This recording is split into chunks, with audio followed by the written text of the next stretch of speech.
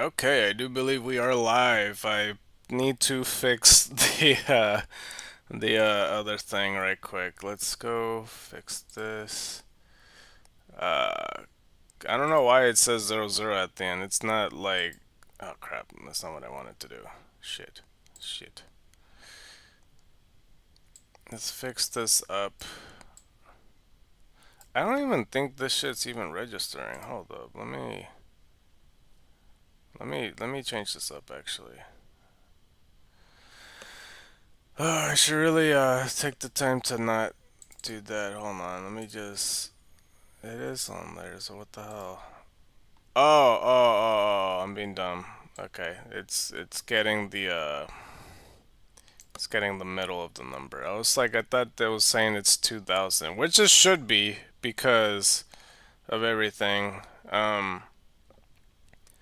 Okay, I need to go put transform, and yeah, I'll begin the whole thing in a little bit. It's cause like a lot of time has passed, so that's why I hadn't prepared much. I think let's do crop rate. Is it doing? Yeah, it's doing less.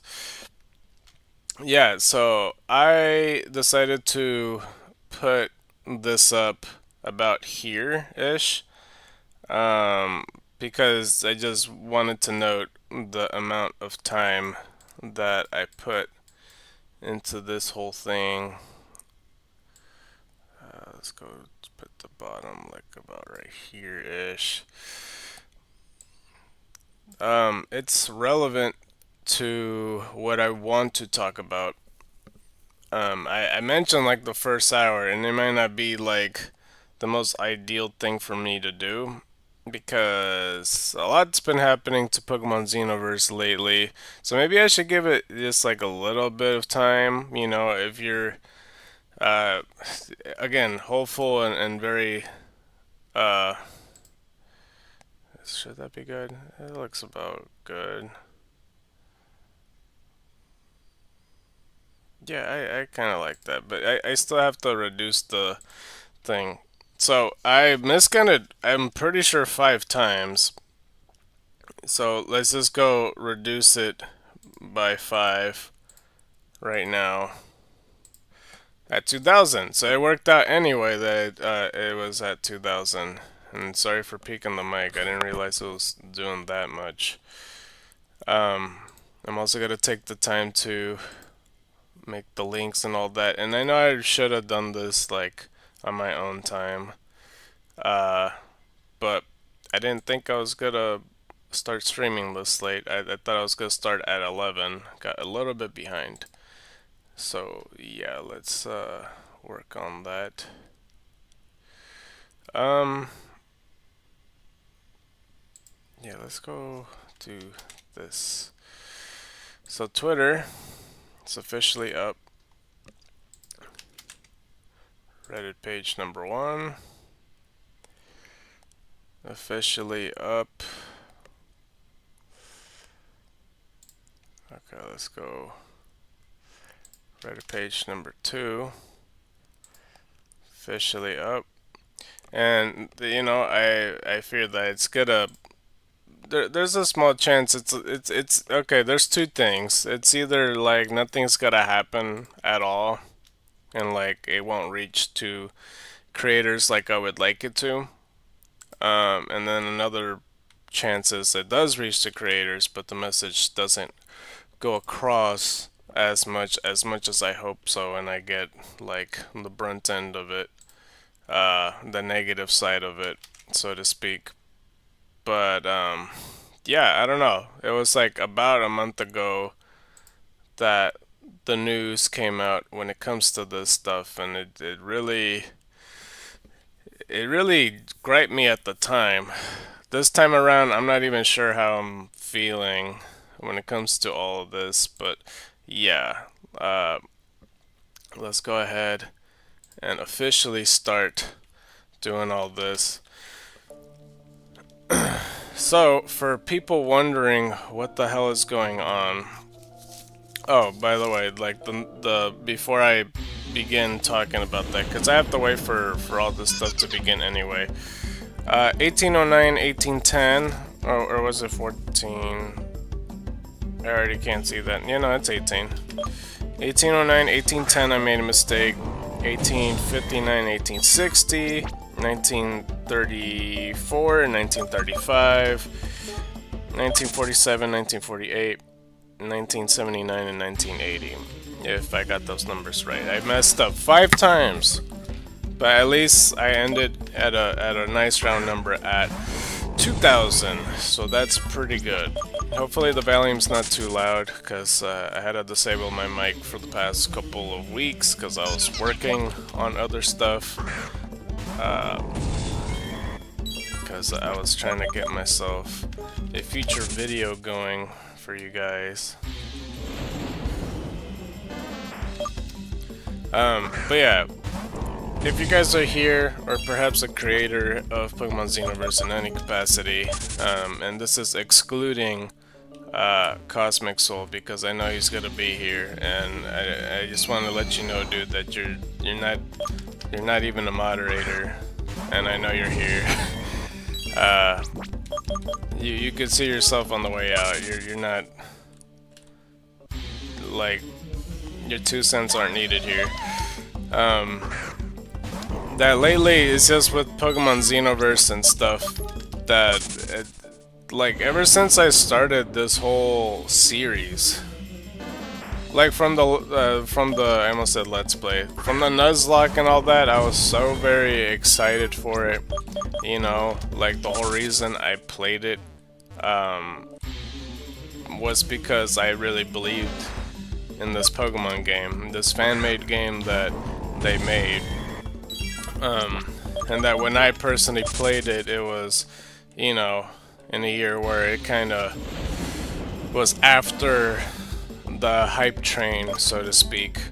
Because usually, of course, the hype train, you know, once something comes out, it's all about it and stuff around the time, you know. Especially with fan-made games, it's like, of the times, if it's doing really well, then, like, it's gonna carry on through, you know. This was like this for Insurgents when it came out. Everybody was extremely excited for it, etc, etc. And like throughout it, you know, I'm still technically nuzlocking it if it wasn't for the hiatus. But, you know, for a long time it was something I was looking forward to, and I really was excited and happy to show the Nuzlocke and everything. And you know, I thought it was different compared to other fan-made games too, because like when I did run into an error pertaining to the game, they were on top of it, and I was very appreciative of that, you know, because like very early in the series when I played it, you know, I ran into that snafu where, you know, everybody was talking in Italian or whatever, and I couldn't really find a solution right away, because, you know, I had to reach out to Reddit, and that's how I got to the Reddit side of things in Pokemon Xenoverse. And for the longest time, I was under the impression that, like, you know, since it was made in Italia, that, like, the creators wouldn't understand me at all, because their primary language is Italian or whatnot. But like either way, like, you know, it was a known issue for other people that are playing in a different country, so like they fixed it, they patched it up, and I was very happy about it, because I'm like, oh shit, they're more on top of it than, like, you know, when I ran into a problem in Pokemon Prism, because, you know, the issues I had with Pokemon Prism when it comes to anything glitch related, it had to be solved with roundabout ways of doing it or whatever.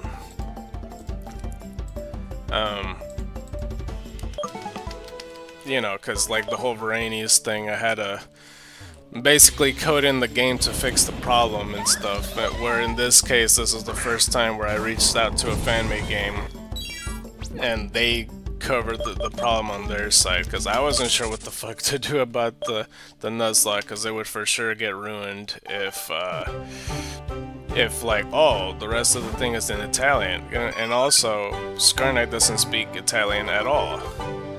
I also don't know what number I'm at anymore. Let me guess, 260. I almost said 259. I'm probably wrong either way. Let's find out. But yeah, as I was going throughout the game, there was also the thing, because I'm starting from the top when I'm explaining everything pertaining to what I'm thinking throughout Pokemon Xenoverse, and I'm pretty sure the creators were like, what is the point of you telling us all this? Oh, don't worry, I'll get there. Don't worry. Don't you worry your pretty little heart. 257. I had a feeling. Or was it 267? No, it's 257. The bottom of the screen is cut off. Okay, we'll fix that right now.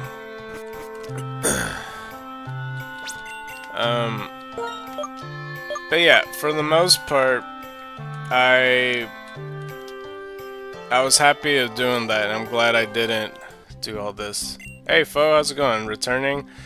For now, yeah. Yeah, the whole thing with me is because I had mentioned before in the past couple streams that I want to, I almost did put 258 for Eevee.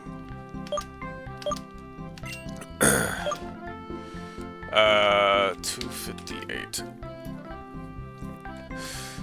Done from now on, this is your Pokemon's name. I don't know why I felt like the need to read that, but I did. Yeah, the whole thing why it's taking me a bit to stream is because I'm trying to get the most out of my day streaming wise, because I don't want to do like 4-hour streams when I'm quickly approaching 1,000 videos. So that's why I'm like trying to find days that I could do the most, like about 8 to 7 hours, and I wish I started an hour earlier because I want to do bigger progression instead of like do smaller streams as I'm approaching 1,000, if that makes sense. Special defense up, speed is down, and stuff. Sassy nature, daycare, couple. I don't know why I'm reading that. Someone's stubborn. It's been a while, clearly. Oh, hold up. I didn't even read the, that's not what I wanted to do, shit. I wanted to look at the Eevees and Ivies. HP is 0, and then special defense is 19. Okay. Fair. Watch all the game trailers the past few days.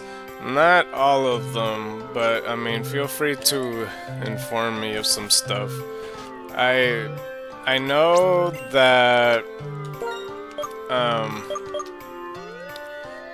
I know a couple things. I didn't see all of the Nintendo Direct. I mean, to be fair, I didn't see the Direct at all. I only saw like the part with Legend of Zelda Ocarina of Time is getting remade. Like, I know that much. And then like some state of play stuff, like I know Spyro's coming back. I'm blanking on some other stuff. I know that the Marvel fighting game has Green Goblin, Doctor Doom, and I forgot the other character. I want to say Carnage, but it's not Carnage. Like, I just know it's the villain pack or some shit like that. I don't know, there's quite a bit. Alright, there's another Zubat. 2004. Nintendo Direct was okay. I was interested in the new Xenoblade game. That I haven't seen. I didn't know there was a new Xenoblade game. What number are we at? Are we at like 4 or is it 3? I know for a fact there's 2 Xenoblades. I don't remember if there's a third one. Interested in the new Halo game. I also didn't know there was a Halo game. Yeah, I'm very behind on all of them. And also, I hadn't been playing new games per se in a long time.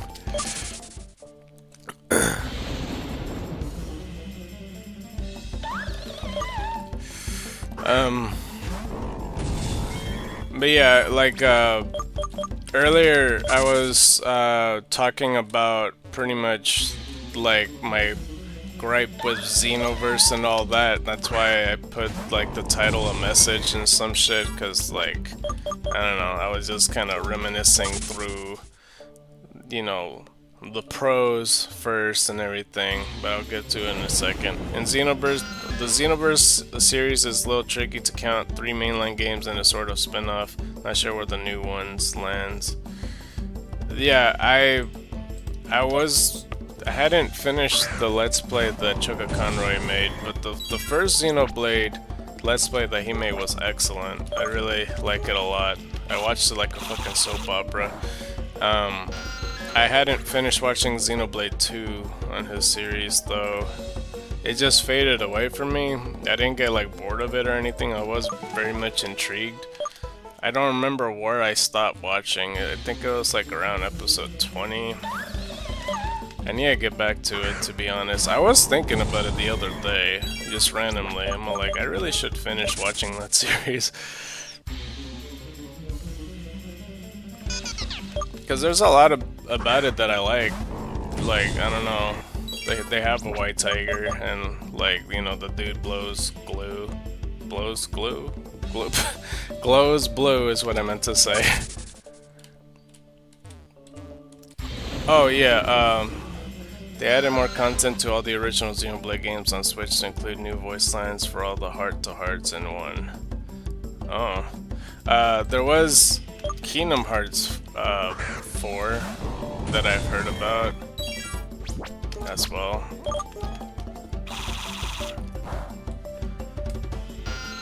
I need to keep in mind, but we made it back to 2005, now 2006 and everything.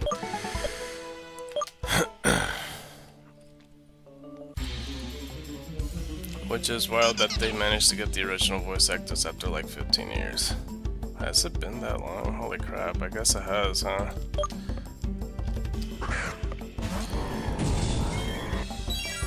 Yeah, that is pretty crazy.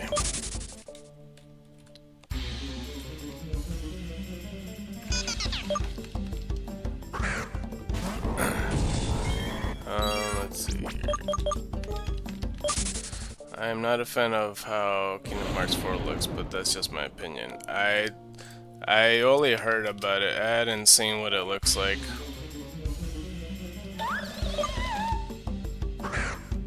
Because a lot of this is like, because my relative, he's been watching all the trailers and directs and stuff, and he's the one that's been mostly telling me all of this stuff, like as I pick him up from work or something. But yeah, speaking of which, I don't know what time I pick him up. I just know he's staying longer because he has something going on. So I just have to be alert when he gives me the text that I'll pick him up, and then that will be the end of the stream. So I have no idea when that will be. On the Square Enix page for Kingdom Hearts 4, apparently they have used all to make the main page art. Donald has 9 fingers for some reason. That's weird. I had like a train of thought, that's why the pause. I was all like, I don't know if ducks even have fingers in the first place. Like his feathers are his fingers, really.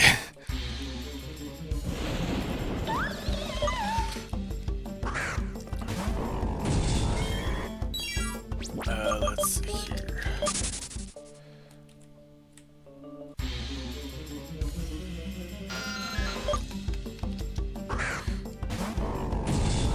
Alright, soup by it.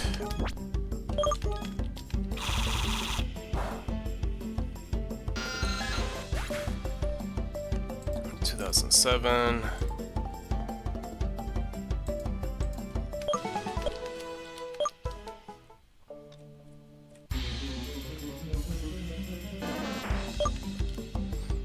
I need to be careful not killing these Odysseys, cause like, I don't know if it was last stream or 2 streams ago, but yeah, I accidentally killed a few Odysseys and just kept counting them, I guess.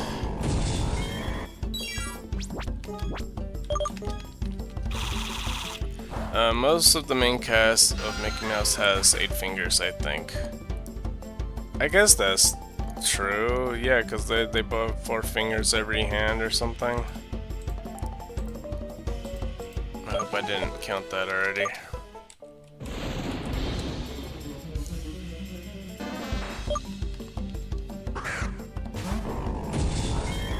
It could be a feather. I mean, maybe. Unless they're trying to add extra detail, like these Mickey Mouse characters in the Kingdom Hearts game have 5 fingers now. On both hands. Or it could be just a crooked feather. You don't know.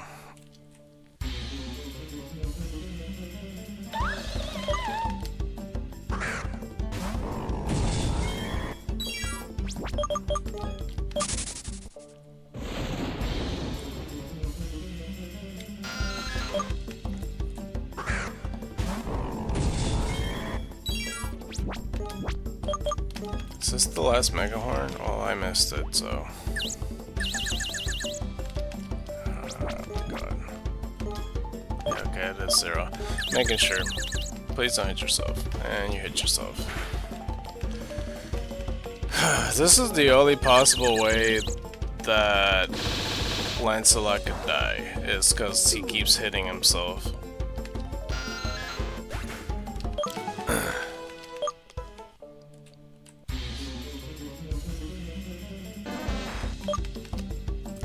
Oh yeah, I saw that the Pokemon Fusion's Discord's releasing a Hoenn region. Oh, okay. Are they expanding the Pokemon Fusions thing a bit more? Because I think it's been a while since I saw some Pokemon Fusions content, because I think they just inserted Johto as well, right? It would be pretty cool. Somebody did recommend to me to play Pokemon Fusions, which eventually I will. I just don't know when that would happen. But yeah, it's a separate ROM hack. Oh, well, never mind then. Okay, 2009. I really hope to make some pretty good strides today.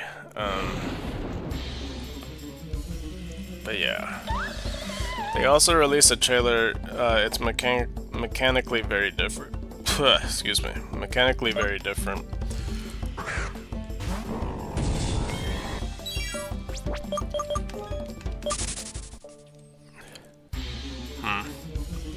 I mean, I hope it's like, well, I don't know. I was gonna say, I mean, I hope it's not like drastically different from like the original vision. I'm sure it'll be fine.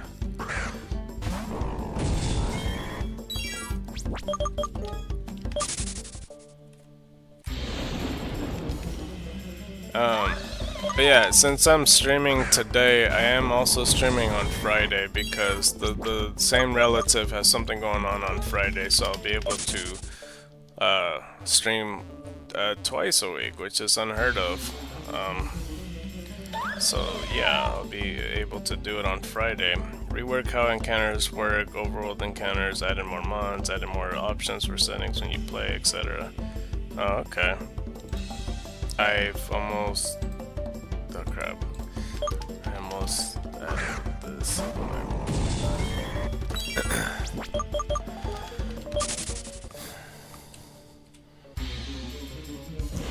I mean, does it look about the same though? Is it just the mechanically, like all the technical stuff?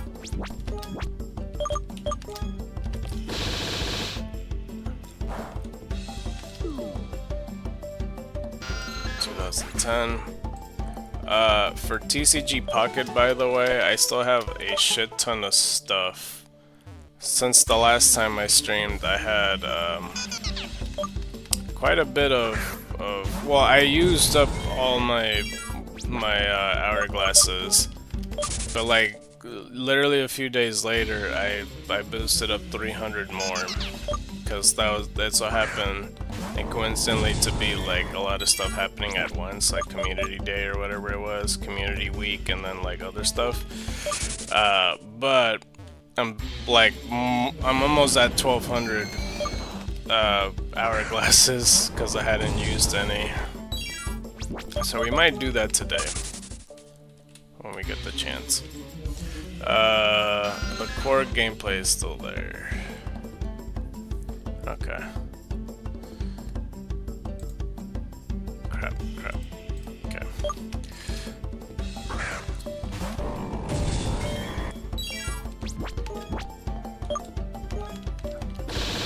I also don't want just TCG Pocket to just dominate the majority of the stream, so I'll see what I could do about it. I haven't decided, because I was thinking to myself, maybe if I pass 100 or so, I'm not sure. I hadn't even finished my thought of what I was talking about with Xenoverse itself.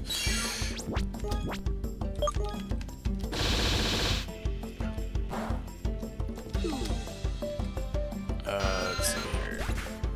2012.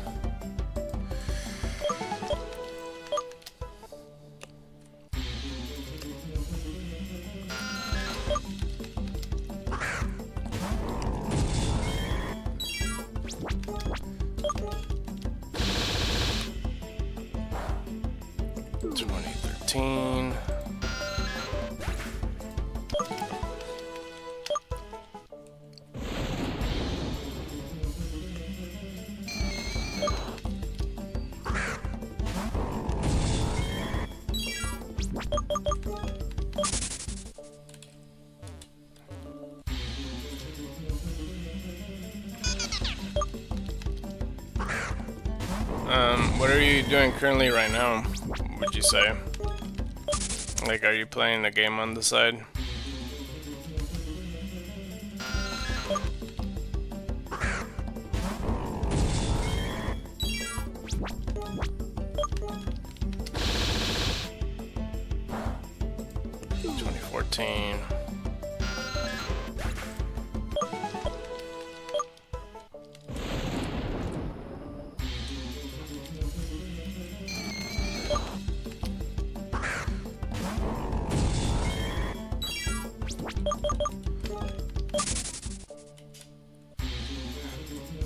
I am putting together a model kit of a Blue Eyes White Dragon. Okay. Oh crap, I keep clicking the wrong thing.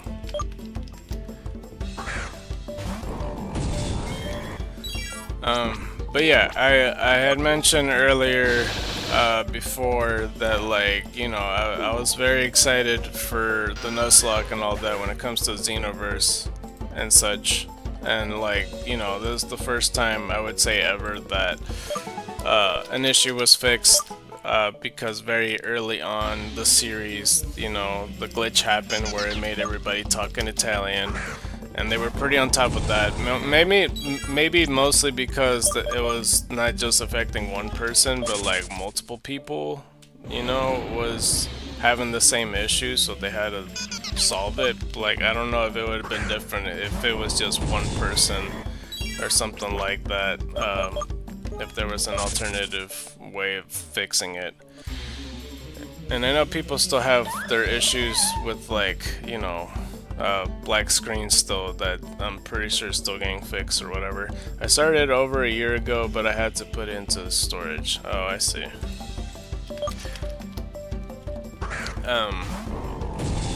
But yeah, I mean, I was always impressed by that like, the, you know, the team did something, and, you know, I didn't have to, like, panic content creator wise when it's all like, oh, what the hell am I gonna do if the rest of the series is in Italian and I don't speak it or whatever.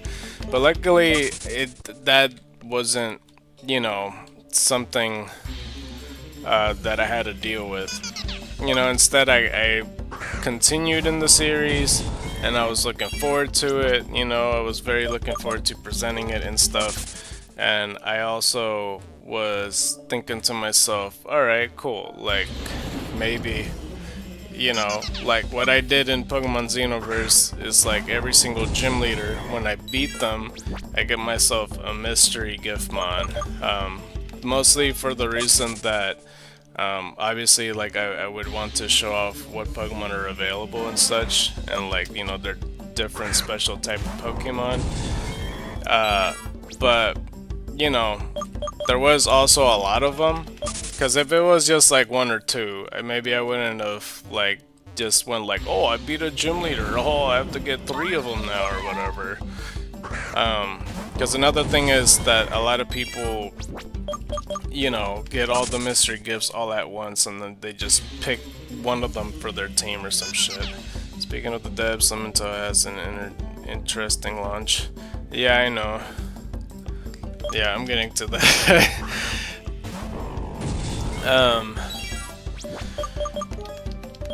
Yeah, but yeah, that's what I was doing that with the mystery gifts. It's that was my first like question mark flag was around that time, because I remember around the second gym, which is after me fixing the language problem, because it was very early in the game that I, you know, ran into that. Quite literally a language barrier, if you will. But yeah, by the second gym, I had a Pokemon in mind, which I did already mention. It was Masco. Because, you know, my train of thought thinking of like which mystery gift monster to pick, it's like, okay, for the first one, I might as well pick Shiny Totodile because it's a pretty good water type to start with, and I think it would be pretty cool to balance the team a little bit better. That's what I'm thinking. It's like the earlier the better, especially since, like, you know, because like the later the game, I don't want him to like level up that fast and then just, you know, oh, it's a shiny Fraligator now, like almost immediately. Because I know at a later point of the game, like the whole reason that it exists is because like, you know, the son of the Cardinal has a shiny Fraligator friend, and that's supposed to be based off that. But like my other logic was, you know, by the second gym, I would pick Masco because it's probably the weaker mon to use.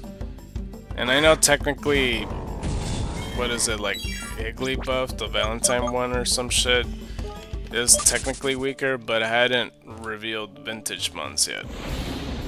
So I was thinking just getting, you know, Masco out the way because he's like the weaker one, and by like a little bit before that, like you see Masco within the gym, and I was gonna show him off, go like, oh, see this Masco, he's a sound type, blah blah blah.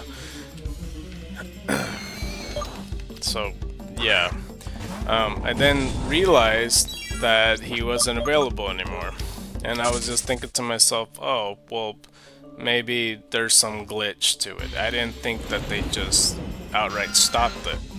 That never crossed my mind at all. I just thought, oh well, it's a fan-made game, perhaps, you know, it was some issue with that. But yeah, I mean, like throughout the game, for every gym leader, I would do the same thing, you know, I would put in the code or something, and then like a few other times I would realize that some of them would work, some of them wouldn't, or whatever. I forget all of them that didn't work. I mean, there's a whole list of it. It should be pretty obvious, and you could kind of do deductive reasoning from there, from which ones I don't have. And I was also making decisions on like when to use certain ones or whatnot. Because believe it or not, the most recent one that I wanted to use was, well, the most recent one that I had picked was Vintage Cyndaquil. Because that was around the 6th gym, and it wasn't supposed to be. I was saving Vintage Cyndaquil till like the 8th gym. And you know, when I was typing the code, I was under the impression that his wasn't gonna work either, since like a whole bunch of them that I tried to type down wasn't working. 2019. But yeah, I mean, it's just like those were my first question mark flags. I wouldn't outright call them red flags or whatever. But yeah, for the most part, that's where it mostly starts. I forget exactly what gym I was trying out to type in Retro Eevee, but that's basically how this whole thing got started, is because of that. I think it was around the 4th gym I tried to enter Retro Eevee. Either the 4th or 5th gym, I don't recall. But yeah, I mean, a lot of people would say that's the whole reason this got started and stuff. Like, I still, to a degree, wanted to do some series of some kind. And like, I also still would have looked into something pertaining to streaming, you know, for the fundraiser. And if you notice, the title doesn't say giveaway anymore. It says fundraiser, and we'll also get to that in a little bit too. 2020.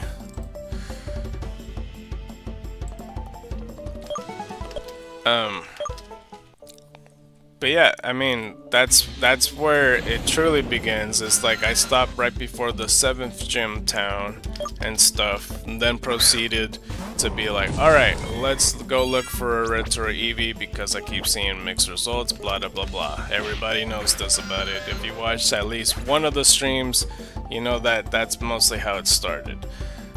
That being said, ever since I started doing the retro vintage hunt, ever since then, that's where my gripe mostly started. It's like, as time went on, as I kept doing the retro and vintage portion of hunting Eevee, Zubat, Oddish, whatever, I keep finding more and more reasons why I'm mostly disappointed in the creators of the game. Like at least every other month I find something of an issue, and I can't help but feel disappointed. Like every single time. As time went on, like you could skip 4 streams and you see me get more aggravated. And not because I can't find this thing. I find more reasons where I'm all like, oh, they did this now. Oh, they did this now. Oh, they did this now. And it almost feels like they keep ripping stuff away from me. And I don't like that feeling whatsoever. Because in the beginning, oh, I find out, oh, you can't do this till post-game. Oh, well, that fucking sucks or whatever. Or for like the vintage decks. That was the first one. And, you know, the second one was like, oh, well, let's see if it's possible to do it beforehand or whatever. And like nobody gives me a straight answer because like I just assume that everybody speaks Italian or some shit, so there's like no creator that could tell me. But there's Cosmic fucking Soul that like thinks he's a moderator and is telling me about all this. So I did have the backup plan to have Retro Eevee just in case, like, you know, to be traded. Only, I'm getting ahead of myself, but only to find out months later, that February, that, oh, trading's disabled because the creators just decided upon that. And like, I don't know, and to find out that eventually with all the mystery gift months that I couldn't access to, oh, guess what, it's because they thought it was a great idea to make all that time limited and then just outright cancel them. It's just like they were just exclusively going all about the hype train. It's like at the time the hype train was all about this. Oh, you know what, actually I forgot to go scroll over here, yeah. Like all about the hype train where it's like at the time, oh, like everybody is into this game, blah blah blah blah. Just like try to get all this shit. Oh crap. Damn it. I keep clicking the wrong thing. There we go.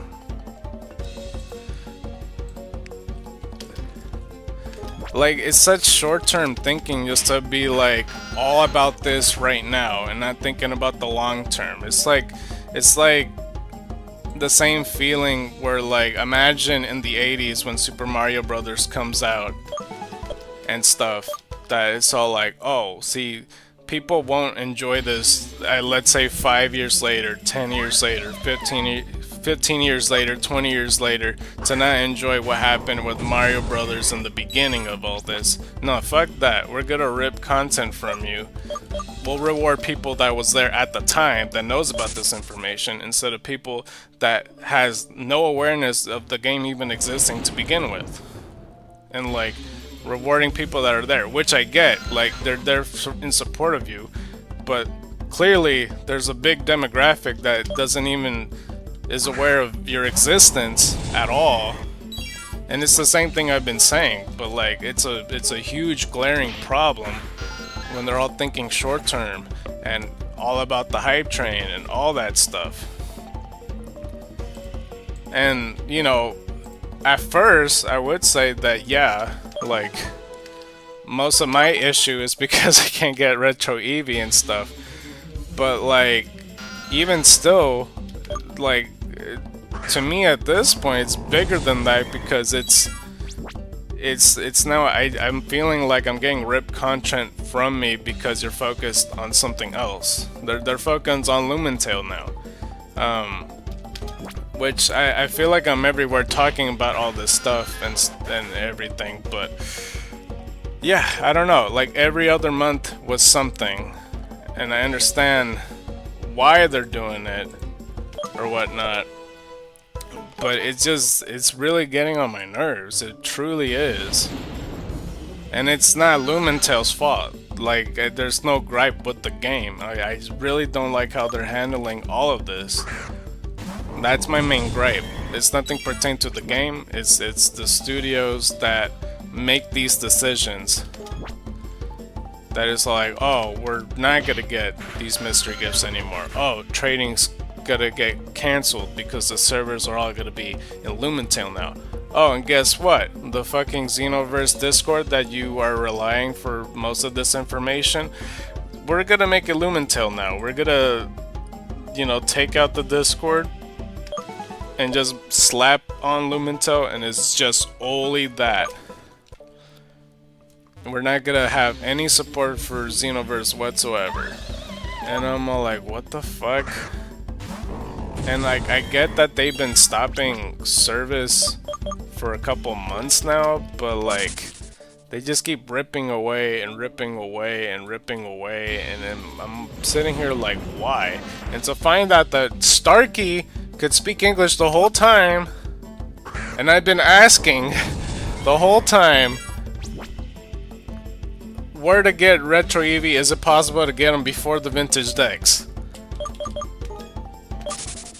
And he pops in the Xenoverse chat just to be like, oh, by the way, hey guys, I'm gonna cancel everything and put in Lumentale instead. Like, you know, like, oh, we've been debating about it for a couple months, and now I think we are finally pulling the plug, blah blah blah, or whatever. And I'm not the only one that doesn't like the decision, by the way, but other people are like, well, I don't agree with this decision, but like, okay, I guess, you know, replace Xenoverse, because, you know, every single day there's somebody posting on the Xenoverse side of things, you know, putting their thing that they need help on, you know, or something pertaining to it, because they believe in your game, they like your game, but you're gonna give up on it. And you know, one might say that, oh, well, they're not giving up on it. To me, there's no difference. I don't know, man. It just really, really bothers me. It's just, I don't know. Because to me, right now, the hype train for them is all about Lumentale. I get that. Obviously, it should be, because the game came out. You don't need to neglect another series to primarily push another one.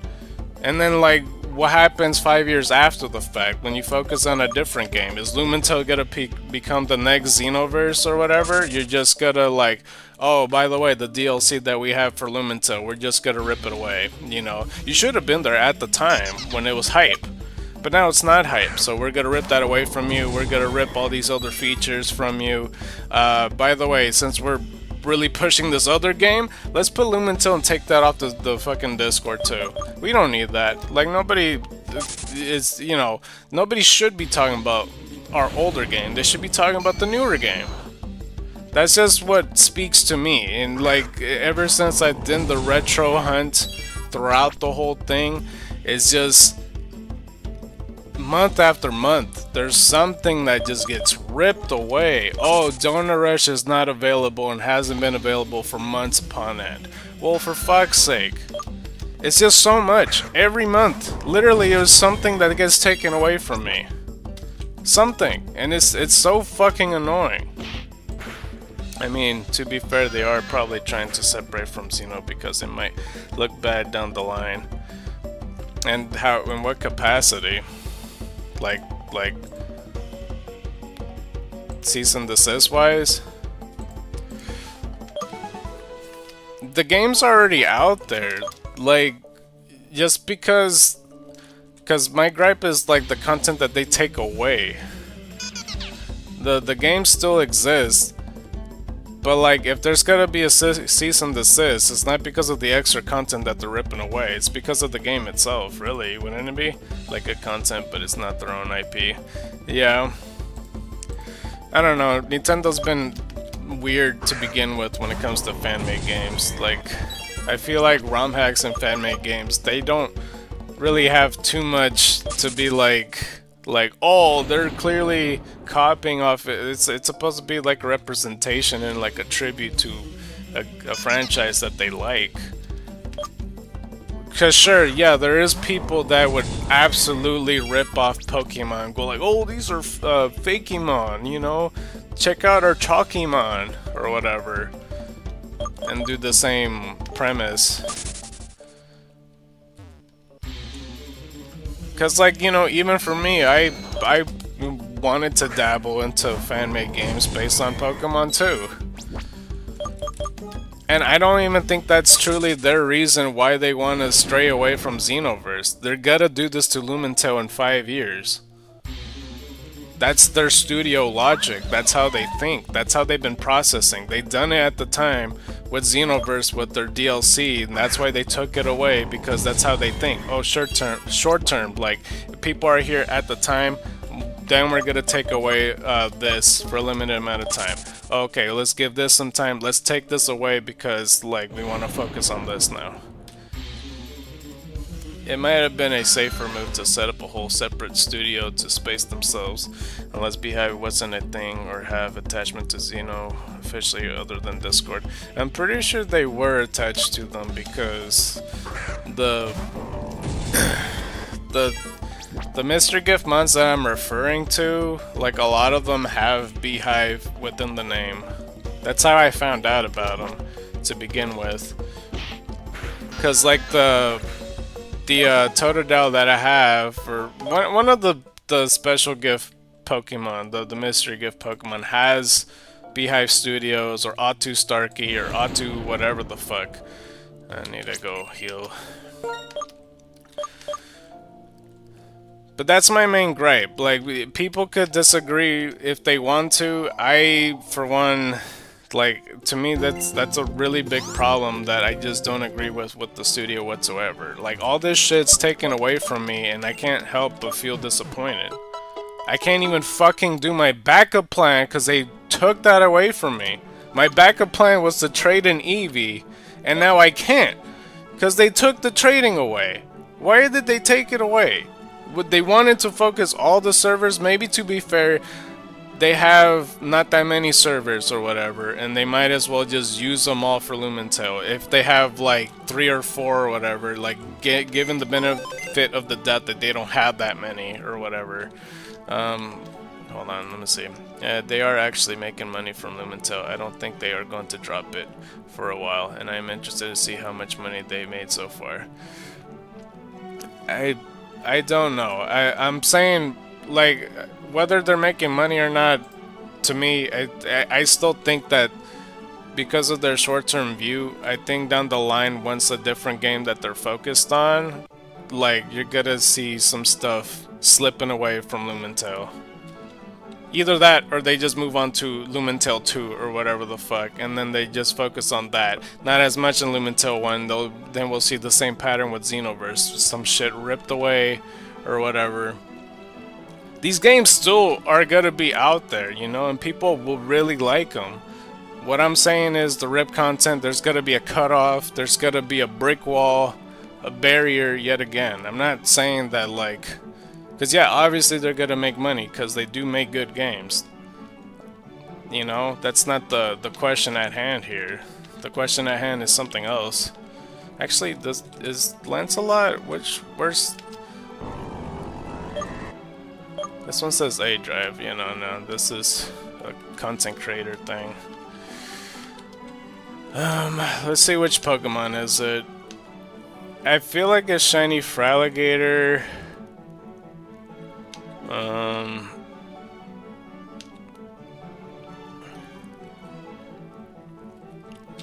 It might be you. No, it's Starkey, but he's part of Beehive Studios. He spoke English the whole time, and I was trying to find the creator to ask him the questions, and also in the future to see if he wanted to do an interview pertain to like to having like a documentary style thing, because I tried to do that with Pokemon Prism as well, and he spoke English the whole time, and I didn't even know. He just showed up. I don't know if you saw that either. This Munching Orange. What Pokemon? Shit, I don't know which Pokemon was it. There was... What other... Maybe it was... No, it's not you. I'm trying to remember. I don't know which Pokemon... Maybe it's... No, it's not you. What other Mystery Giftmons were there? I got them all fucking mixed up. Oh, maybe it's you? The Valentine one? It's also Starkey. There was a Beehive Studios one somewhere. Okay, Totodile. The second gym...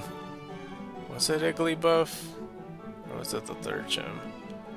Oh god, I don't remember.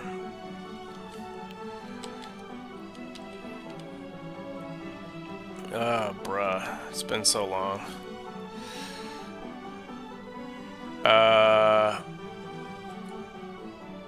It's none of these Pokemon. I mean, unless it's you.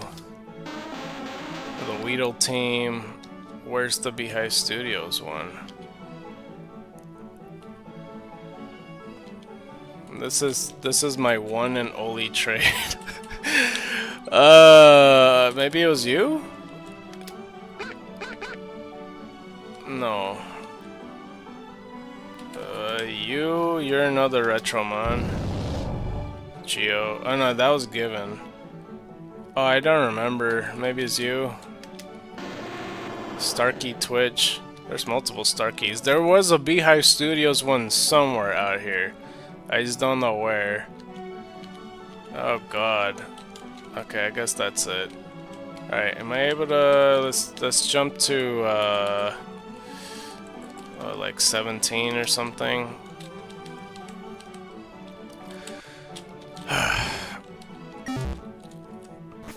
and yeah, like I said, I get business-wise, like, business-wise, I understand to a degree. I just, like, I don't think I've ever ran into a ROM hack or a fan-made game where they just took out more and more like this.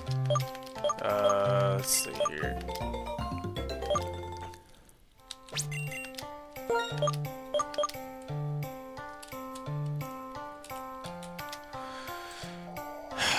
Let's see.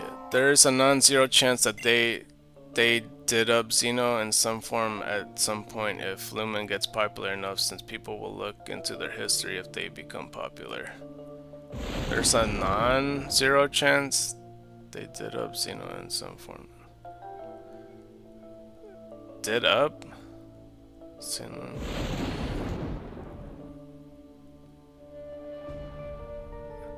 Are you saying like if the studio becomes popular, the people would look into their history to see what other games they have?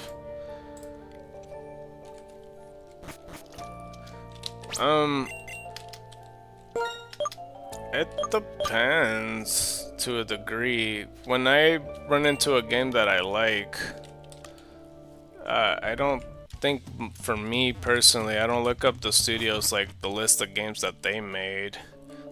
Like, I mean, you know, aside from Nintendo, I guess, because like the only reason I followed the Nintendo list on what games to play is because of, mainly because of Smash Brothers, I would say. Yeah, autocorrect is bad. Yeah, like exclusively because of Smash Brothers.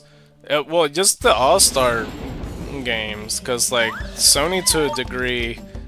Well, I mean, I don't know. I think when I was looking at it through consoles, because it was the same thing with PlayStation, because I'm all like, oh, Crash and Spyro is something I always wanted to play. I never played to this day, but Crash and Spyro is kind of like along the lines of shit that I like, you know?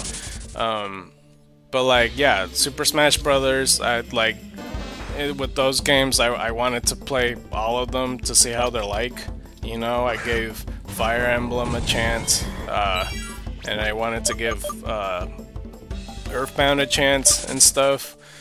You know, I tried to check out the Sony All-Stars fighting game, and it's not as good as Smash Brothers, but it's kind of still the same line where like I look at the games and I'm all like, I never gave that game a chance, and I wouldn't mind to. But I don't think I've ever played a game like, you know, and sat there and go like, yeah, I'll look at the list of what the studio made. And I guess it's not impossible either.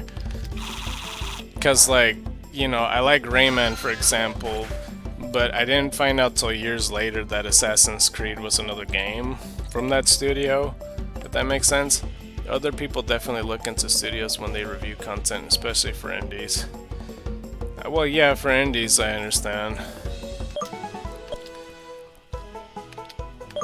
But that's, I don't know. I think those are for more obvious type of games like you know, Hollow Knight or Shovel Knight and shit like that. I don't know why I named two Knights, but you know, those games where it's like, oh, clearly the studio knows how to make games and shit like that. That would be the reason why people would look at the rest of their line or whatever. But even like for Pokemon in general, I don't think I've ever looked at the whole list of like Game Freak games, because there's like, especially nowadays, because they were focused on like a different Game Freak game, because that was the whole Sword and Shield debacle, where they were focusing on something else. It was better graphically, but like gameplay wise, it isn't the best.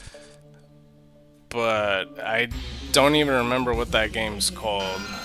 I'm sure people know what I'm talking about though, because people kept using as an evidence point to be like, see, Game Freaks doesn't care about Sword and Shield. Look at them, they care about this game more.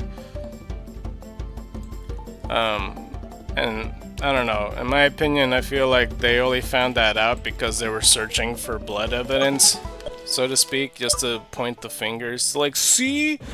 This game right here. Yeah, that's how I feel about it. My hope, and I feel like I mentioned this to some degree, my biggest hope is for them to go like, oh, it's our 5th anniversary or our 10th anniversary or whatever, and then have like a tiny resurgence of like, oh, here's the mystery gift, the DLC, trading's available, all that stuff. Hopefully not for a period of time. I just hope that they just leave it on for good or some shit, or at least have one fucking server or some shit. I don't know. It's not like it's demanding, because like every time I'm in the trading thing, there's no more than 4 people in there. Because like it's a certain way that the trading sequence works, but that's what I hope, is like they have an anniversary special, and then that they have this stuff. cause like, you know, obviously they had promoted it before, but like that's what I hope to have it. Then I feel like everybody would be happy again. Like it just feels like they're literally burying. Well, I mean, I say it metaphorically, they're burying their own game. 2036. That's what I hope for. Is for that.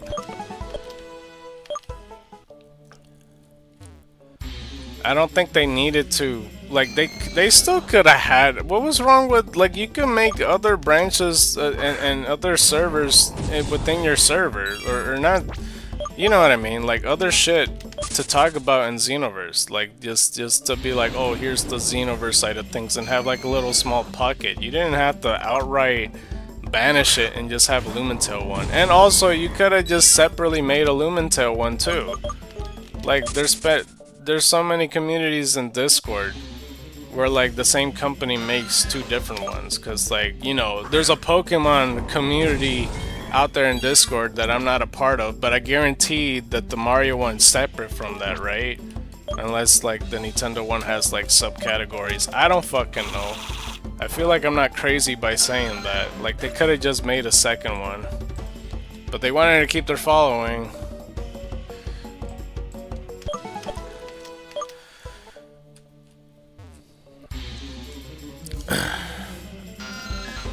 You know, even when doing this, I'm still with the gigantic question mark. Like, I'm pretty sure I gathered enough evidence to prove that, like, I can't get any Retromons whatsoever. I still am dying on this hill that I'm saying I'm not the right person for this job.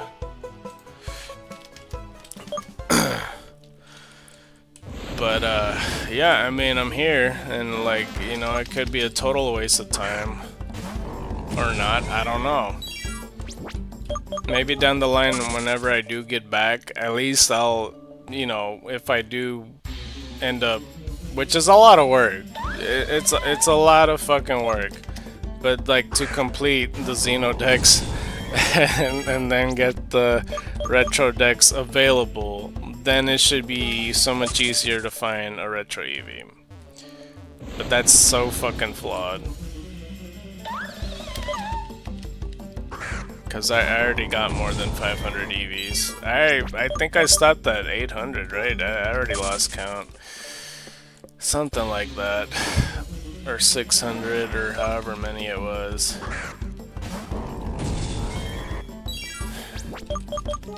I don't even remember what number I said I was gonna stop at. I think I committed to 8,000 or some shit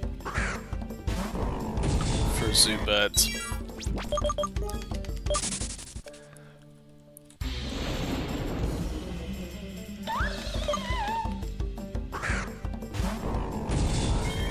Yeah, I just can't help but feel disappointed about this whole thing.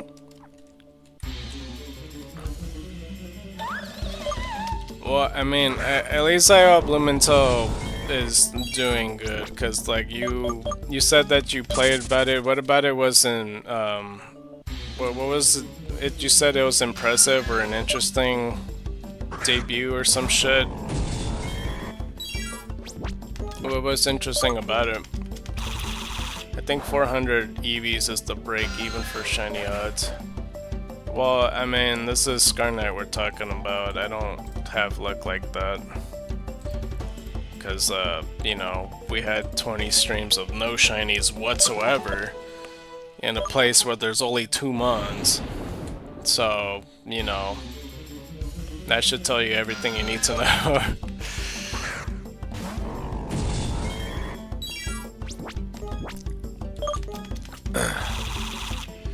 But yeah, it's a long shot, but like, Starkey, if for whatever reason you are watching the stream, I would like to do an interview documentary style of Xenoverse, if you would like to.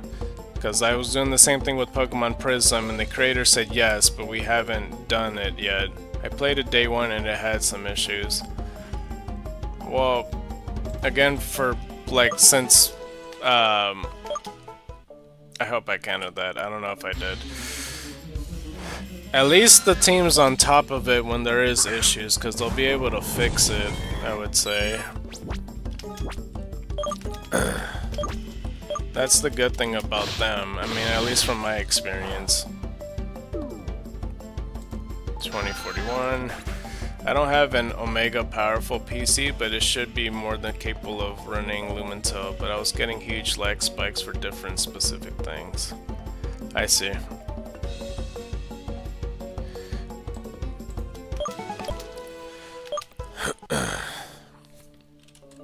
Yeah.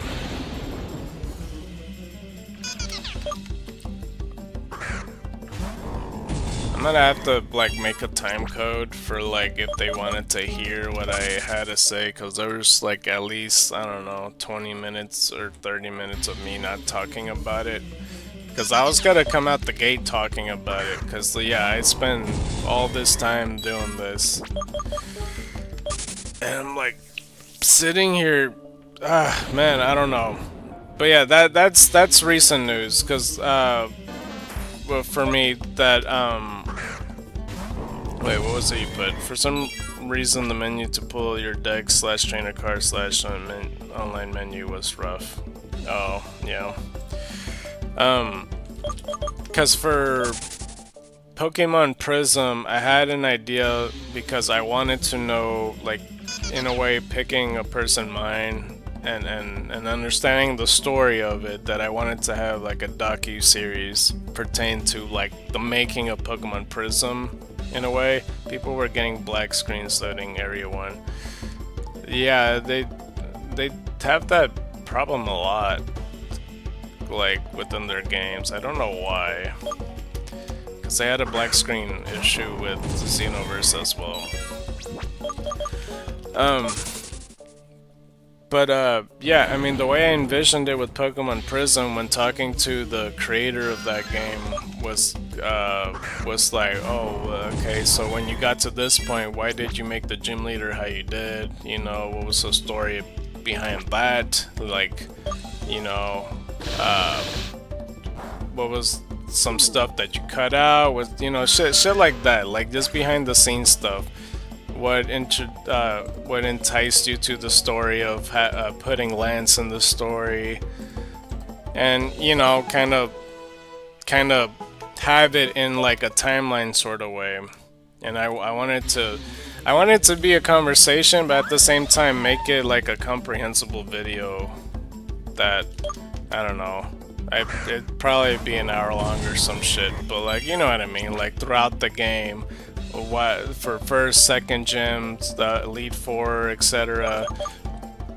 Just understanding the story behind it, because like I know that some creators don't think that deep like that or whatever. Because like I know that the person that made Pokemon Obsidian, he was like, oh, I don't know, I just decided to put the one dude because just for shits and giggles, and like that's it. That was be his whole reasoning. Like, there's just no thoughts that went into his head. He's just like, yeah, fuck it, and like just put a person in there. But yeah, like that was back in like 2020 when I asked him to, you know, have this interview conversation. And I was gonna go towards his area and have all the audio equipment and stuff. Sadly, though, it didn't work out, because he agreed to it, and I was ready to go there, and I you know, I had the means to do it and transportation to meet up with them, no problem. I can't say about nowadays, but at the time, whatchamacallit, yeah, like the whole reason it fell through is because, you know, again, it's 2020. He coincidentally got COVID, so that around that time I was like, oh shit, alright, I can't go there then. It's like, okay, let me know when you get better. So yeah, that was 6 years ago. And whenever I would message him back like months later and be like, hey, are you good or whatever, and like occasionally would get a reply, and then I'm like, wait, are you still good or whatever? And that would just happen within the next couple years, and I think it was like 2022 that I finished the game or some shit. Still sick from COVID, rip. Yeah, something like that, yeah. He's probably still sick from COVID, but like, I just remember around 2022, I was like, okay, I'm finished with Pokemon Prism, are you still good, or whatever. But like, I think it was mostly within those 2 years that I was like asking and making sure whether he's good or not, or whatever, to do the interview. And from there, I don't know. I'm pretty sure I stopped messaging him 4 years ago because it just faded from my memory. Because if people would ask me, oh, did you had any plans pertaining to Prism, maybe that would have sparked a memory to be like, oh yeah, I was trying to get the creator and stuff and ask him about this stuff XYZ. But if people had asked me a different question, it's like, oh, you had any plans? I'd be like, yeah, I do, but then I wouldn't immediately think of Prism, if that makes sense. But yeah, the next 4 years, I just hadn't messaged them until like it just sparked my memory, like literally because of the whole Xenoverse debacle. Because he in Xenoverse they cut it off. They're like, okay, May 26th, we're just gonna take out Xenoverse in the Discord. We're just giving you a deadline right now. And yeah, February was around the time they stopped doing trading, and then like I don't know, for months they just stopped doing service or whatever like that, and that's around the time where Starkey showed face and speaking English, and I'm all like, oh shit, he spoke English. That's when it hit me that I'm all like, okay, well, I'll send him a friend request. Hopefully he'll be interested in an interview in a docu-series. And then because of that, that resulted in me asking the Pokemon Prism guy again. And yeah, I asked him again, and he replied shortly after. He's like, yeah, no, I'm still down. And I'm like, oh, well, yeah, the thing is, I asked like 6 years ago. He was like, oh, okay, yeah. And he's like, my bad, I don't get the notification for this message. I'm like, oh, okay, and I had messaged him if he still resides in the same area or if he moved away, you know, within those 6 years. So that's where I'm at. He hadn't replied to that yet. That was like a day or two ago. Because I also took a couple of days to reply to him because I didn't know what to tell him. I wasn't honestly imagining he would say yes again. I don't have the means to meet up with him, so I'm all like, I don't know if I just have to resort to Discord, because I imagine if I saw him in person it'd be a whole lot easier to discuss things, and then I could just literally write on a paper like how I want to do this. I don't know. I'm not sure what you know, if what I'm saying makes sense, but it just complicates things more, and especially since this video won't come out for a very long time.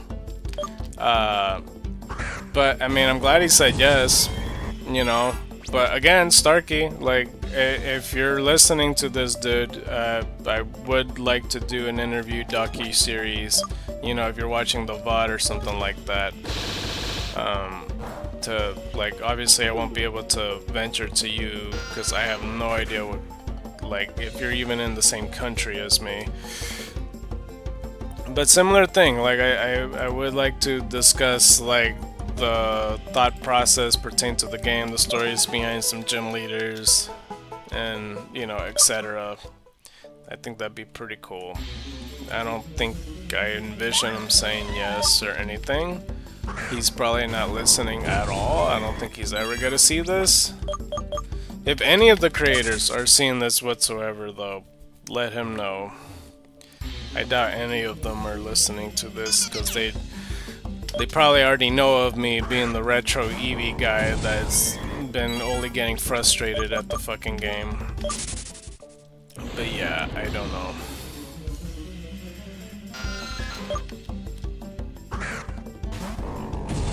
Yeah.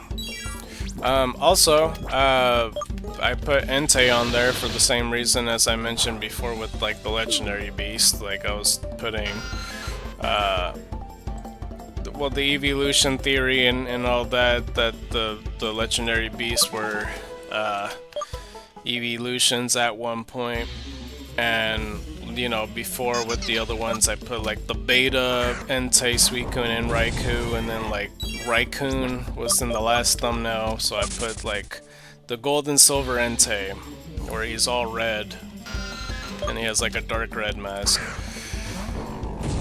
So you could probably guess like the next two thumbnails as well, probably. I forgot to mention in the beginning of this thing, because like the last episode was called Incentive, and I never, like I just was like saying that anybody could make an idea for an incentive for me to do, because that's another thing that I forgot to mention. Like, yeah, the giveaway portion, that's been ripped away from me because of the trading thing's been ripped away from me. So I can't do the giveaway anymore because I have extra shinies than I need. So I can't trade shinies even if I want to, or give out Eevees even if I want to. So it's strictly just a fundraiser. Unless there's a different way of doing a giveaway. That's why the title of the last episode was Incentive, you know, with the parentheses, fundraiser / giveaway question mark. But yeah, the giveaway era is over, and it has been over for the past 4 months. But yeah, for the incentive, one idea that crossed my mind that I think would be a pretty funny idea would be like playing that one game. There's a game that I saw Dashi Games play that got me intrigued, that I thought would be a pretty good idea for an incentive. I just don't know where to mark that. But yeah, it was about this game of a bear that wants to eat some honey, but he's stuck on a leather chair, and he has like this extended stick to reach the honey, and he has to pull it. So it's one of those frustration games that he's trying to pull it towards him, and that's all the game is. It's just that. Like, you could, if you're good at the game, you could beat it within like less than a minute, but like most people play for like, I don't know, 20 minutes. Unless they're really bad at the game, then it would take them an hour. But that was an idea I had for an incentive to do, is like download that game and try it out for myself. That's if you guys are interested. Okay. Shiny Oddish. That's our third Shiny Oddish. I had just thought about a shiny Pokemon too. What the fuck? Shiny hype! I might as well tweet it. Hold up. Let's see here. Let's put shiny Oddish on screen.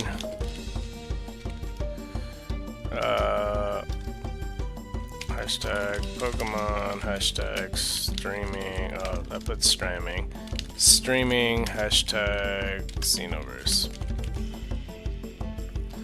Do I have the link? I do. Alright, cool. Alright.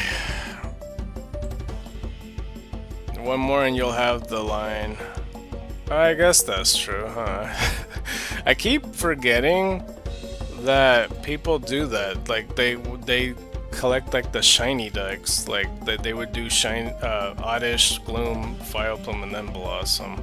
That never crossed my mind. I'm thinking I have extra more than I need. Cause like for the other ones, like I have the other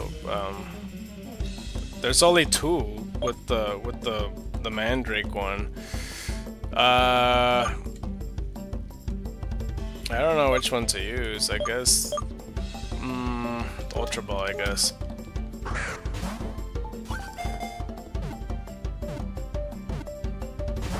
Oh, come on. Dude. Dude. 2 damage. This is a strong-ass Oddish. 40 levels higher, 41 levels higher than it, and it does that? Craziness.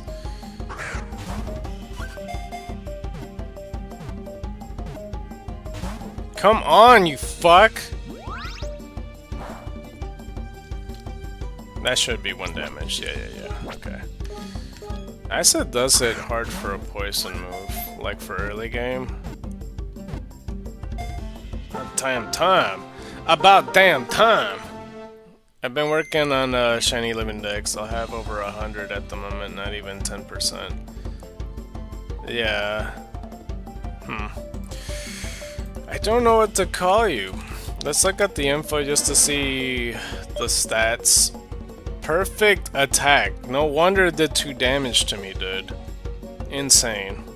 And it does have pretty good stats, actually. Like 31, 28, 27, 22. That's not bad. The worst one is at 11. As opposed to like the other Eevee that only had, what, like 0 HP? So this is a pretty good shiny Oddish. Too bad I can't do the fucking giveaway anymore. Sorry, I might have peaked the mic. I don't know how loud it is. But yeah, I mean, it's pretty good. It's pretty good. Relaxed natured. I don't know what that means. Defense up, speed is down. Okay. Chlorophyll. I don't know what to call you. Because the other ones, I called one Celadon, and I think I called the other one Floral? I'm pretty sure. And I did look up green names. Yeah, I'll just be lazy about it. I'll call it Floral Celadon. Floral Cel- I can't fit that shit. Alright, let's let Flora no. Oh god. Shit. Could I put floral green? That feels lazy. You know what? Spring green? Maybe? Spring green? I can't fit all these frickin' words in there. I mean, at the same time, I don't know, because like usually when I get extras, I don't name them. Let's see. What's another town? Viridian, is that a green? I get Cerulean and well, no, actually, never mind. I get Vermilion and Viridian mixed up. Asparagus. Sure. I mean, it's usually what I wouldn't name a shiny Pokemon, but I'll do it. We'll call it Asparagus. Asparagus. Alright, we'll just do it. Send to PC. Alright, that's a shiny Pokemon. Oh, right, I could have put in the thing. Oh, well, that's fine, it's whatever.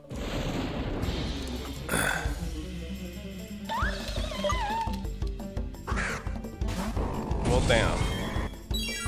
You can change it later anyway. Yeah. It's cause, like, to me, asparagus is such a... It's like the weirdest name for a food. Like, something about it, like, saying it out loud, it just sounds like... Cause, I mean, people would say spinach would be the worst one, right? What's considered people's least favorite vegetable? Like, well... Is spinach count as a vegetable? I don't know. Isn't that made from something else? Like, isn't it just liquid asparagus or something? Where does spinach come from? Or is it just like spinach, but then they just melt it down? Clearly I don't eat enough spinach for this. Like, I think I tried it very few times in the past. obviously did not like it. I don't think many people do. Brussels sprouts. Yeah, that's what I think about is asparagus. It just sounds like the word Brussels sprouts, but you're saying that's where spinach comes from. I don't know. Asparagus to me seems like the Brussels sprout spinach thing. I mean, I don't think it's just as bad. I mean, people still complain about it, but not as much as spinach. I mean, Popeye likes spinach. Alright. People did visit the stream momentarily just to see the shiny oddish. They bounced though, I'm pretty sure. I can't tell. The viewer count's always so off.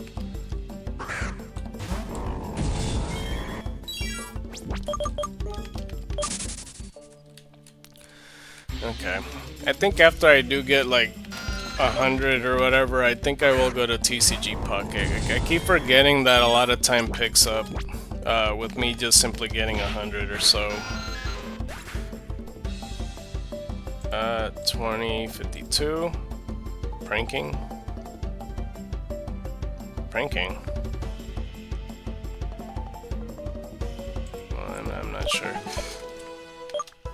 What did I even put? Wait, how many do I have? 2052. Okay, yeah, I guess then I'm pretty sure by 3 o'clock I'll be ready for TCG Pocket.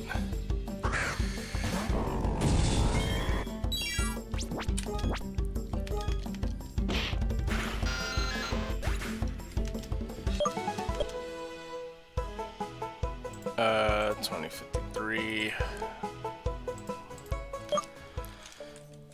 That's really all I have to say about the whole Xenoverse thing. You know, it's good luck with their future endeavors. Like, maybe I'll try Lumentel. Like, you know, honestly, I feel like I would actually try Lumentel if they did me the favor in Xenoverse. Because like, Lumentel is the whole reason also why I'm going through this. Because if they just did Xenoverse, I don't think they would have just, you know, said fuck all to it. It's so weird looking at a regular oddish. It cut me off. Asparagus grows like someone pranking you.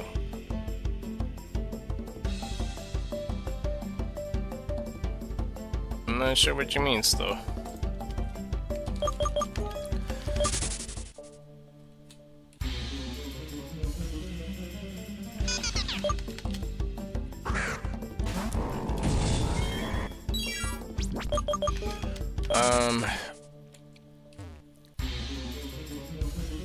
But yeah, I mean, Pokemon as a series though, I do like that it did create a new category, just being like monster tamers, you know? Well, I guess it's,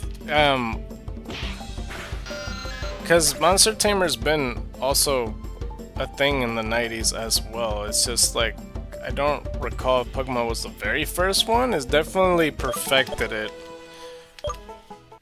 Because, like, Monster Rancher was also there around that time, but I'm pretty sure it was made after the fact. And then there was other games that, or other things that wanted to replicate what Pokemon was doing.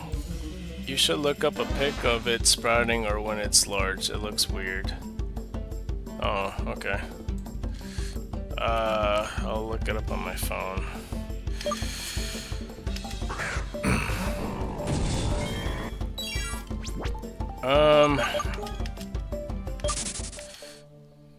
What do I type? Just asparagus? Tall asparagus or something? Tall asparagus. I'll just put that. Plant.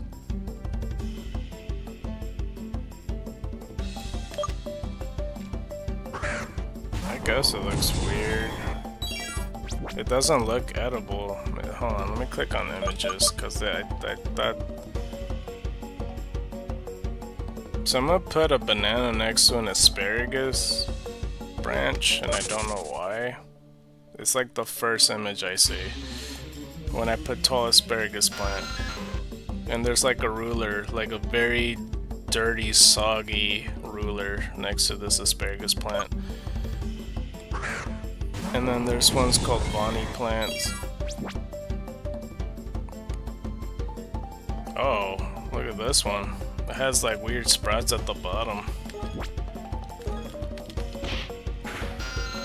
It looks like an upside down, or like the Donanas thing that was in my thing. It looks kind of like that, but all green.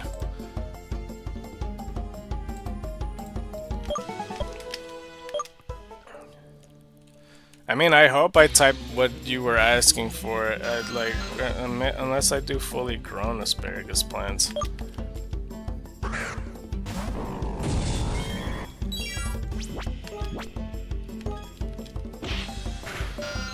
Let's see here, 2056.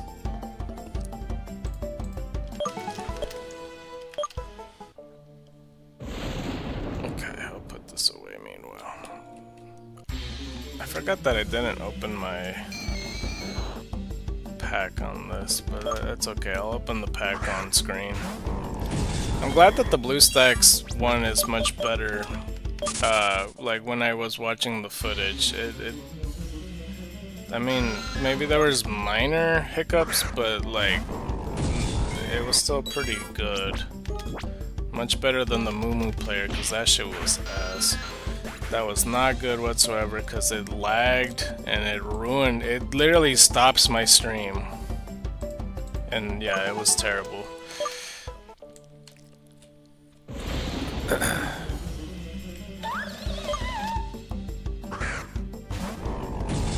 I mean, I might have to. I don't know how it works for BlueStacks, but I'm pretty sure I would have to download. Since, you know, the last time I did it, there's been new packs and new stuff, so there's a chance I still have to download stuff till it works. Because that's how Moo Player worked. I would have to re-download it every time there was like new anything.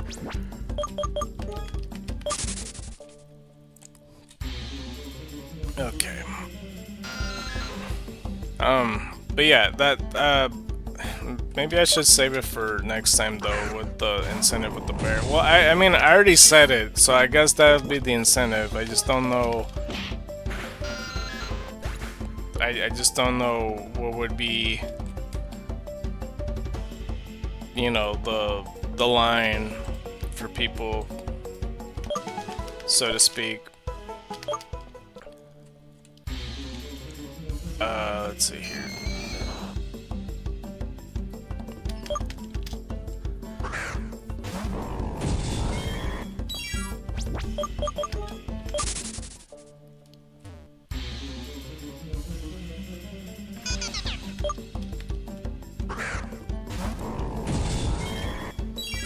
Okie dokie.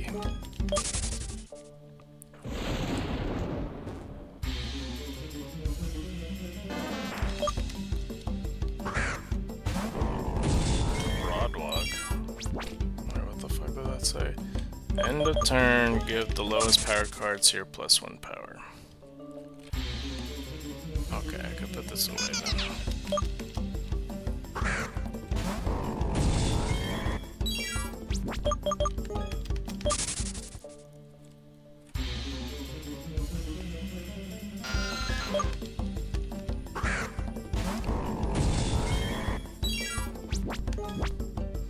I really should open my water bottle. I just had it closed this whole time next to me.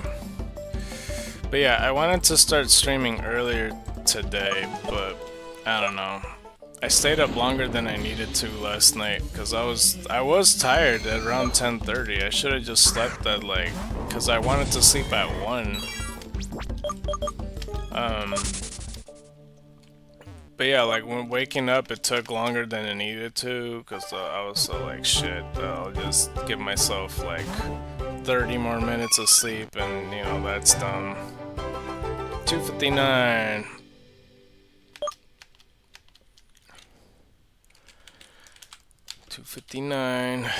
Alright, let's go flyover.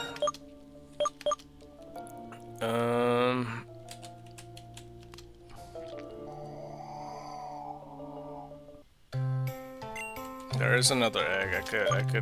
I still have opening on my thing, so it should be good.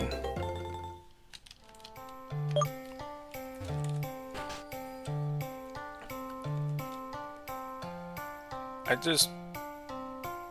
Oh no, never mind. I was thinking to myself, I'm like, wait, because I have a shiny Ditto and then like the Scaleon, but yeah, oh shit.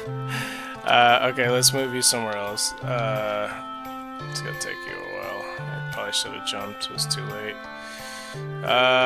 Where do I even put you?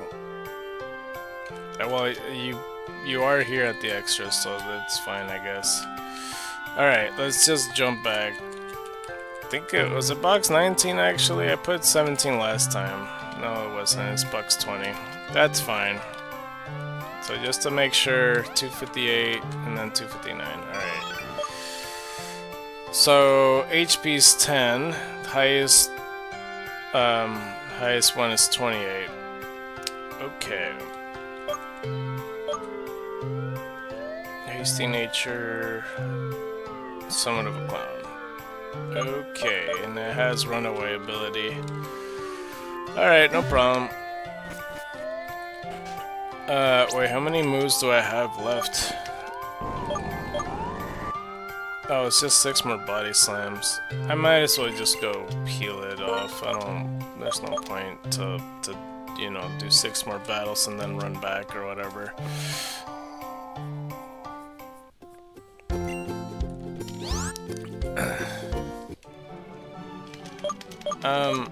So I try to... I don't remember since the last time when I streamed if I did review the other streams, because like I kind of... For the month of May I've been mostly busy, one reason or another. Because like watching a whole stream, like reviewing it, takes so much time. Where am I? Fucking A. I went to the wrong place. It's fucking habit at this point. I had to go to the island. I didn't need to go to the gym.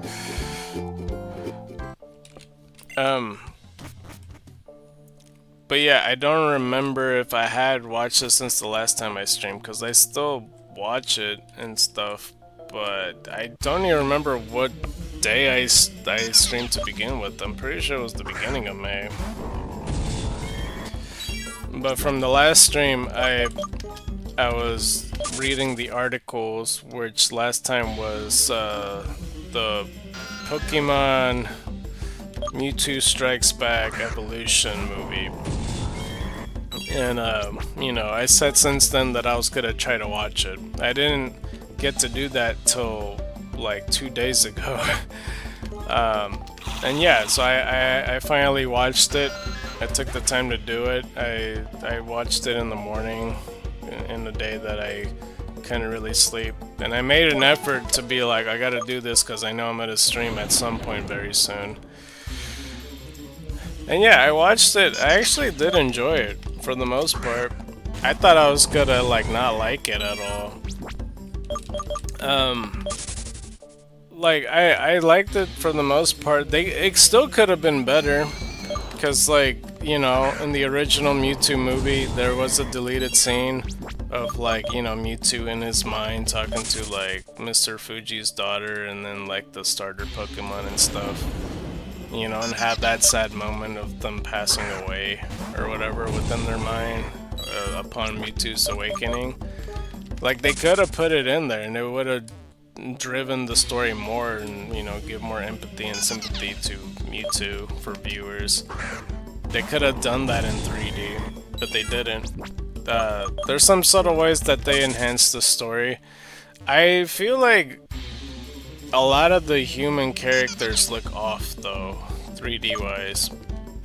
Other than that, since, like, you know, they did too many 3D Pokemon to Oblivion that, like, you know, they get the Pokemon right. They're like, there's some occasions that some Pokemon look off, like Pidgeot looks weirdly proportioned and stuff, but there's other Pokemon like Staryu, for example, that looks great.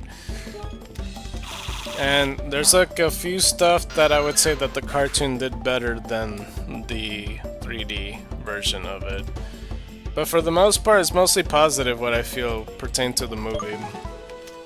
I liked it for the most part. I mean, it's the same movie and everything, but like from what I've seen with the changes and all that stuff, it was pretty good for the most part. Because I'm like trying to recount everything. Like they expanded a little bit with the the discovery of the fossil for Mew's eyebrow, because they visited the Amazon or whatever the fuck forest they were in the jungle to go through like the ruins. Like they talked a little bit, and you actually get to see the random people that they were with. In the very beginning, it was weird to me because like I thought it was Mr. Fuji's nose bouncing because he has like the Squidward nose, but like as he was walking through the jungle, I thought it was his nose like squish bouncing, and I thought that was so gross. And so when I rewinded it, I found out that that was his hair that's in front of his nose that was bouncing. It was just doing physics, but it looked nasty at me at first, what I thought it was, because it was like a diagonal view from the back when he's walking past, if that makes sense. It grossed me out though. And yeah, they talked about it, and then like they saw the Mew symbol along the wall, and then they were like, "Oh, it's the legendary Mew. Some say that it could grow plants, or it could have plant life, and some others say it could start flood without a problem," which is, I guess, a tiny bit of foreshadowing per se, because it's like Mewtwo is trying to flood the world, I guess, with this hurricane storm. I don't know if that's what it's referring to, because I have never heard that Mew's capable of flooding anything. Like, I know it can, because they would just, psychic the fucking water up, I guess. But I've never heard of that. But they said that, and then one scientist was all like, "Oh, is it good or is it evil?" And I'm like, bro, shut the fuck up.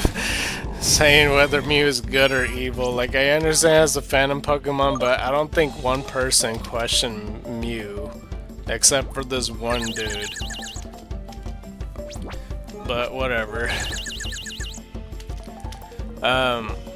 And yeah, that's when Mew showed up, and like through the hole where the sun is like, showing the silhouette of it, and then they turn around all surprised. Oh! And that's one thing I will say that is a critique of mine pertaining to the movie. Some lines were delivered better in the anime version of the movie, not the 3D one. There's certain lines, like at least 4 or 5 of them, like their delivery and their lines was lacking compared to the original. Psychic types feel like they have whatever capabilities that the show needs them to have. Yeah. Well, I mean, if it's Mew, the strongest psychic type Pokemon, and Mewtwo, like we could kind of imagine what they're capable of. Like, I imagine he could probably lift up a stadium if he wants to. So, like, if he could do that, he could probably, fuck up the ocean for it to, flood the earth. I don't think that's impossible. Like, I can imagine him picking up a giant sphere of water. I don't think that's out of the question. I mean, I don't think I've ever seen him try to lift something really heavy up. Stadium-wise, I mean, I know he left up an Onyx with ease, but like, something bigger that like, and seen him struggle with it, like similar to like how Superman lifts a building, or like Spider-Man lifting a car, for example. Like, I don't think I've ever seen him struggle. So yeah, we don't truly ever know what's his limit when it comes to that, but I don't know. I think it's pretty easy to find out that Mewtwo could lift all this shit up. But yeah, that was the beginning of that. The line delivery when they go like, "Oh, Mew's there" or whatever, and like it didn't seem realistic to me, because it's like, that's the whole reason they're there, for cloning technology. Yeah, and they're trying to find a rare finding, and finding the rarest and strongest Pokemon. that reaction doesn't cut it. Like, you would shit yourself if Mew himself showed up when you just expect to find just a fossil or some shit. Like, you would literally shit yourself like, oh my god, it's Mew! I saw his shadow! That was the same shadow as we saw in the picture. Like, they be freaking out, dude. Like, what the hell? They want to go like, oh! Like if a fucking poodle walked up to him and pissed in his shoe or something. Like, that was the reaction I got from what they were saying. Like, that don't make no fucking sense, dude. And yeah, throughout the movie, the beginning, because I think in the anime they just immediately start off with Ash already at the table waiting for Brock and Misty to cook. So like, they didn't need to show this extra part, but they showed Ash, Brock, and Misty walking, and then Ash saying he's hungry, and then they set up the table and started cooking. And then the trainer walked up and battled. And I will say, because they changed the style of the trainer, that I think I do prefer the 3D model trainer than the anime one. Because in the anime one, it's just a Team Aqua grunt before Team Aqua was a thing, because this was Generation 1. Because in this new one, he has like, he still has the bandana and the same colors and everything, but he has dreads and he has like a trench coat. And like, I don't know, it adds a lot more personality than like Team Aqua Grunt A or some shit. So, you know, that's a plus right there that they improved in it. Because it, you know, it shows more than just like a wannabe Team Aqua member.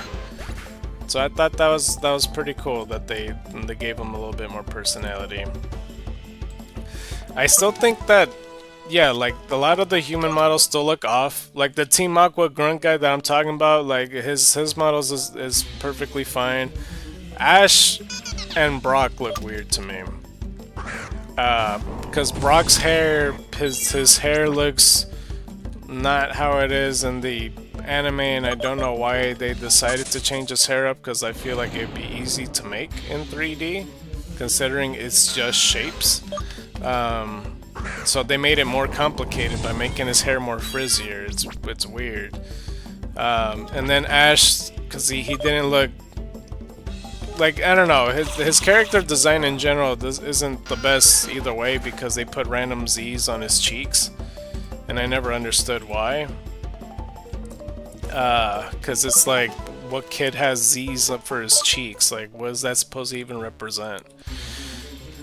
Because they're not even freckles or birthmarks or some shit. I don't know. Because it just gives me a weird, like a doll vibe, like a Pinocchio vibe, that you just put random shapes like a swirly hypnosis symbol on a person's cheek or something. That's kind of what I get from it. Misty looks perfectly fine on that, but yeah, obviously all the Pokemon 3D models are perfectly fine, with a few exceptions.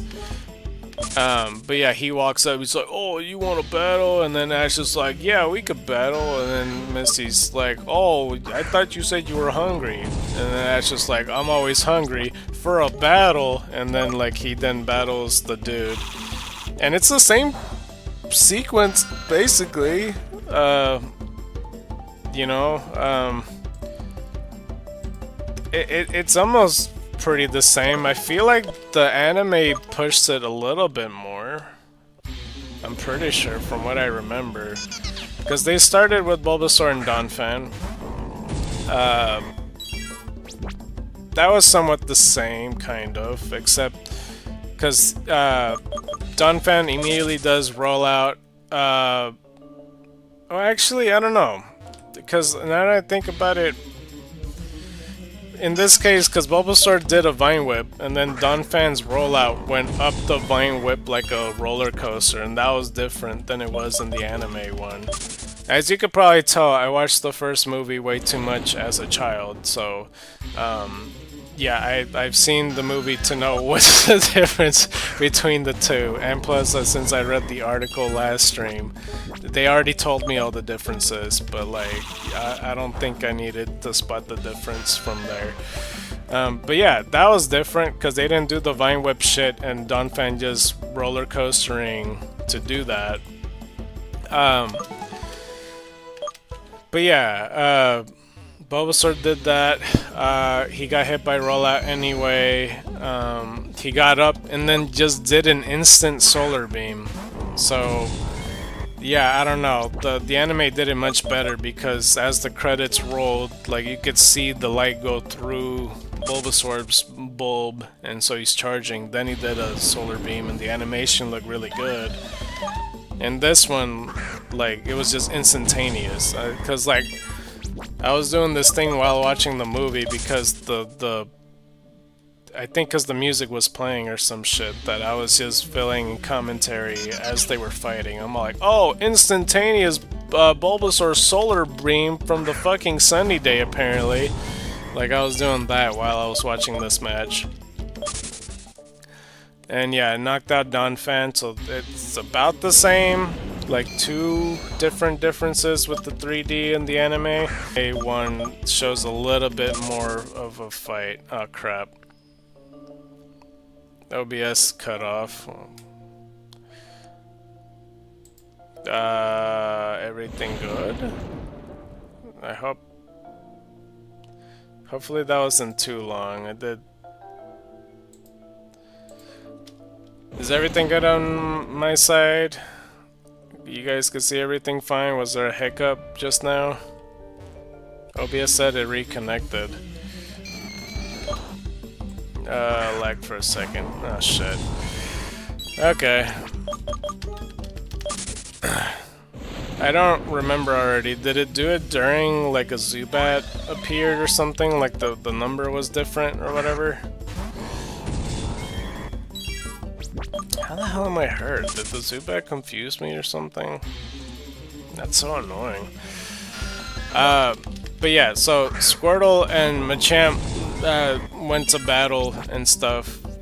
Well, just in case it did lag before or whatnot, I was talking about Bulbasaur and Donphan, and like the 3D and the anime did like one difference apart from what I talked about already. But yeah, Machamp and Squirtle came out, and I feel like the anime one, they did show a bit more. Like, they fought a little bit more, because I don't quite remember for the 3D one if it was quite like the anime one. Because I do remember a lot of punches and stuff, and then Squirtle does a bubble beam that doesn't look as nice as it did in the anime either. So, points goes to the anime part of the movie as opposed to the 3D. Because the bubble beam looked way more effective. Like, I know Machamp gets a lot of shit because they think he just died a bubble or whatever. But yeah, I don't know. 2069.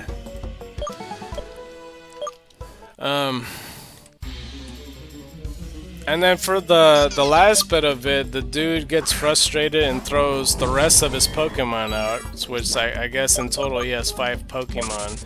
And instead of Golem, he has Drowsy out there, along with Venomoth and Pinsir. So I found that pretty interesting that they actually fixed that and corrected that problem. So that was pretty good. I might have skipped ahead actually. I don't think it goes straight to the battle. I think it showed the lab part. Yeah, I might have talked ahead. Because I just realized something else. But that's okay. Yeah, but Pikachu just does Thunderbolt or some shit and attacks all 3 of them. Bonus point goes to the 3D one because in the anime, of course, it was a mistake because it's a Golem. Immune to electricity. It makes no sense that he would get hurt by Pikachu at all. And Pikachu had no Iron Tail at that point. So there's that. So, but yeah, I'm talking way too ahead. I forgot about the whole lab part. I got them mixed up because I realized Mewtwo's watching this fucking match. So, yeah, they did the lab portion, and for some reason the lab is like, it looks like, what does it remind me of? Like the Wall-E labs? Because it's like a bright white room super clean and everything. The anime does stuff like ignoring immunities all the time. Yeah, I noticed that too.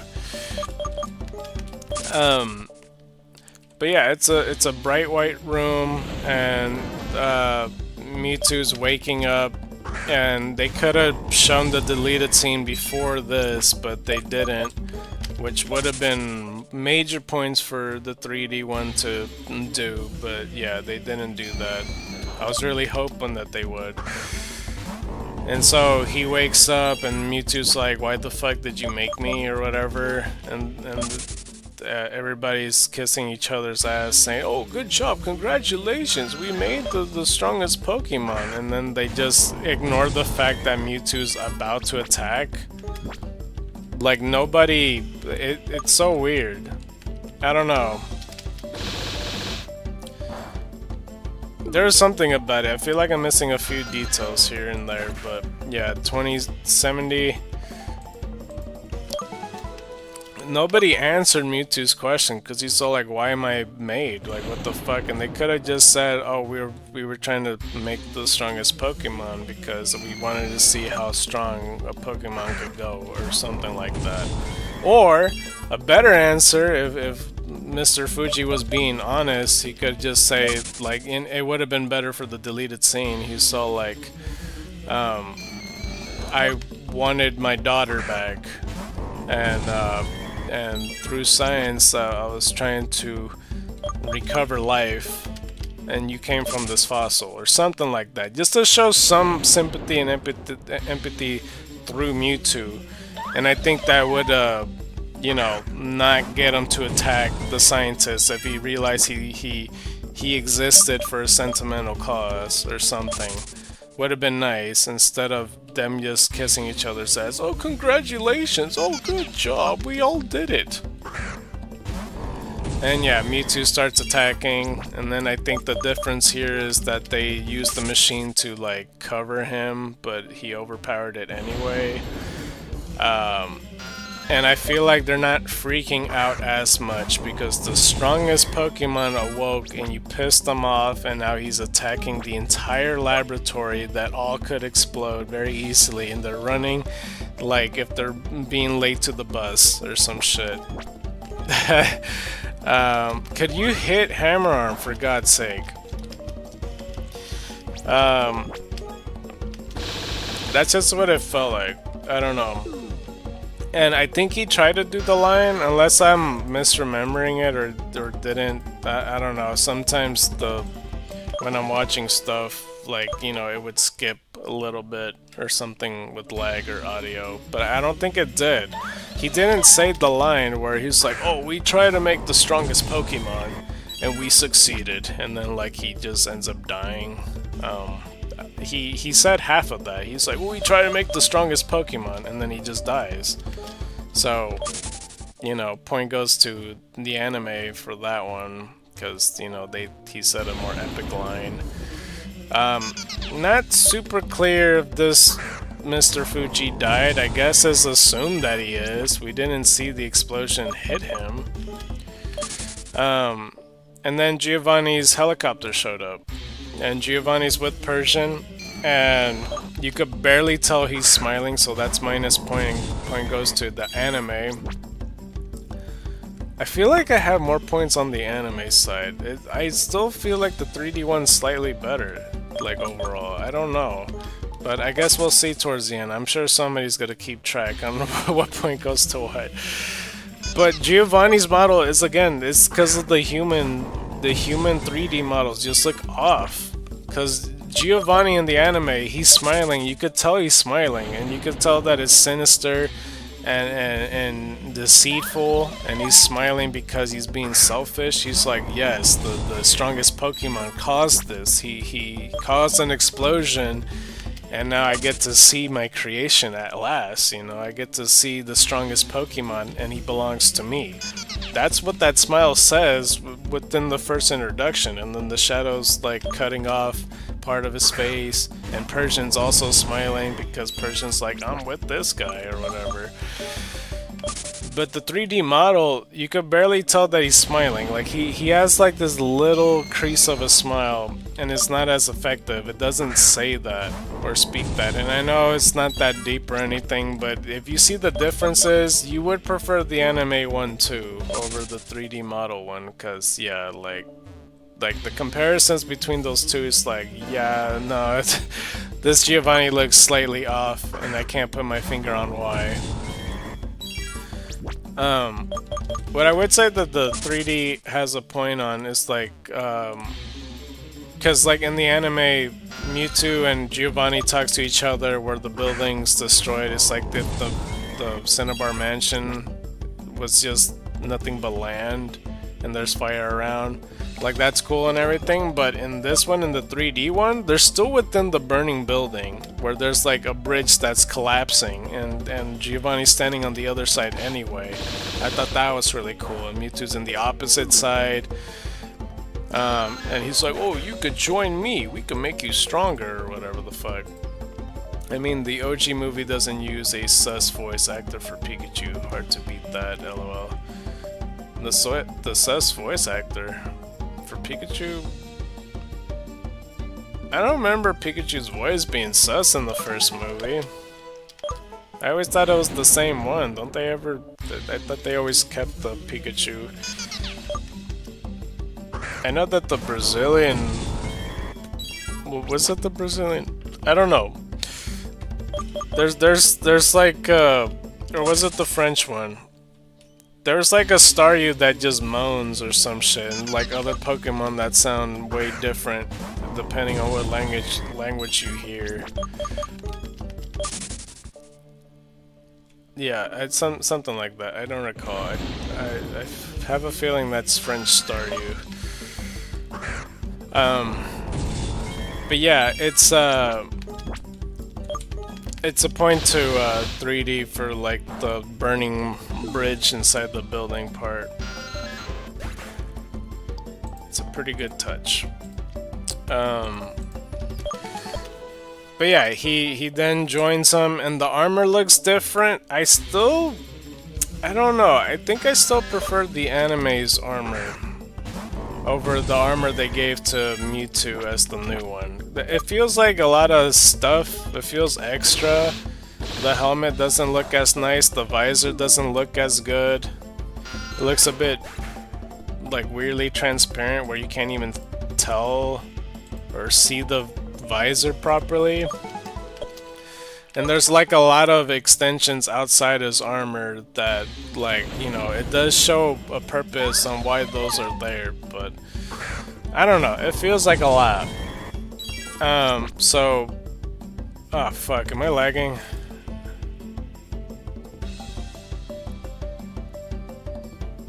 Okay, well, it's just a little error. Okay, well, hopefully it doesn't stay there.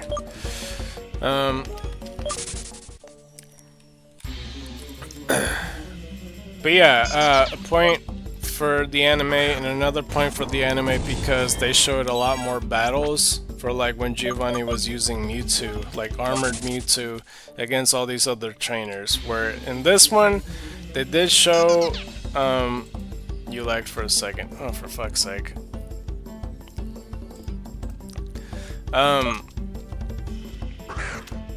Yeah, so that's the 2 more points for the anime side because like the armor looks better, and also the sequence with the montage of armored Mewtwo in the other hand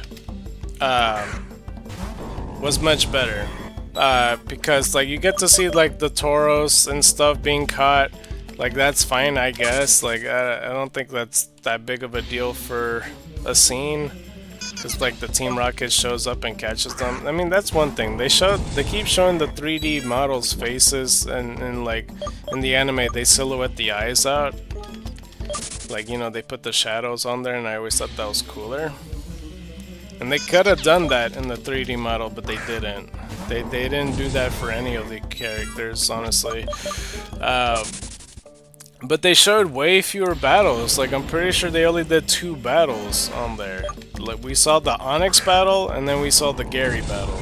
And then that's it for like in the anime, you get to see him not only beat the Onyx and like Gary, but he you also get to see him beat Magneton, Alakazam. I think that's it. Maybe it was just 4 battles. I don't know, but it's still more than what they showed on the other one. The voice actress I was thinking of was Kate Bristol in the I Choose You movie.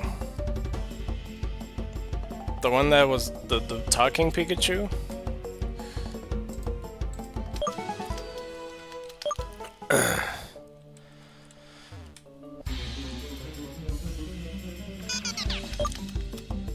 I watched that movie recently, and I don't remember. I mean, I always thought the Pikachu talking was weird, but I don't think I remember Pikachu sounding sus throughout the movie. I was more so annoyed by Ash the whole time in that movie, if I'm being honest.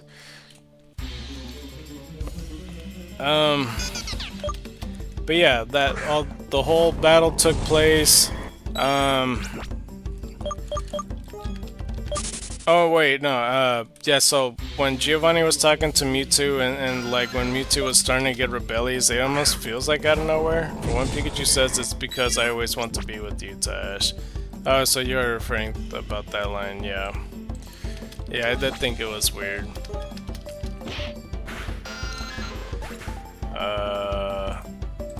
2075.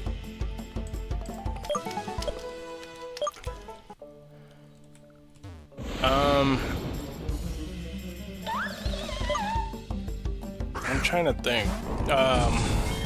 Yeah, I'm trying to remember. I think Giovanni just out of nowhere, like Mewtwo was still questioning life, and Giovanni's like, "Oh, you're meant to serve me," or whatever.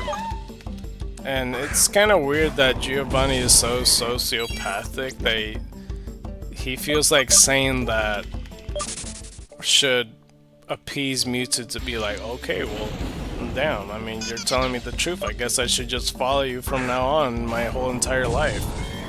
So, like, obviously Mewtwo's gonna go rebel against that. It's like, what the fuck? I'm born just to serve you? The fuck, dude? Pikachu didn't sound sus, it's just the voice was apparently very recognizable to people who watch sus anime content. Oh, I gotcha. Well, okay, that does make more sense.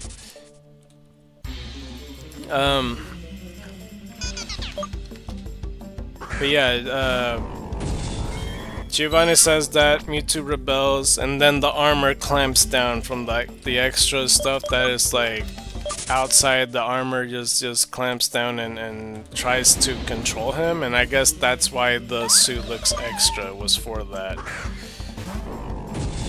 Obviously Mewtwo breaks out. I don't think... It would have been cool to show that Ash saw this happen, but they didn't. I mean, to be fair, the first movie, they didn't show it either, but in the actual anime, you know, we know that Ash did see this, and I think it would have been cool to see it in 3D. It still would have been too coincidental. It's like, oh, of course Ash is there at all times, seeing everything happen at the perfect coincidental time, or whatever, but still. Someone showed me a side-by-side, and it was hard to unhear. I heard a shiny. I was reading the thing. It's another Oddish. Well, there you go.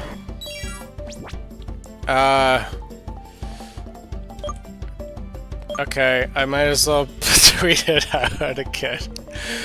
Oh god. I'm gonna put another... Wait, why is Skyward Sword trending? What the fuck? Another shiny Oddish come through.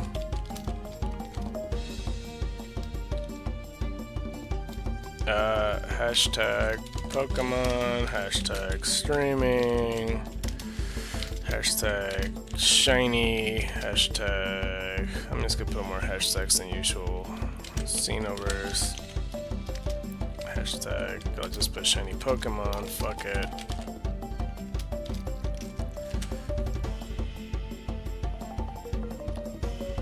Alright, let's try this again.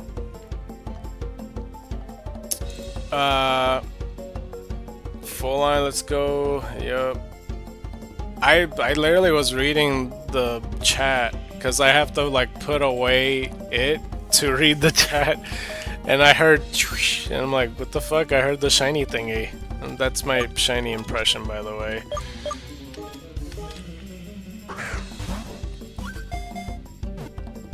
I missed the beginning of it. Why are all these Oddishes hoes? Like, they fucking break out within the third wiggle, dude. Alright. It's gonna be exactly like the last one. Thank you. Shit me. I probably should have gave it a second in case people were gonna show up. Okay, so let's check out this one then. Oh god. 0 special attack, 2 special defense, 3 HP. The best stat is attack at 28, and then the second best is 23. But defense is at 11. That is abysmal. At least the attack has something to work with, but like, good lord, it can't take a hit. Defense is up, special defense is down. For what purpose?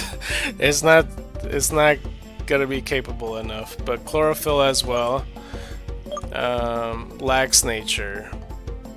It likes to fight. Well, you're not gonna like fighting much in the future. So yeah. Okay.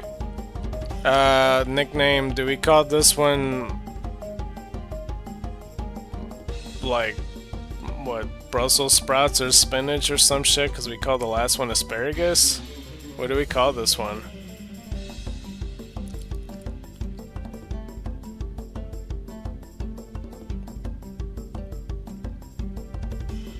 Yeah, because at first I was pretty happy with Celadon and Floral. I almost called Oddish something else before. What do you think we should call it?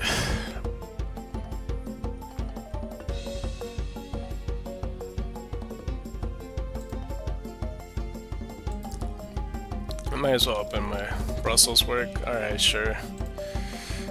Brussels. And if we find another Oddish for whatever reason, we'll just call it spinach, I guess. Shiny Oddish! Alright, I've completely lost track how many moves I got left. I like how the moment I exited the Oddish screen, like the viewer had already left. He was like, alright, and I'm good. Else behind on the stream. Oh, well, yeah, it's probably because I lagged or something, I don't know.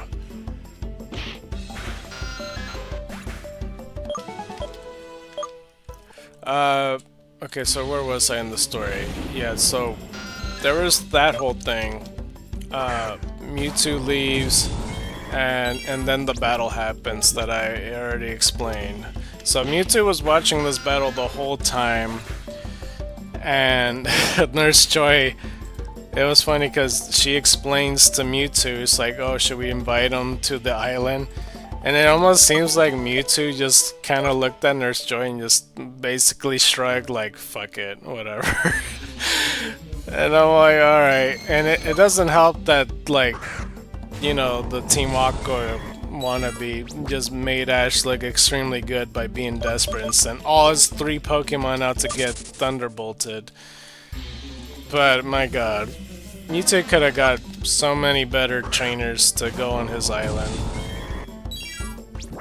I mean, the 3 that did end up going, they're not half bad. Like, they got fully evolved mons and everything. Ash is the scrub in this situation, so like, yeah, he lucked out that Mewtwo was like, fuck it, whatever. Because they showed the Fira with the camera on his neck, because he's wearing like a neck, like a neck brace or some shit. And he sends the letter to Dragonite, and he flies over, and he flew past, and like, you know, flew past the table so it flies off. But like, I feel like the physics was off, and like the way when he rushed past didn't look as good than it did in the anime. Because when Dragonite flew past, you could feel the wind like rushing past. The table flew off, and it seemed more accurate and more physics based. So there's a point on the anime there. But a point for Dragonite when he, like, after the table part where he's like flying right next to the grass, and the grass had some detail with the wind that was more accurate than the table was. So it's a bit, you know, a point here and a point there for that. And they did the letter thing, and Jesse and James was there. Maybe it's mostly like, cause I don't know. Jesse and James looks perfectly fine, and Meowth looks like pretty good because like his model, like his little gold coin thing's reflective. So there's that. They're watching this happen on the hill, and Dragonite does the letter thing. They see the hologram with Nurse Joy. Her outfit's a bit more different. I was never too crazy with their look to begin with, like what Mewtwo made her dress like, because she looks like, you know, a nun from something, I'm not sure what, but this one has like a little bit more extra stuff around her face. I don't like either look, but that's just how it was. And yeah, so they agreed to it, but then like when Dragonite leaves, a point to the anime side yet again, because it was farther until like the frying pan comes out and stops Dragonite. This one, as soon as Dragonite flew off, immediately hit the hill, stopped, like within 1 second. And it's like Ash, Misty, and Brock are still right there. Like they definitely heard that. They could have easily saw that. And I don't know, it's like 2 feet away. You guys definitely could have seen some shit there, but I don't know. It seemed weird. Like if you saw the clip that I'm talking about, you realize that it is a lot closer than you think. Dragonite barely started, immediately gets hit, and then it's like, oh, do Ash not know that they're there or what? 2077, and yeah, they reacted to like yes to what or whatever. Then it cuts to the scene where it's already rainy, there's a hurricane that started. Usually the water, like, you know, related to 3D anything always looks good, because you can see the waves and stuff, so that's, you know, never been a question whether they could do it right. But yeah, the rain looks pretty good. They rush inside, and then we see a lot of variety of trainers inside the building, and I try to take a close look at a lot of them. I swear they had the same trainer multiple times in the same building, I think. But yeah, I don't know. A lot of generic trainers that they had. I mean, that wasn't... I knew it was gonna be something like that or whatnot, but yeah.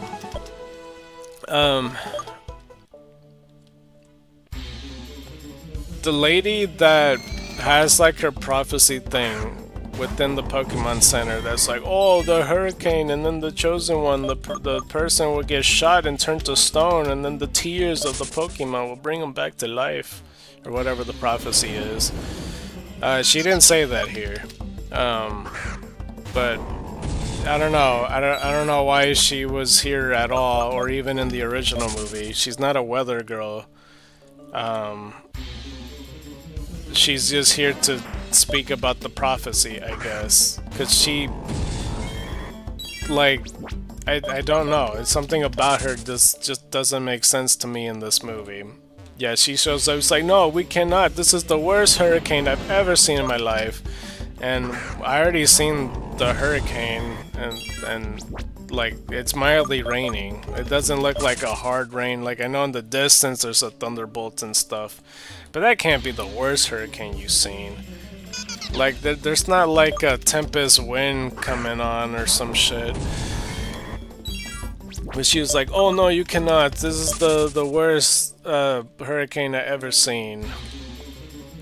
And then, of course, the trainers are like, "Oh, I'm gonna go anyway." And it's the first time you get to see the 3 trainers that you'll eventually see within the building. They look pretty the same. All of them look pretty good. I mean, maybe like the I forgot the ace trainer's name. I think he looks slightly different, but they're relatively the same. I thought they entirely changed the dude with the Gyarados, but it turns out he still also looks the same. The cool thing is, though, when they rush out to go into the ocean during the hurricane, you actually get to see multiple people trying to like go off their Pokemon, even though it's implied that they fucking died in the hurricane or some shit. Because one dude like gets out his Pokemon, like a Fearow or whatever Pokemon it was, and then another dude gets out his Pidgeot, and then like, you know, the lady gets out her Dugong and you get to see her swim, which was a pretty cool shot. So that's a point for the 3Ds for expanding that. And then you see the dude get out his Gyarados and stuff. It just looks a little bit more expanded. Meanwhile, Ash is struggling to be like, "Oh, I don't know if Squirtle can handle this."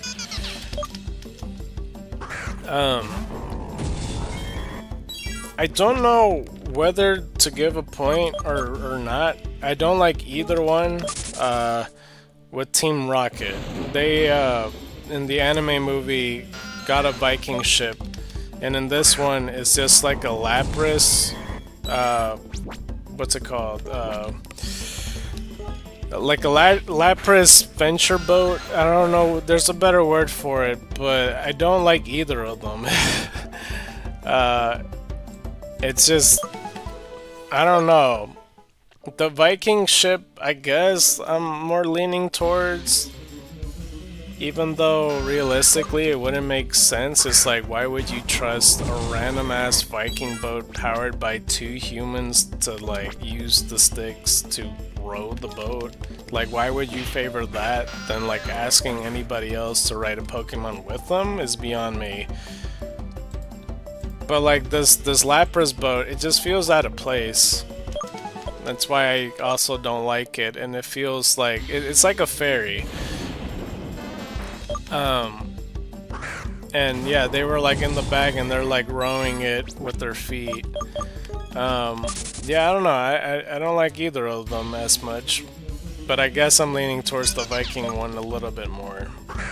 And don't get me wrong, it's still out of place, and we do miss out on the line now that they're like, "Oh, are Vikings still around?" "Oh yeah, no, they're still in Minnesota." Ha ha ha, a football reference.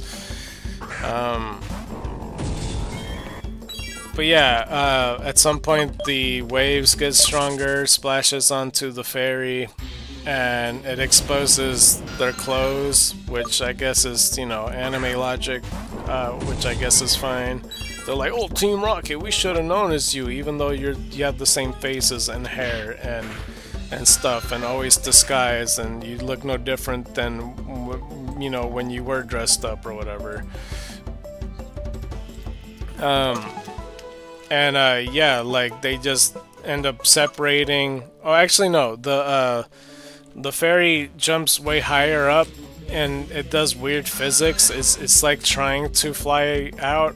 Team Rocket goes over, they fly farther, and then the Lapras ferry just dips down and then crashes, and then that's how Ash, Brock, and Misty gets temporarily separated. So yeah, 2082. This was like an hour and 38-minute movie, by the way. This was like the first 30 minutes was heading to Mewtwo's new island place. But yeah, Ash gets Squirtle out, of course. Misty gets Staryu out. I think Brock was just drowning, so like they had to get him. And yeah, it's about the same sequence, but Staryu looks way better off of here because like his gold is reflective and his ruby and stuff. So I thought he was pretty cool looking. Eventually, when they make it to New Island, the entrance to the thing looks more grandiose. It has like more special shit to it. This whole building that they have is really high in technology, and it doesn't really make sense because Mewtwo made all this, and like even the doorway is like a crazy door effect that opens like, you know, one part of the bottom goes down, the side panels go to the side, and the top, it has like a weird different opening to it. It's like it's almost like a rib cage open with those doors. It's hard to explain, but yeah.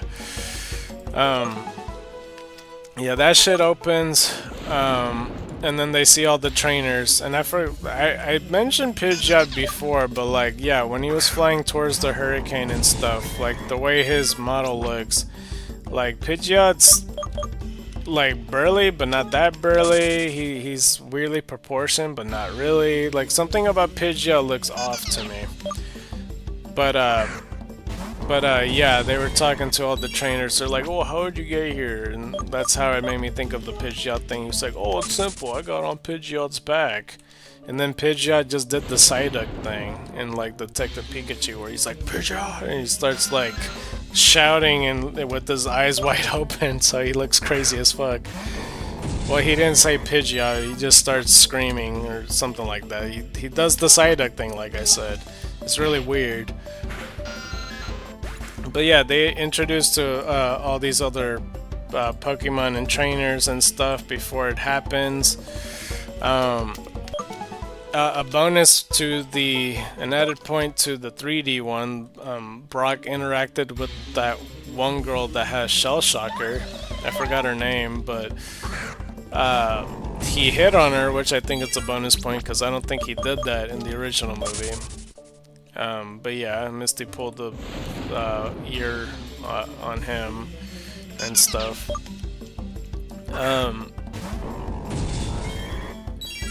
I'm trying to think of anything else that happened or whatever.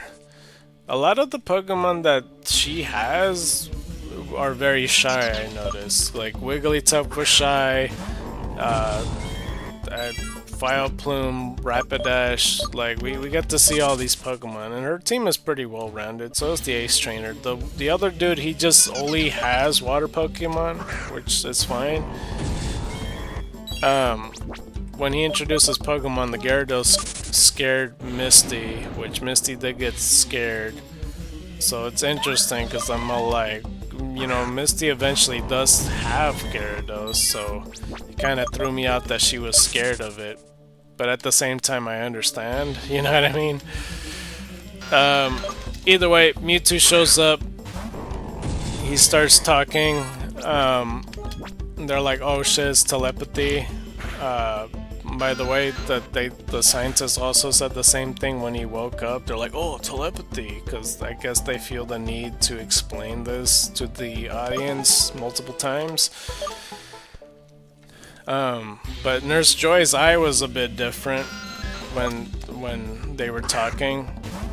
And yeah, Mewtwo like throws her off to the side, and then it's revealed that it's Nurse Joy. It's like Brock was saying, "Oh, I knew you looked familiar." It's like, you think so? Like, it's every fucking Pokemon Center you've seen the same Nurse Joy. Like, I would hope by now you would know all her fucking details. And even with that being said, the hair of Nurse Joy is a bit different than it is in the anime, so that's another 3D model. Honestly, it might be the only...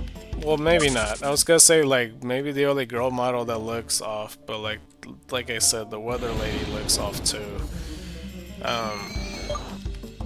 But yeah, she did say the Weather Lady, like, when all the people went anyway in the hurricane, they're like, oh, they will do what they must because they are Pokemon trainers or whatever. She says something hopeful.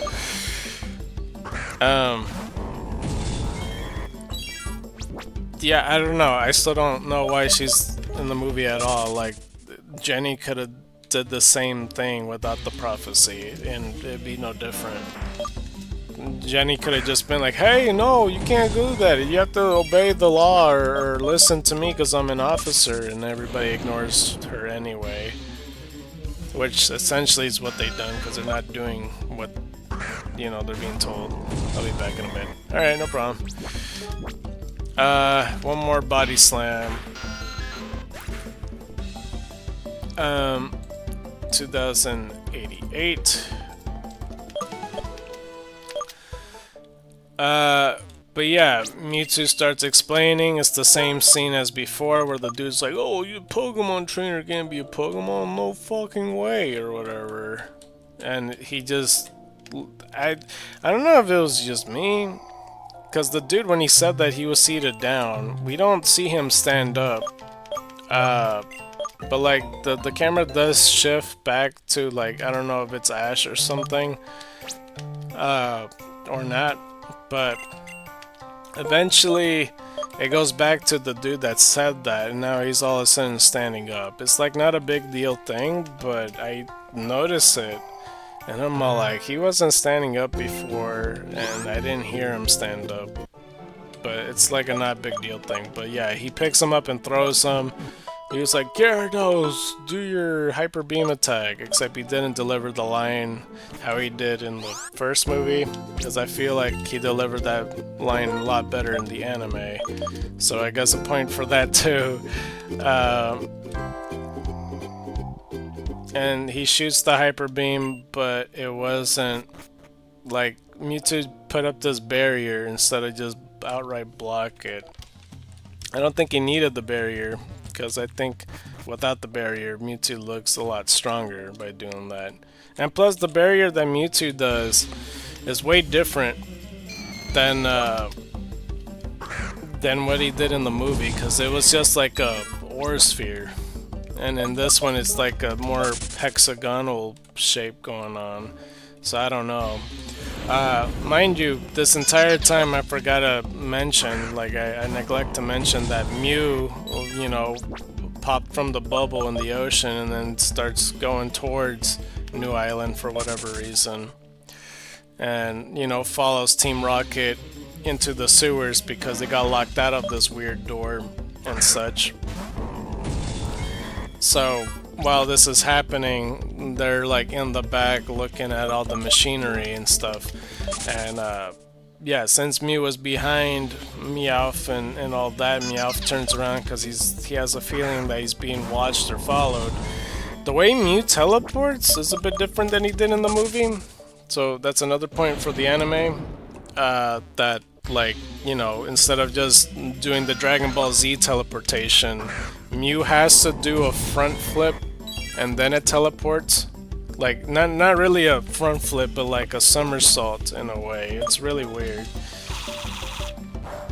But I feel like, you know, it's about the same time. Like, it feels like no different timing-wise to do a teleport, but I mean, theoretically it feels slower. Like, if you're getting attacked and it's a split-second decision, like, you know, what would be the quicker teleport? Just doing it or somersaulting? You would probably go like just the first one, you know what I mean? So that's all I'm saying. It's a bit weird. That's just one thought I had thought of. Yeah, I'm pretty sure the anime original one's dominating for sure. And plus the Pikachu vacation's on there too. That's another thing. So yeah, whatchamacallit? I'm trying to think.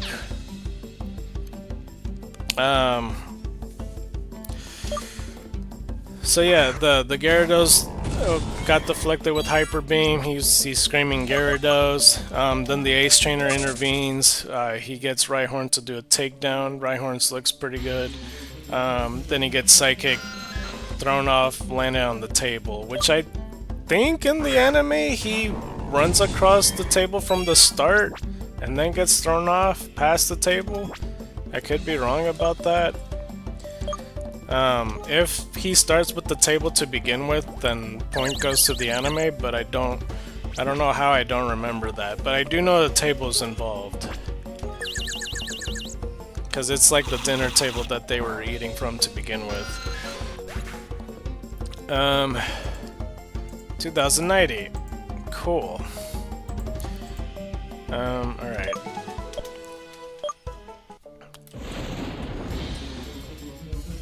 But yeah, at some point the whole cloning machine activates and stuff, and you know they tried to. The machine activates, and instead of the AI, as they mentioned, Dr. Fuji is the one talking. And then, like, yeah, Charizard, Blastoise, and Venusaur, or like Charizard 2, Blastoise 2, or Venusaur 2, is, you know, with different markings on it, are sleeping within the chambers. And they get awoken. And I don't know if it was before or after, but the machine eventually starts to try to take Meowth, and it managed to get 3 hairs off of it to make a clone of a Meowth of its own. So, you know, there's that. So that's interesting. Let's see here.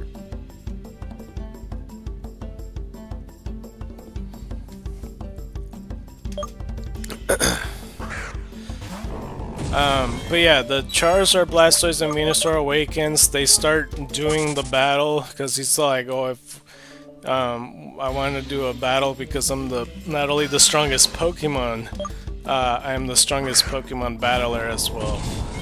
So they start off with the Venusaur versus Venusaur fight. It's a bit different. 2091. I think I prefer the anime on this one because the Razor Leaf looks a bit off. The Vine Whip looks pretty cool. It looks about the same, like the Vine Whip that like hits all the leaves individually and then like goes pick up Venusaur and throws them or whatever. But then like this is the difference that Venusaur uses Energy Ball and Venusaur 2 just tanks it, I'm pretty sure. 2082. And so, to rebuttal, the other Venusaur, Venusaur 2, uses Leaf Storm, and then ends up knocking out the other Venusaur. And that makes no sense. I think I kind of like that the Vine Whip is the one that decided the knockout because it makes sense because you're throwing the Pokemon as opposed to hitting it with just a Vine Whip, which is what the game's always implied anyway, you know what I mean? So I don't know. I don't know how I feel about that. And I still think it would have been better if while he does like the Energy Ball, the other Venusaur uses Leaf Storm. And then they have like, you know, a beam clash, so to speak, with like the ball and the beam. With the Leaf Storm happening, where the Leaf Storm overpowers Venusaur, and then like he gets outmatched. I would have liked that. It would have made more sense at least, because then it's an Energy Ball and a Leaf Storm hitting Venusaur. Either way,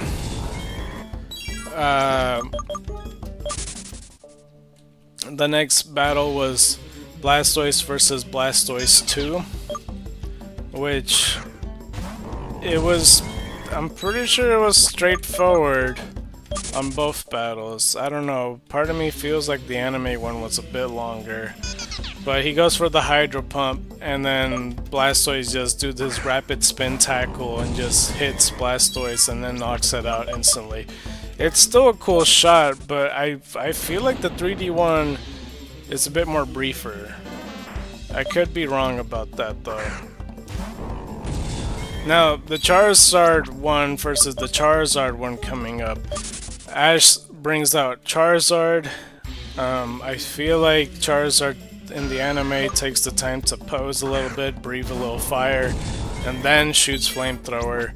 In this case, Charizard within first sight uses Flamethrower on Mewtwo. And yeah, 2094. It was almost instantaneous that, like, you know, Mewtwo was engulfed in flames, but like he puts up the water to take set off, which I remember 2 different things in the original anime. Like it was the barrier and the water he used, but he didn't need the water. Is what I don't know. So that's a point to the anime again. That yeah. From what I noticed, at least.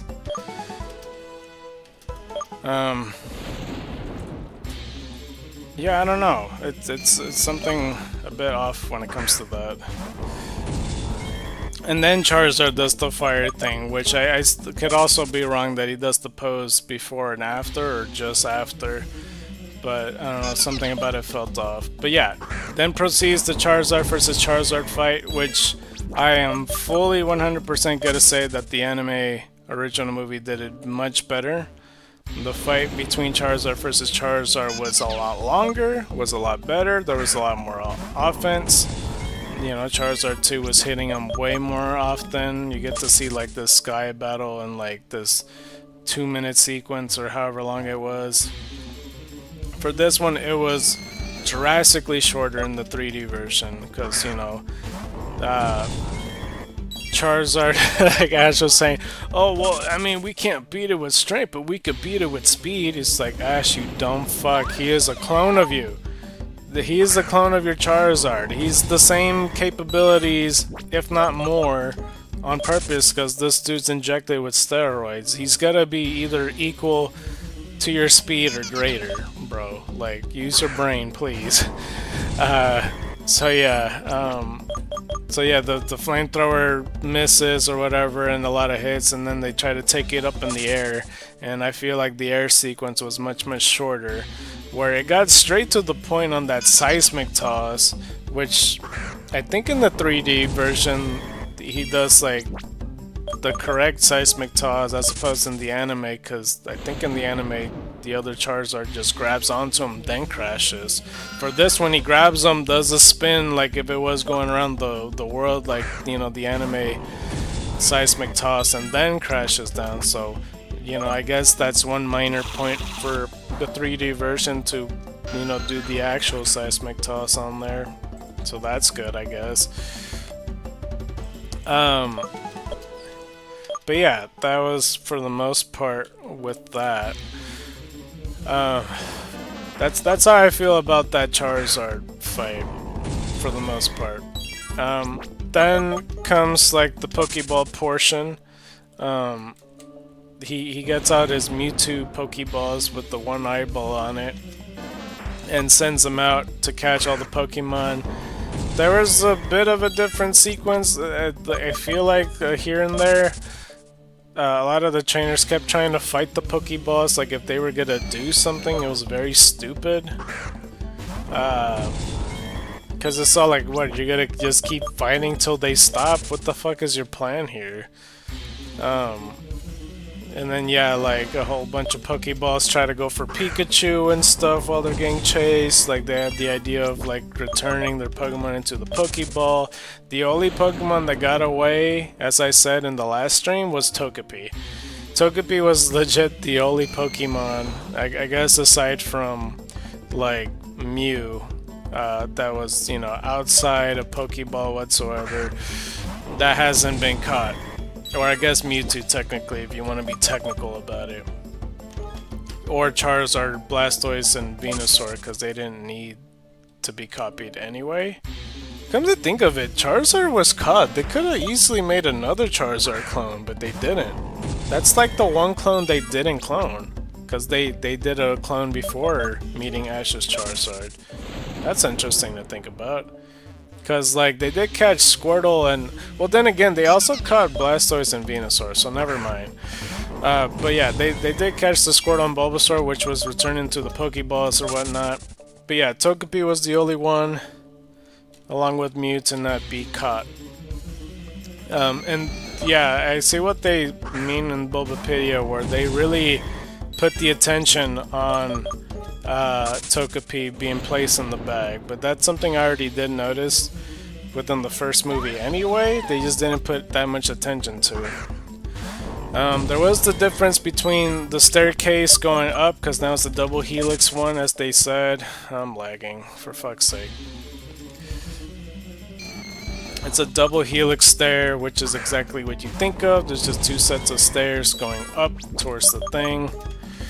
Bunch of Pokeballs going for Pikachu, and like I said, for some reason Ash feels the need to block the Pokeballs and Pikachu to just sit there, so it kind of defeats the purpose if Pikachu is not running for it, but whatever. I mean, he tried. I feel like he didn't go as high in the double helix staircase. But it was something. Ash goes for the Pokeball that captured Pikachu though at some point because he got caught.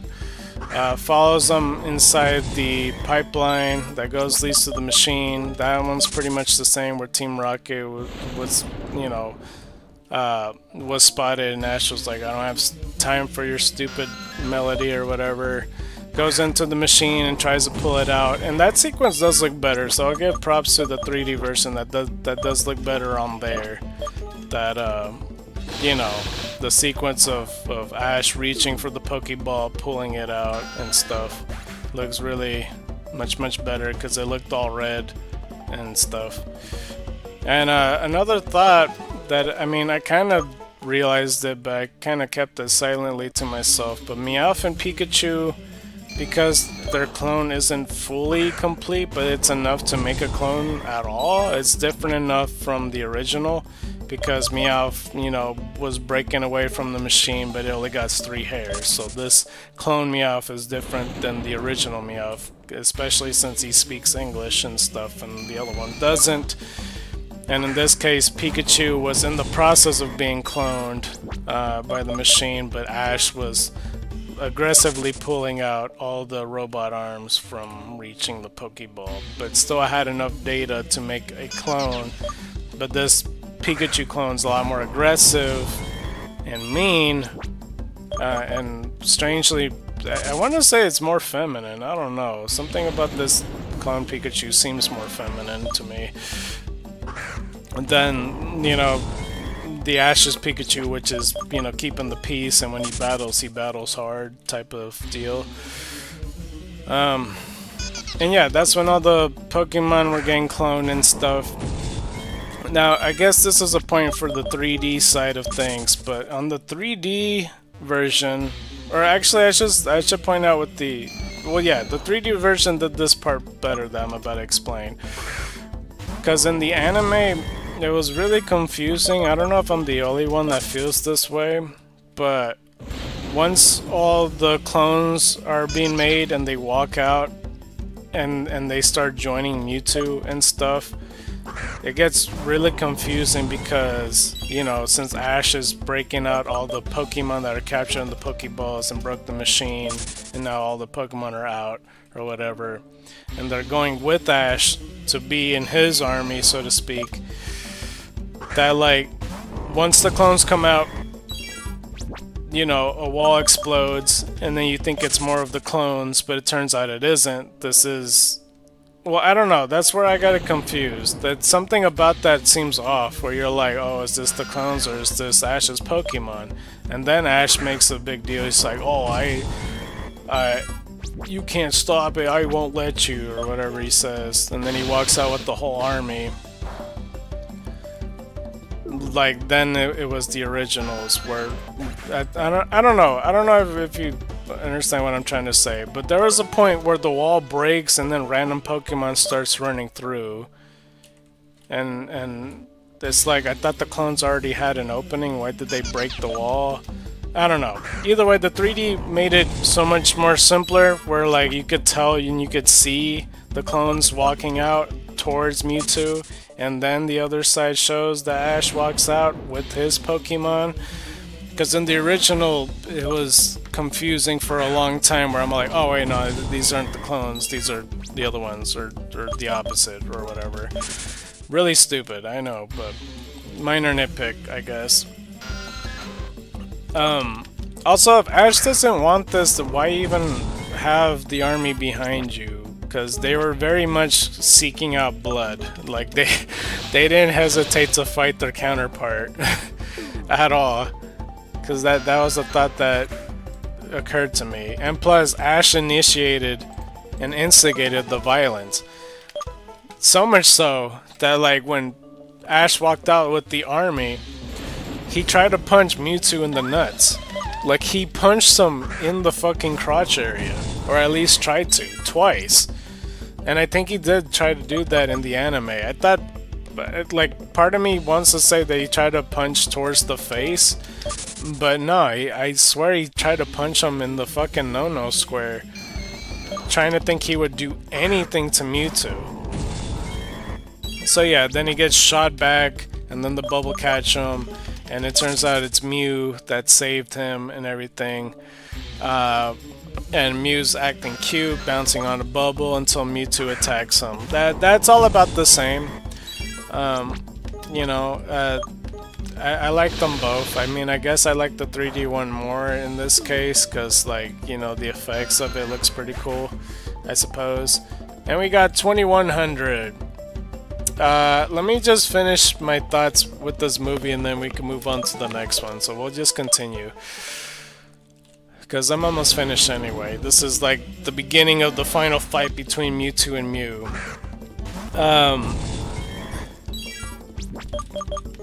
So yeah, like that happens, and Mew never bothered to get Ash down, but I guess it's an excuse for Ash to get back, you know, to the two armies, to realize, oh wait, I fucked up. All these Pokemon thought that, like, I was trying to fight Mewtwo when I tried to punch him in the nuts. No, they don't understand. I just wanted to punch him one time, I guess.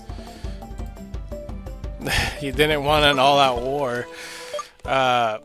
So yeah, the Brother Oh Brother song doesn't happen. It's like some generic song. Oh, speaking of which, I forgot to mention, in that ocean scene when Squirtle and Ash and Staryu and Misty was, like, you know, towards the ocean, there was a song playing that I couldn't put my finger on. I was like, wait, is it 3rd gen or something? Or is it like the Champions theme? And like later it occurred to me that it was the Sun and Moon song, one of the battle music for 7th gen. Because it was 7th gen at the time. I was trying to put my finger on it. I don't remember what it's called, but I just remembered it because I was talking about music. But yeah, you get to see all the Pokemon fight a bit more. So I guess it's a little bit more so on the 3D side that they did it better. I feel like it was a tiny bit more expanded. You see the confrontation between Pikachu and the other Pikachu, and then Meowth and then the other Meowth. I guess a point goes to the anime, because I feel like the Pikachu 2, you know, with slapping Pikachu over and over again, was much better, because I don't think they did that in 3D. I could be wrong, but that's more memorable, I'm pretty sure. I'm trying to remember if it even happened at all in 3D. I know she hit him, obviously, but I don't think it was like all that many slaps. Again, I could be wrong. I don't know why I don't remember that part. The Meowth interacting with the other Meowth is pretty much the same, except they don't talk about the moon. You know, Meowth was sharing insights like, well, what's the point of fighting? Like, I don't want to fight or whatever. And Meowth's like, oh, you're right, I don't want to get my paws dirty either or whatever. The Mewtwo and Mew fight, they did the barrier moves, but the anime barriers were a lot better than the 3D ones, because like they have like the hexagonal stuff, like I said. At least I think so. It was also a bit freaky to see Mew charge up trying to do an attack, because his eyes glows too, a bit differently than the anime one, so I guess I prefer the anime in that aspect too. It's just specifically Mew though, the way he looks compared to that, something about it looks off, because that doesn't just happen once, it happens twice. And Mewtwo charges up, which also looks a bit weird, but I mean, not as weird as Mew, is what I'm saying. 2102.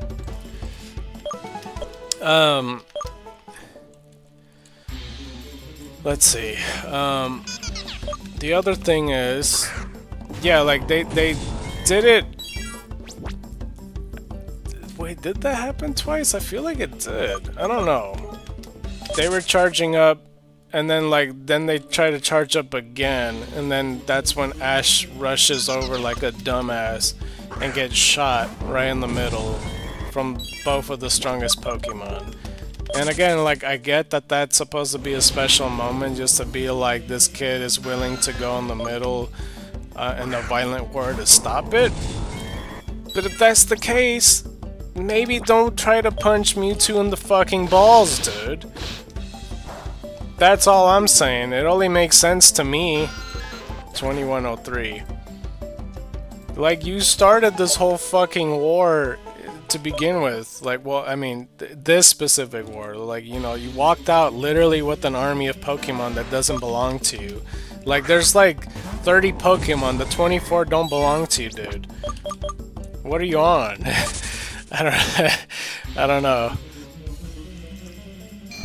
So, like, when you walk out with a group of people and you're the first one to attack, and not only that, the only one to attack at first, and try to punch the dude in the balls, don't be like, hey, wait, stop the violence, stop! You know?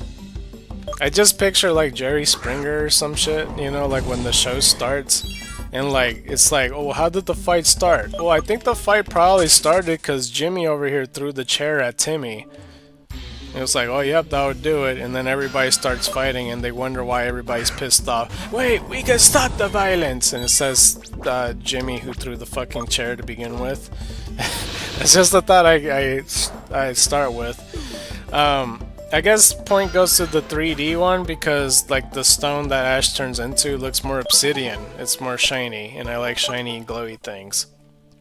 I know it's very, like, ooga booga thinking of me, you know, caveman wise, that I'm like, oh, I like the shiny thing better.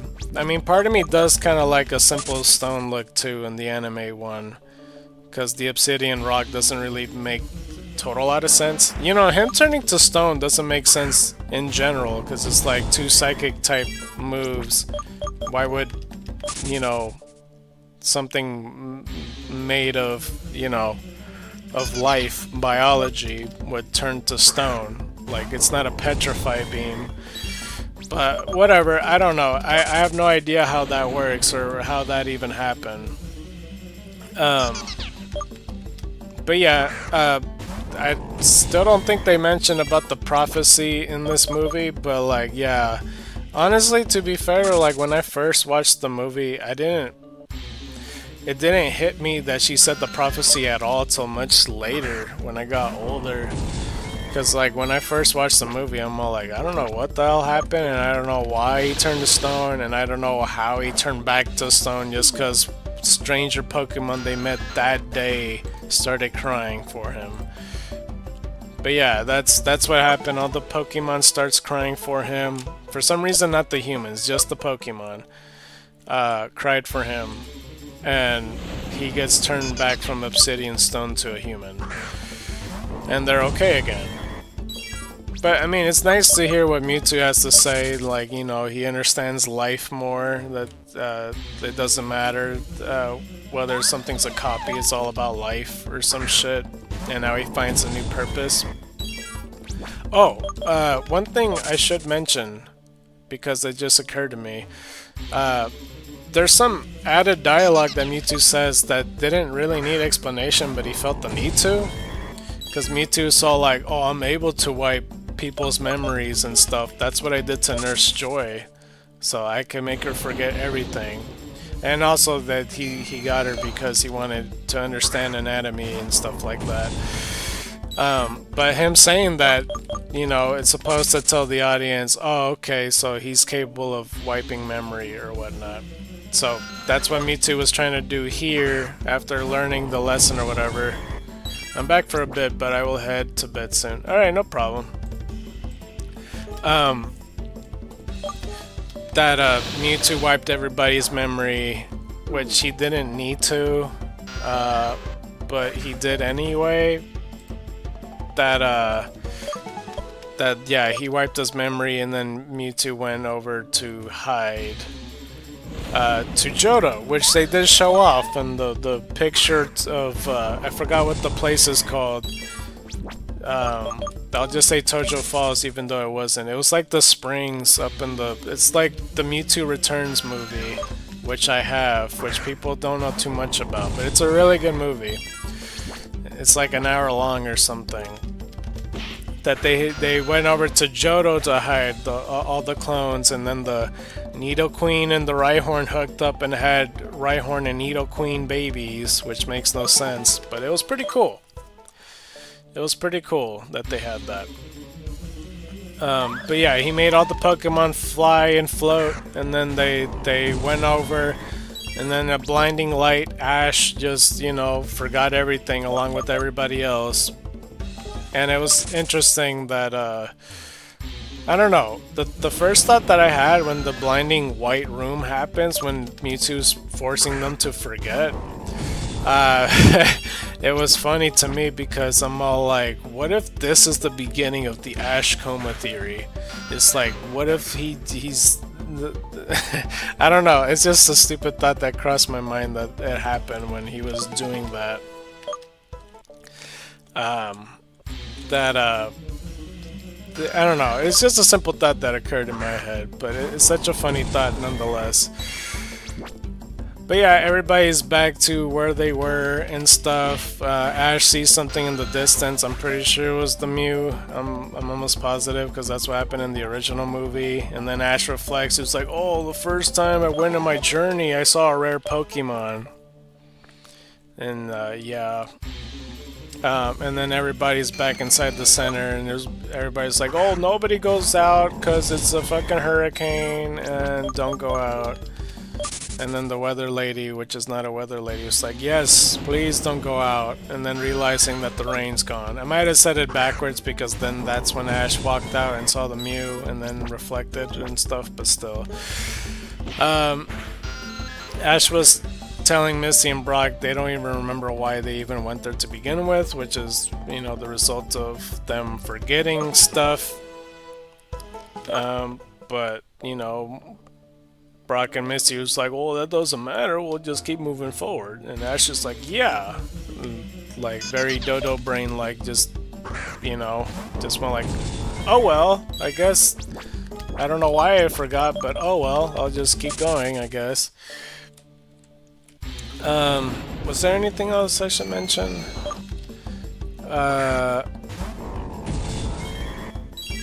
Oh, yeah, and then Nurse Joy comes back, telling everybody that they could stay the night, and then only 6 trainers walk with her.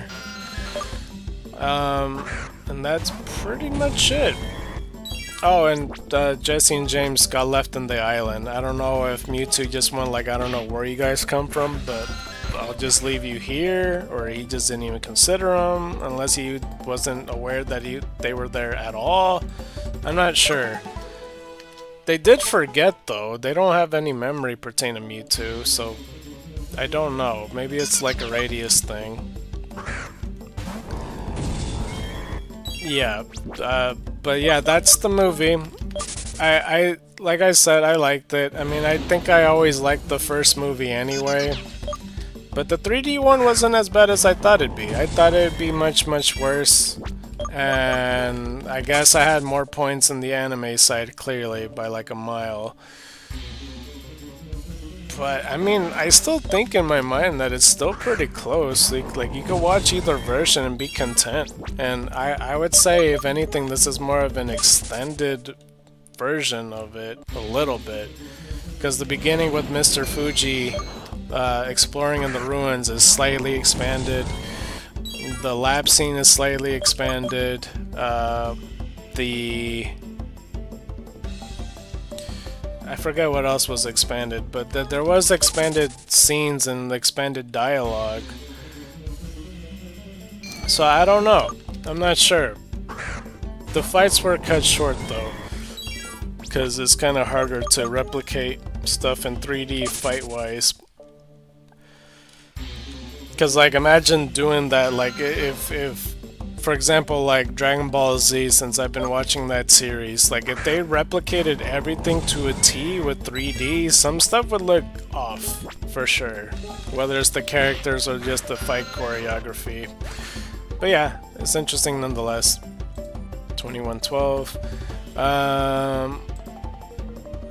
I don't know how many more I should do before I transfer the TCG Pocket.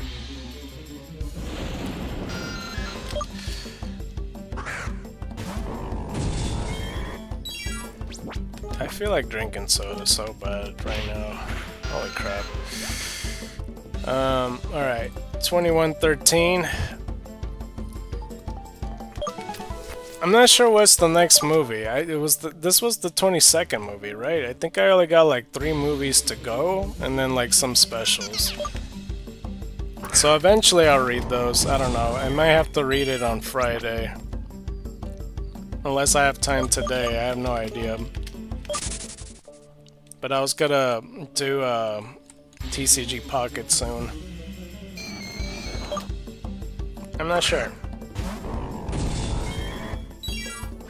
I also kind of want to go straight to 1200 hourglasses. I don't know if I have it.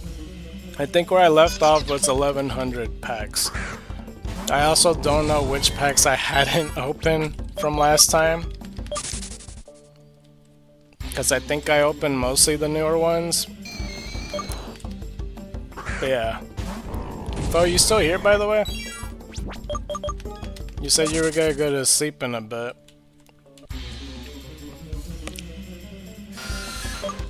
Let's see here. I imagine I got 4 more hours of streaming left. I have no idea what time I'm gonna end it. The most time I'll go is probably till 7:30 though, if my relative doesn't say anything. Okay. 2114. Yeah, I don't recall what you pulled. Yeah, I don't think I, like, you know, card-wise, I didn't pull anything spectacular. But yeah, I'm gonna head out. Alright, we'll see you later, foe. Thanks for joining. I will be streaming on Friday for sure, though. This week, in 2 days. So I hope to see you there. Let's see. We got Zubat. I think after these 6 body slams, I'll switch over to TCG Pocket. 2115. Then we could stop at 2121. Yeah.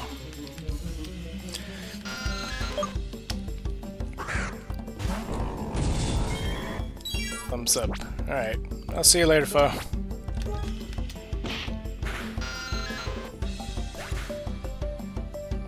$21.16.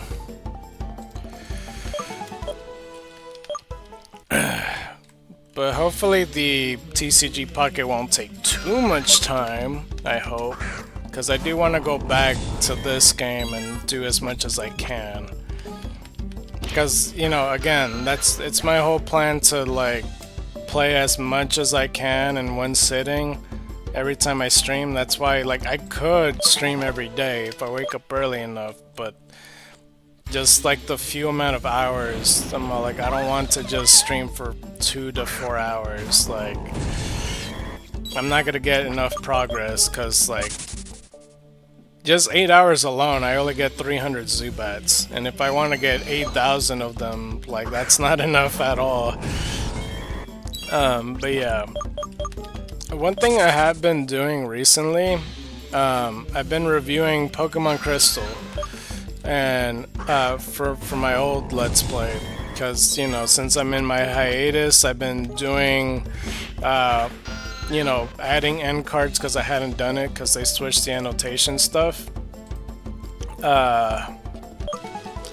So I've been doing that to the older series. I haven't done it to all of them yet. I'm watching it in like a random order, just whatever I feel like, because I did already... From what I reviewed, I already did Crystal Vetlock, I did Donkey Kong 64, 2119, which, like, that series didn't have end cards because that was around the annotation age. I watched Yoshi's Story already and fully end carded and put notes that if need be. Is that it? That can't be all of them, right? I did watch all of Fortnite, but that was already end carded up. so that's fine. But yeah, Crystal version. But something else along with Crystal version, I also been playing Crystal version along with watching myself play, and it's so fucking fun. It really is. Cause I'll say for sure that like yeah, the frame rate to watching Pokemon Crystal is absolutely terrible, and I knew that coming in, but that was the best I could do recording wise, cause my Cam Studios footage, like I didn't understand. I don't think it was even capable of doing it with the computer I had. But you know, if I had the OBS screen recording back then, it would have been much better. But yeah, like the frames are absolutely terrible. I also like when I was recording the game audio, I used the speaker and just had it next to me. So I don't know. I think over the course of some time, I don't know, like maybe after episode 10 or 12 or something, like it sounded somewhat normalized because I found like the perfect, you know, the perfect niche of volume for everybody to listen properly, like if it was game audio. But at the same time, you could kind of tell. But that took some time. But yeah, the frame rate definitely kills the series a lot.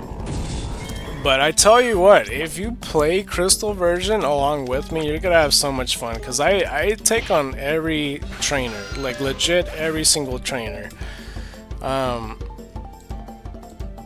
only thing is that like I hadn't taken on all the trainers in general, because there are matches, like for example, like when you get phone contacts, you gotta have rematches up the wazoo, and you know, when you beat a certain part of the game, you're able to rematch the trainers or whatever. Some of them are like 5 battles, some of them are like 3 battles, and there's a lot of differences, like Gold, Silver, and Crystal version, which I didn't do. I mean, some of the battles I did, but not all of them clearly. But I do all the battles in Pokemon Crystal, which I did make an effort on. And it's very funny watching my old content because I was so much at the time thinking, oh shit, this video's long or whatever. Oh, I'll try not to make another long video like that unless I have to. And this is like a less than 30-minute video, and I'm saying that, and now look at me and now for ScarKnight, that doesn't matter whether I have short or long videos.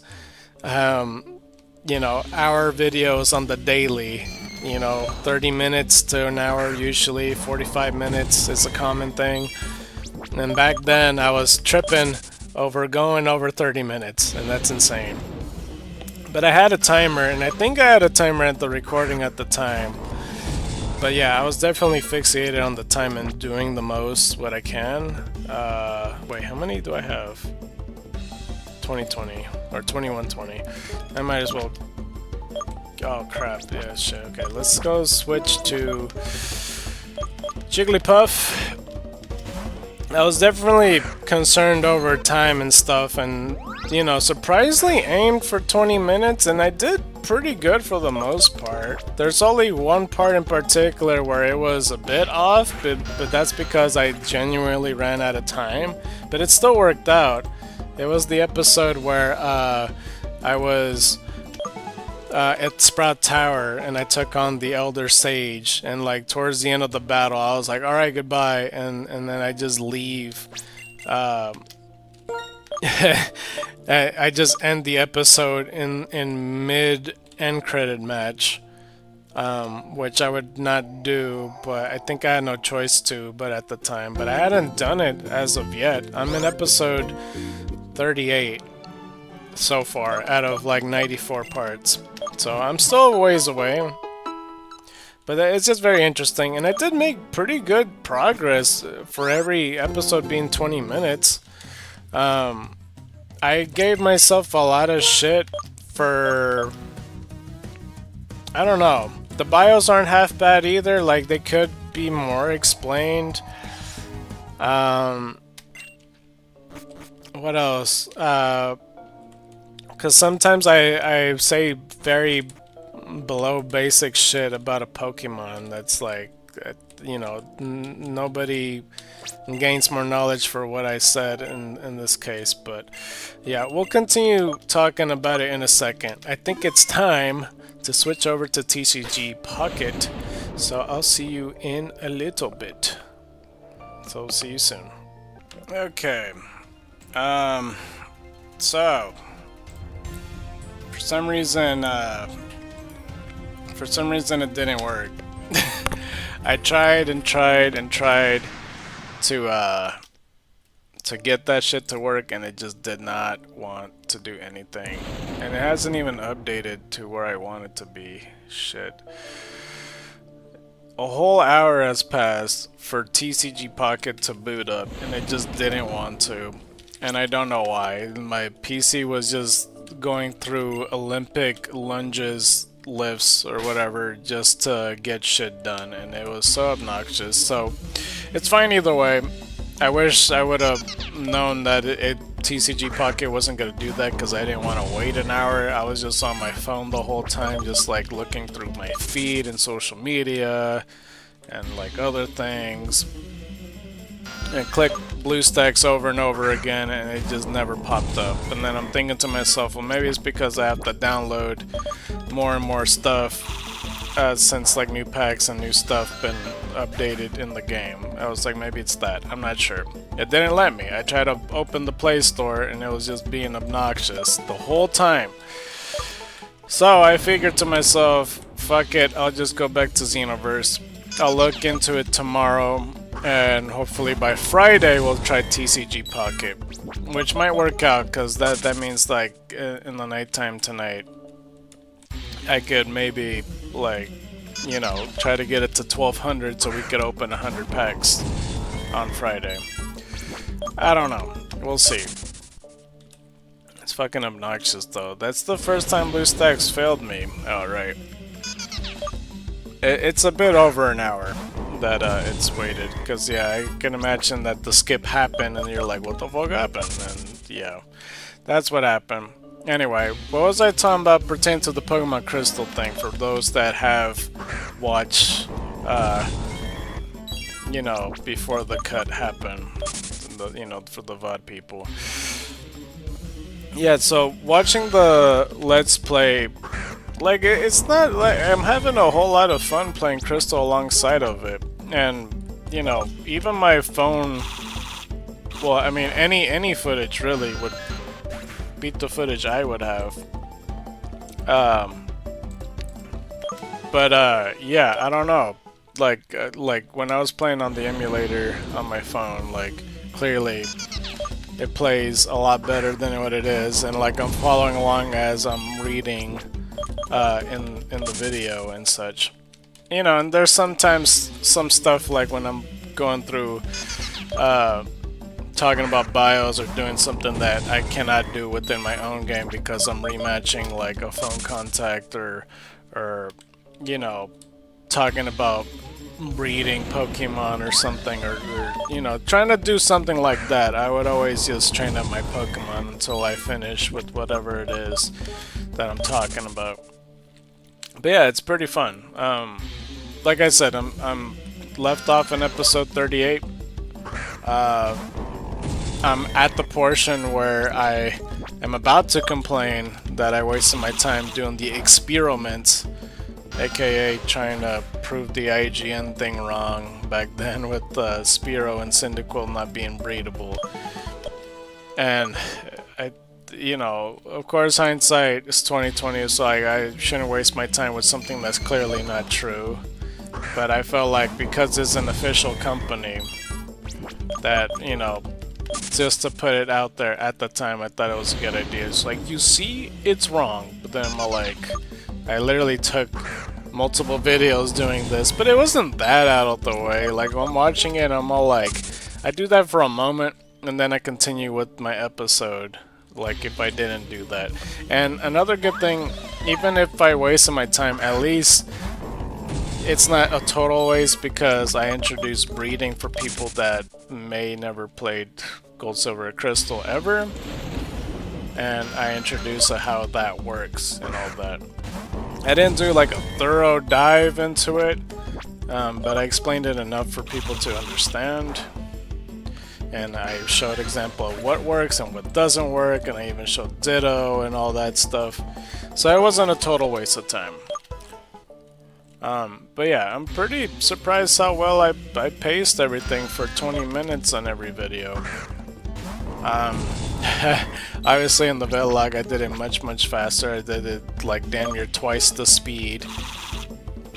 Maybe even more than twice the speed, probably almost 3 times the speed.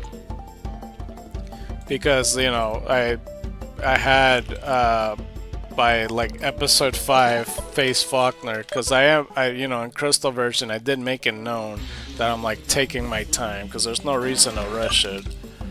That's why I'm doing all these other things that I don't have to, like, you know, breeding a Pokemon that don't breed, and going in the battle tower and rematching people and such.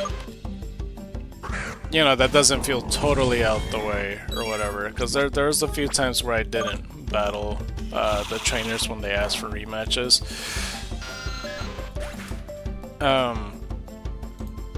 But yeah, like episode 5 I did that, but like in the Let's Play, or the Vetlog, that was like what, episode 3 instead?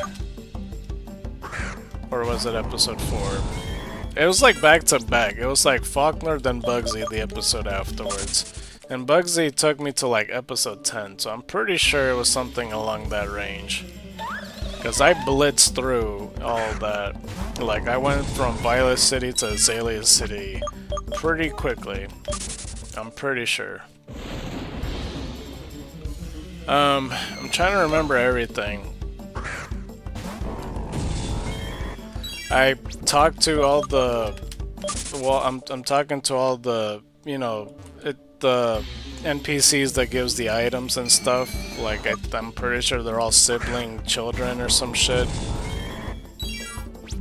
And there's some stuff that I completely forgot in my initial run. And I don't know if I did...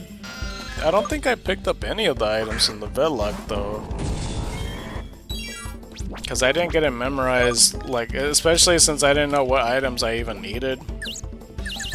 I'm not sure... I don't think I talked to anybody. And I also didn't know how to control the day. I think because I was in Visiboard, for whatever reason, it just let me change the time whenever I want. But there was a way to change the time, even in your actual cartridge. Because it was like, you have to press L plus B plus select or some shit, and then AB, something like that. There's some button combination, and then you let go of the other one, but you have to do that in like the menu to change it. And then you could change time every single time, because I definitely exploited that in like my Let's Play.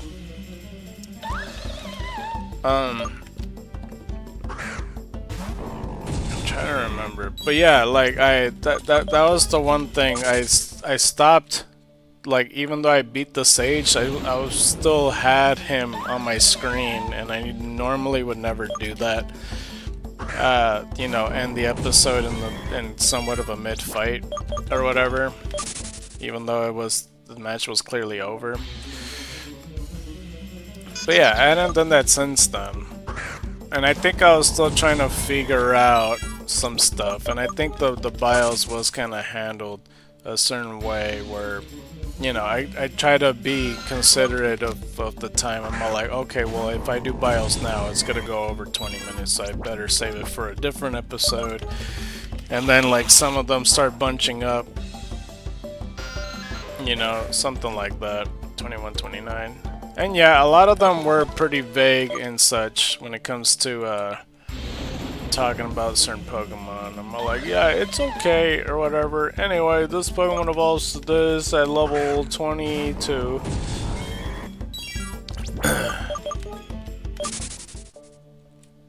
I realized I played much differently back then.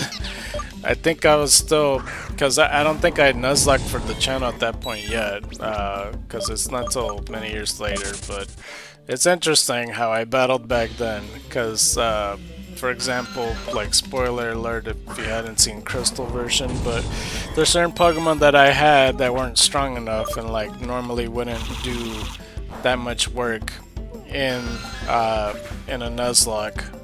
So, you know, the spoiler alert in this is because I got a Pichu.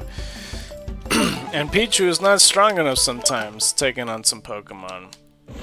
And there's a lot of Pokemon that fainted that I could have not let faint. But it's not like I'm like, oh shit, if it faints, it's dead and I can no longer use them. Like, I just want like, okay, well if it faints, I'll just switch to something else. So I'm just in hopes that it knocks it out anyway. And I make no effort to like switch out when I know my Pokemon's gonna die sometimes. At least that's what it seems like. I'm not totally sure. But yeah, all of that's pretty interesting to me. I'm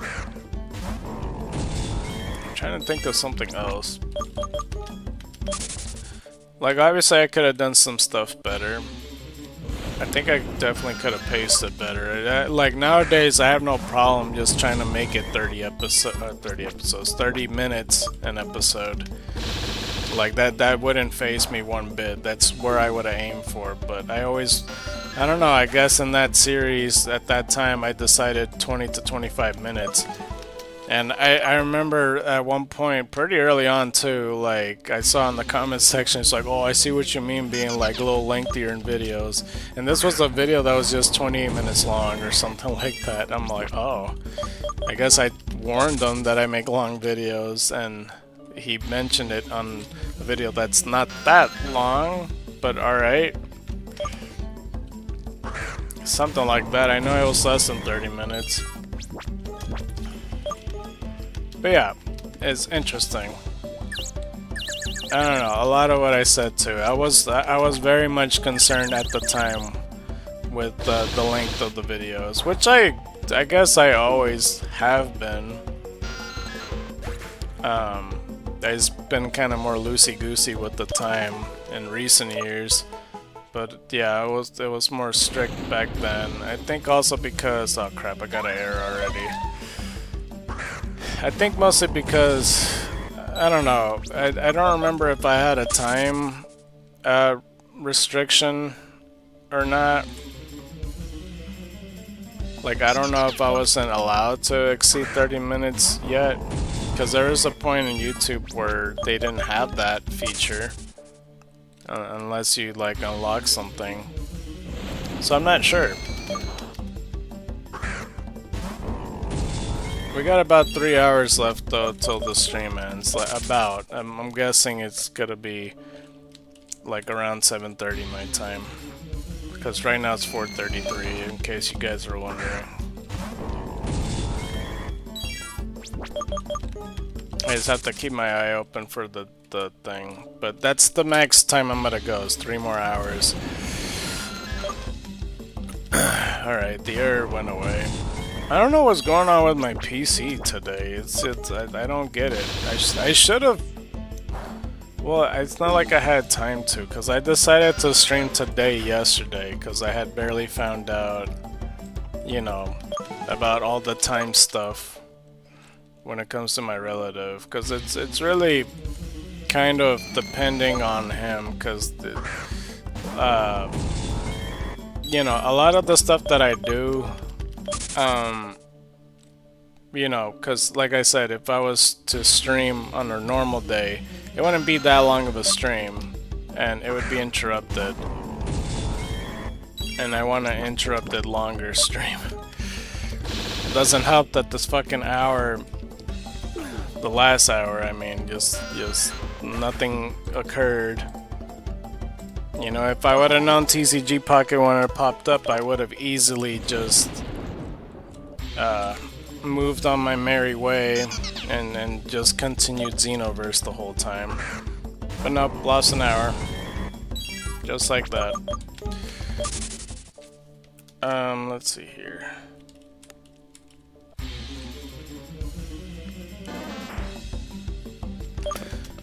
Let's see. It's so weird that I found 2 shiny Oddishes where it took me so long to find shiny Oddish before. What was something else pertaining to Crystal version? I am really happy that I got a Pichu and stuff. That was always something I was very happy for. It's fitting for the gold character, so yeah. Because I figured I was gonna get a, like, I don't know, I don't think it'd be as entertaining if I had like a Iggly buff for Cleffa or something. I was hoping to get an Elekid if it wasn't a Pichu, but ultimately I'm glad it's a Pichu. It was a great choice. I definitely needed an electric type, so that works.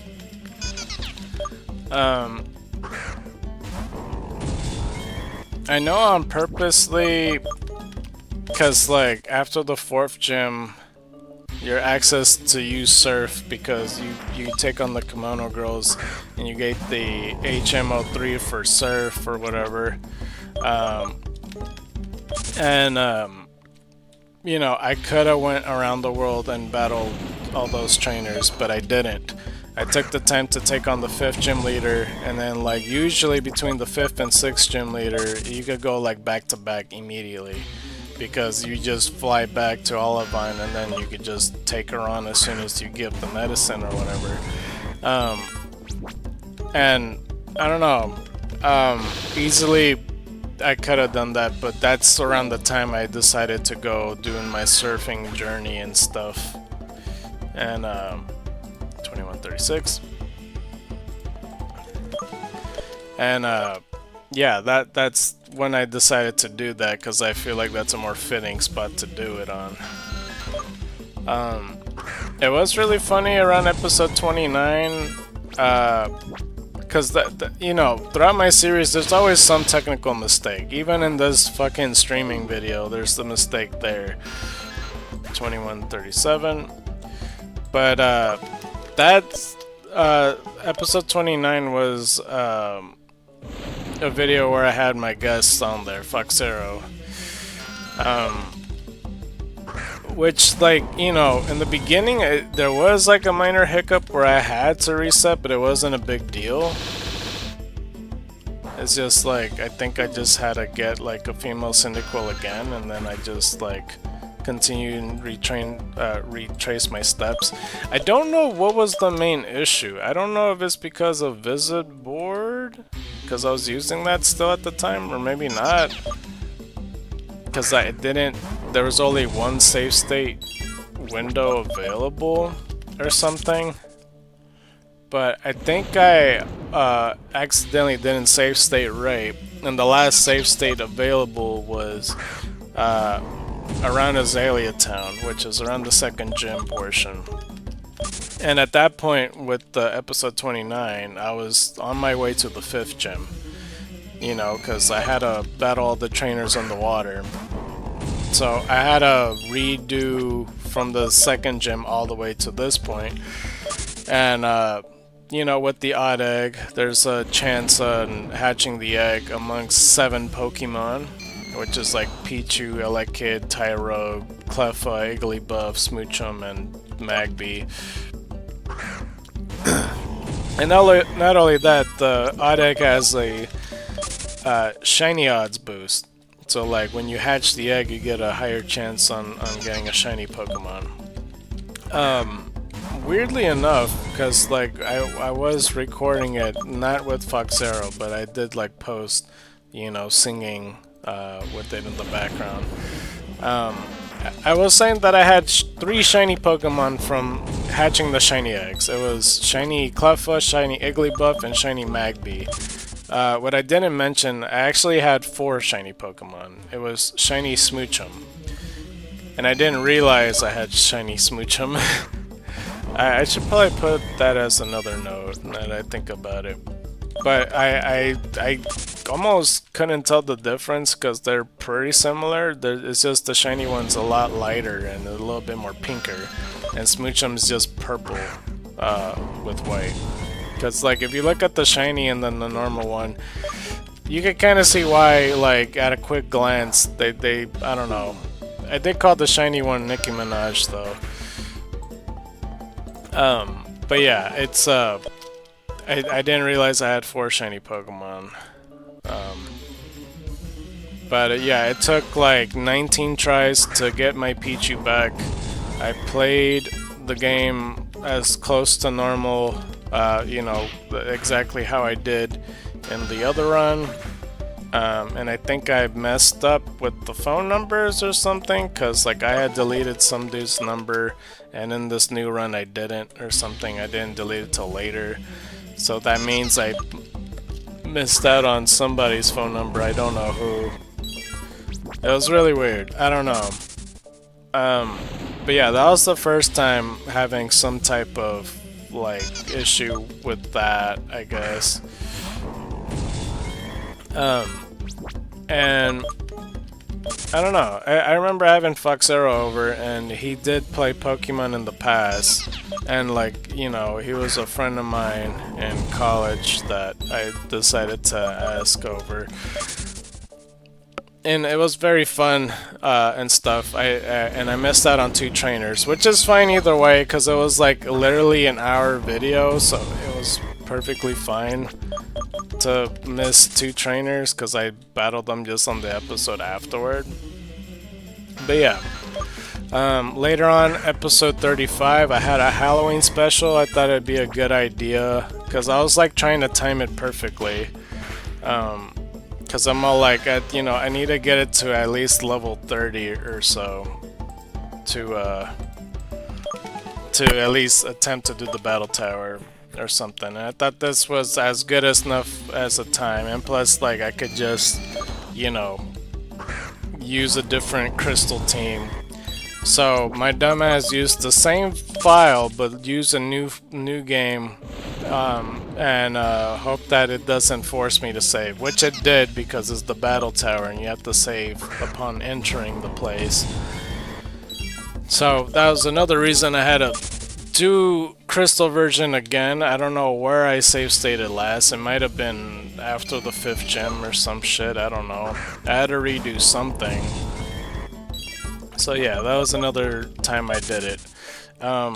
So, I was talking about Donkey Kong 64, that like, yeah, I could see why people wouldn't like that. That it's like, oh, I messed up, so I had to redo these things, and like, it's fine, or whatever. It's not exactly to the T the same. I try to get as close enough as possible. And then just push the story forward. I still don't know if I like missed out on the coins, whatever coins I didn't get in that new run in Donkey Kong 64, or if I did get them off screen, because I was meaning to. I have no memory whether I did or didn't, because I have both files, and I don't remember if the other file, if I just continued and caught up with the second file that I played, if that makes sense. So in this case, for Crystal version, obviously, if you do a zoom in on all the technical small differences that I didn't have or whatever, the first run I had 3 leaf stones. In this new 2 runs, I no longer have those 3 leaf stones. I just have like 1, because I like got lucky just to get that, and that's it. So that's like one example of something that may not be as big of a deal, but like, this is clearly a different run, for example. Because yeah, like I said, with 3 leaf stones, and then Donkey Kong 64, 3 banana coins. They're special items, but in the long stem of things, they don't entirely hurt the run. I don't know if that makes sense. It doesn't hurt the run whatsoever, but what I mean to say, it's just that's just like a blemish when it comes to that. Because, obviously in a perfect world, I wouldn't want any, do-overs on any of the Let's Plays or Nuzlocke I do, because, like, it happens where, like, oh, my audio recording didn't go through, so I have to do post commentary, or oh, the game audio's gone, so I have to do filler footage. Like, I don't like any technical mistakes like that. Or like, oh shit, like this save over, so I have to redo it. Well, but it's no big deal. No Pokemon even struggled at all. And like, even me saying that just sounds like a lie, but it's like, oh, it's because I caught that like it wasn't actually recording or whatever. Like, these are the reasons that are the scrap recording, and I hate that shit so much. That's just what I have to deal with. But yeah, I still have yet to reach the part where I literally just talk shit to myself. I'm like, man, I just wasted my time with this IGN thing. Like, no shit is not gonna work. It's a Spearow and a Cynical. IGN don't know what they're talking about, and I wasted my time, and I didn't even do the bios right. I wasted this episode. Like, it's something like that. I'm almost at that part. I'm pretty close. But yeah, I shouldn't kick myself too hard for that. 2145. Because, you know, even in the future, I guarantee I'm gonna make more mistakes in the future. And I still got other series to watch, so I'll see more and more mistakes. So, like, eventually I'll watch Pokemon Yellow. I still want to watch the Legend of Zelda stuff first, but yeah, it should be interesting nonetheless. 2146. I still would like to get as far as possible. We only got 146 so far at 4:46 p.m. But yeah, would like to get as ahead as possible. I am starting to get hungry though, for sure. I might have to go run to McDonald's after I pick up my relative. Yeah. That sounds good to me. But yeah, I mean, like, if there's anything to note, like, or anything I should know, because, you know, for example, like I said, Pokemon Prism had a similar problem, like, you know, in an Elite Four episode, for some reason, I don't know why, like, half the episode, like, I was battling one of the Elite Four members, and then, like, the other half of the episode completely muted. I don't know why. It had to been a rendering issue. And I didn't know this, because usually when I'm editing it, I'm watching it again, and sometimes when I'm, like, editing, and I'm like, okay, let's see how the episode looks, I would watch from start to finish. You know, sometimes this would happen. Like, I practically watch what I edit, like, in total of 3 to 4 times, because, you know, you just keep editing, go all the way through. Well, it depends on the day, so, like, 1 to 2 times is a safe bet, for sure, like, even on a quick day or whatever. But I remember rewatching that episode in the editing, and it was fine, and, like, going back to, like, the editing thing, I'm like, wait, what the fuck, why is, like, it wasn't because even I opened the editing side. I remember, like, because there's always a point when I'm, like, you know, watching to see, oh, the best of that year's moments. So I rewatched the series of that year, or whatever. And I had rewatched that part, and I realized, I'm like, wait, it's been weeks and nobody told me that half this episode is muted? What the fuck? And so, like, weeks or days later, like, I open the file and I see the problem or some shit, and I try to fix it. I'm like, alright, well, this is a remake. I'll still keep the original, though. Yeah, it's very bizarre. But if any of those mistakes happen, just please let me know. I don't want, like, the video to be out. Next thing you know, a couple years later, it's like, oh shit, there's a glaring mistake on here, and I could have fixed it the whole time. Yeah, because it's better to let me know as soon as possible before it's too late, because I don't want that to happen, and I don't get comments like that for them to be like, oh, by the way, you made a mistake. Like, it's not 9 It's not 9 million, it's actually 10 million. I don't know what example this is, but you know what I'm trying to say.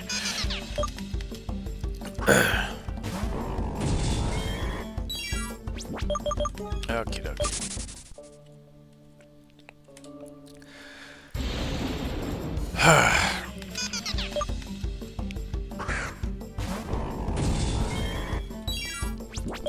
Yeah, I'm trying to, well, I mean, I always, every now and then I do say that in my videos, just to be like, just let me know if there's ever a mistake, just letting me know. Also, for future reference, in case there's more than one person telling me the same thing, more likely I would get it from the first one. Also, to be fair, sometimes when people comment, and there's the rare chance that I don't know what the hell you're talking about at all. So I'll just keep it going, I guess. That's very rare though. There's like a few comments that I look back and I'm like, I have no idea what this person's saying. And that's okay. Like, I don't know. Alright, it's almost finished with these.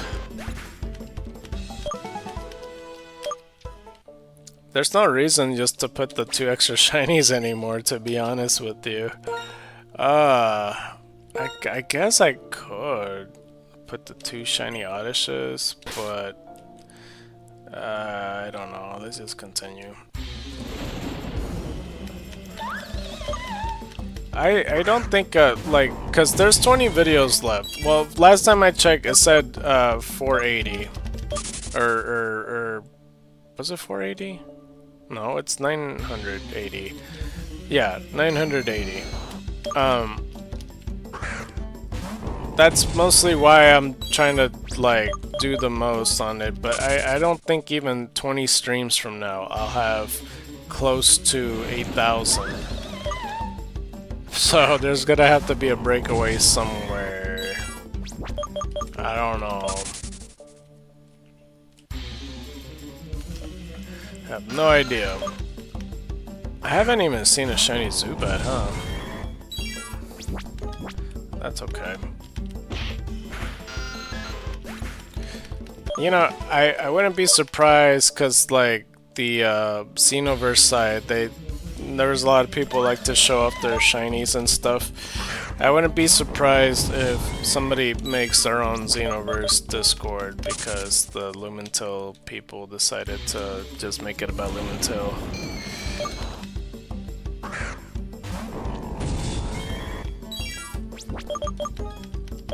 Okay.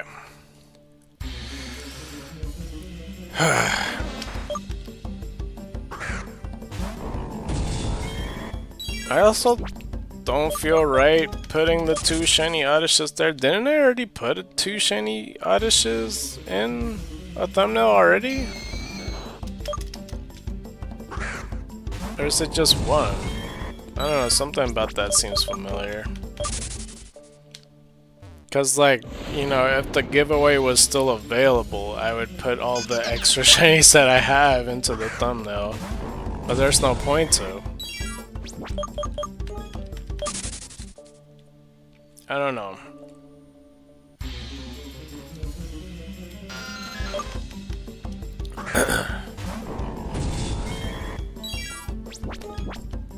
Four more body slams.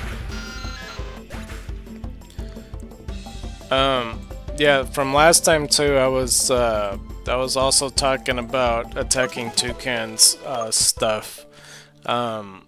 You know, surprise, surprise, his channel never left. It's fully back. It's fully financially stable again, because people gave him money, and, you know, he played for, I don't know how long he played for. It might have been 3 weeks, something like that. It felt like a while. And now he's starting a new series that's like, it was like Legend of Zelda Souls-like, like, you know, like Dark Souls related, like, but it's Ocarina of Time and Majora's Mask. There's not too much that I hadn't already said from the last one. It does not surprise me at all that he never left. it'd be surprising if he did leave, because then it'd be kind of like, I don't know, it would come across as like a, you know, because if the people just decided not to pay him as much, he might, you know, take it as a disrespectful, alright, well I guess I'll just actually retire then or some shit. But again, that was never gonna happen. And because he did announce it in a community post, and in the comments, no less too, there was people going like, yeah, no problem, man, well, you know, we love you, you know, if you ever have another financial trouble, just do these subathons again, and we'll help carry you. And that's what I was talking about. I don't know, just to get that support, like, I was like, well, yeah, no doubt they're gonna help you out. Again, my main problem, my main gripe with that is, like, I didn't like the fact that, you know, that literally the only thing that bothered me throughout the whole thing with that was him saying that, oh, if this doesn't work out, I'm gonna have to retire. It's like, you literally don't have to say that. It's just a hiatus. I'm going through the situation that you're going through, and I'm calling it a hiatus. I'm not gonna fucking retire. It just, it doesn't, I don't know what the right word is. It's not fraudulent, it's not lying, it's not, it's just, I don't know. It just feels a bit dramatic. But, yeah, he's doing that.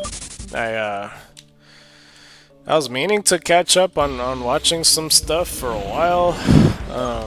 But I don't know, ever since then, for like the past month, I guess, I hadn't watched the Souls-like game from whatever he's talking about.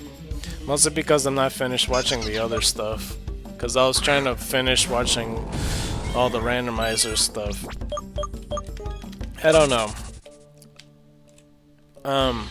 One thing that I could confirm that I was wondering about, and like, well, nobody else is gonna give a shit pertaining to this, but it crossed my mind.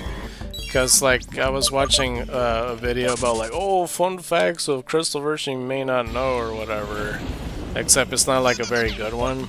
They were like, oh, you know, you could battle this person only at the nighttime. And I was like, yeah, I mean, I already knew that, because security guards next to the daycare, for example, and outside the national park do that. But I was all like, they were pointing out the lady that's, like, above Olivine. As well, and it maybe, well, I don't know if this was the main reason why I decided to watch Crystal over Zelda, because I'll still eventually watch Zelda, but I remember thinking to myself, I'm all like, I did battle this lady, right? Because they were like, oh, you could battle this lady that's looking for meows, she only battles you at night. I'm like, no, I'm pretty sure I battled this lady, like, I had to have known about that at the time.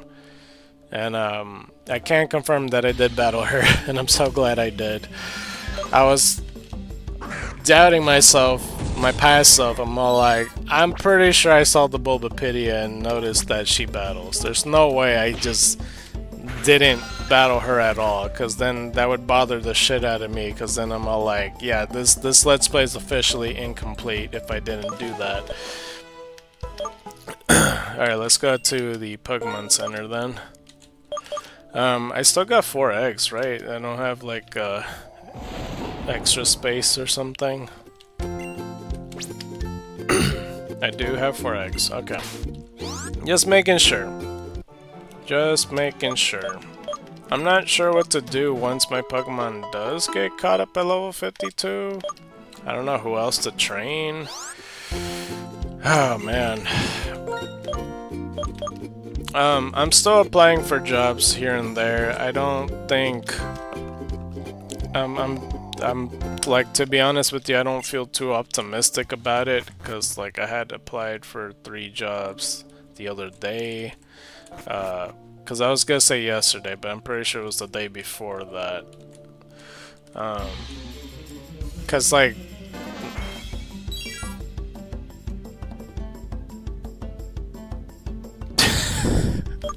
That's our 3rd Oddish! What the fuck is happening, dude? Alright, I might actually have to change the thumbnail. Oh my god. 3 shiny Oddishes. Alright.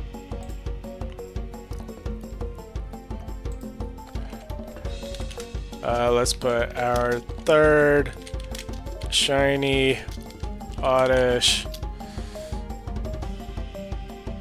Let's go.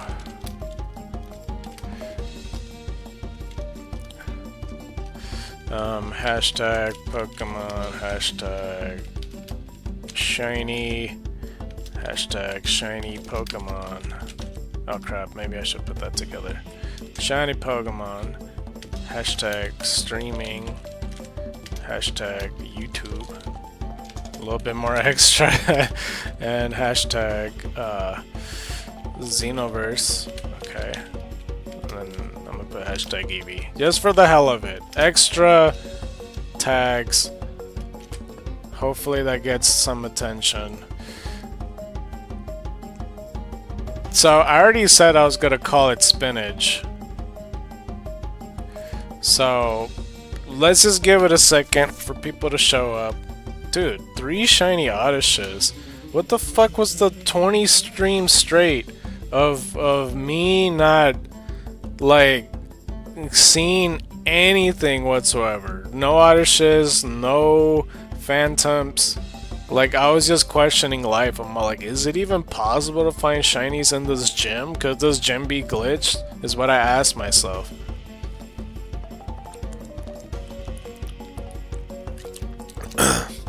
I was just unlucky in that time period, and I guess I'm lucky for today. 3 shiny Pokemon in the span of 5 hours, which is not too crazy, but I mean, considering this is a fan-made game that the odds are about the same, not bad. Let's give it one more minute before we continue. I didn't give it too much time last time. We'll just give it a little time for it to do the thing.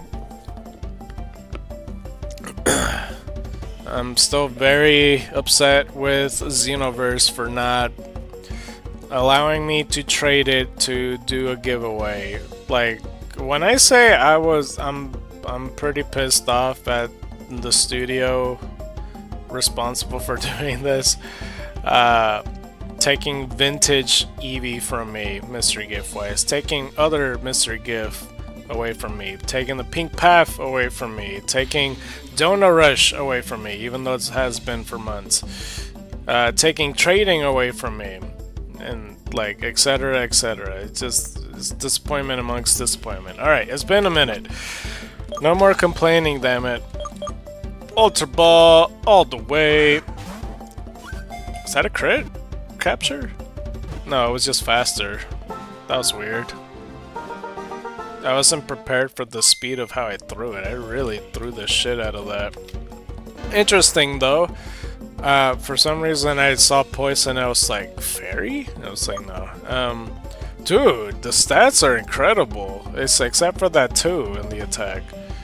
Look at that. 26, 26, 23, 22, 22. That's not bad. Defense is up, special defense is down.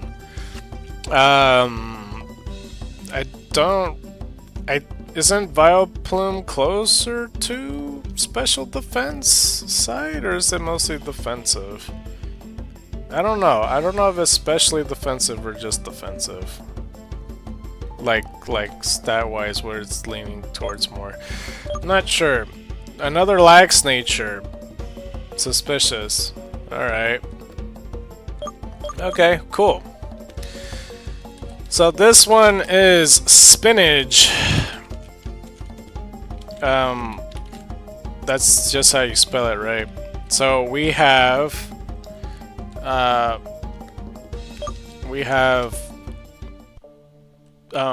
asparagus, Brussels, and now spinach. We have the whole vegetables cane, and it's already 5 o'clock. Excellent. We'll get a look at them. I'm pretty sure they're still in the Eevee box, and I'm also pretty sure the egg's gonna hatch relatively soon. It's just funny that I just have the vegetable trio brothers.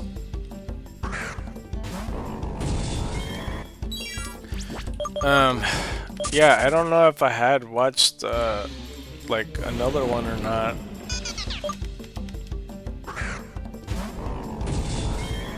I don't think I have reviewed another Xenoverse one. I really should. I don't know if I could do that tomorrow, but pretty soon.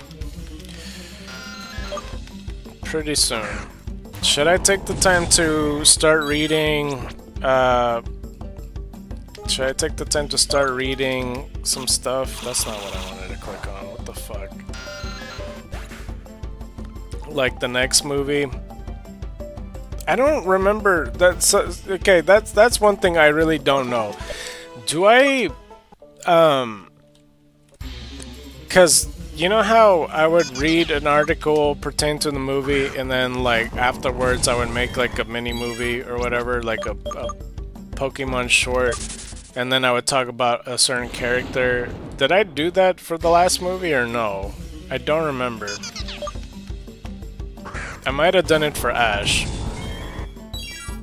But I'm having a hard time if I did it for Jesse and James. Because I know I did it for Jesse. I'm forgetting if I did it for James or not. I'm gonna have to review that too. That's gonna be much longer. Oh god. I'm at a, in the future, peak on the James one, and then we'll go from there. Because I really have no idea. 2154.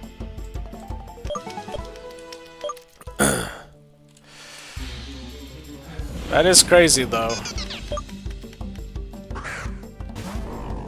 And you know what's crazier? I almost missed the second Oddish because I was reading the chat, but I heard the sparkle. I'm like, what? And I didn't even know it was the Oddish on my screen. I was like, I hear a shiny. I don't know what it is though, because I didn't hear it that closely. I just heard the sparkles. Because my alert dog brain just went like, what? Oh, squirrel. Let's see here.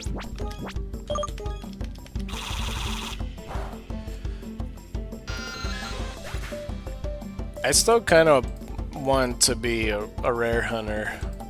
That sounds pretty cool to me. Like I'm not like a typical shiny hunter. I want to be a rare hunter.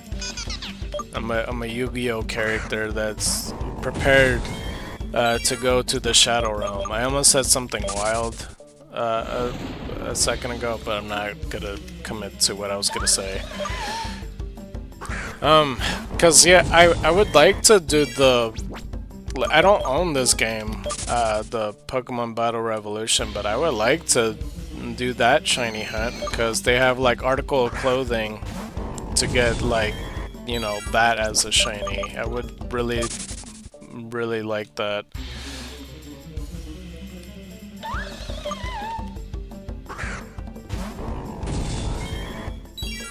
There was like another thing too with Cool Boy. Oh my god, I can't speak. Cool Boy Finn. I don't know why part of me wants to say blue. Maybe it's Cool Blue Finn. But the dude that, like, you know, has like the very niche and obscure facts on Pokemon. Because there was one part in particular that he talked about a Spinda that you could get as a shiny, but not in like in the overworld, like to catch one, but in your Pokédex because it's a different entity. But I don't have that power. I don't have that power at all. Or that power. What was I gonna say? Well, I mean, first off, he did. I think it is Cool Blue Finn, something like that. I used to know this. I'm pretty sure it's something along those lines. Like that one's to a degree. It's half and half. It's a rare hunter, but it's a shiny hunter thing too.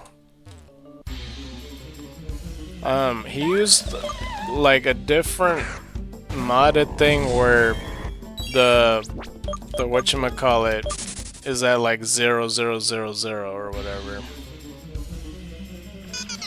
for like the for your ID, and then it goes up one or whatever, or like it's at the most neutral one, like the most basic one to keep on searching for Spinda and just finding the right exact one. Weirdly enough though, like in Emerald version, because I don't think I did mention it. When I caught my shiny Spinda, because I did catch one in Emerald version and such, I was trying to catch up because I've been for years trying to complete Emerald Legends, but never had the opportunity to.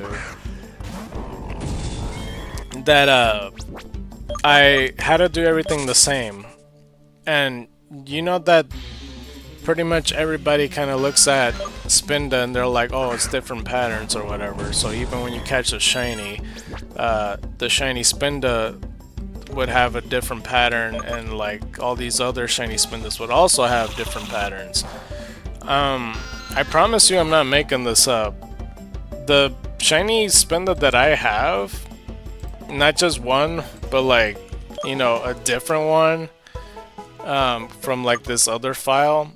And then not only that, like finding like a whole separate one, and then eventually running into a third shiny Spinda. And just keep in mind, in this alternate universe, because this first shiny Spinda is within the Let's Play.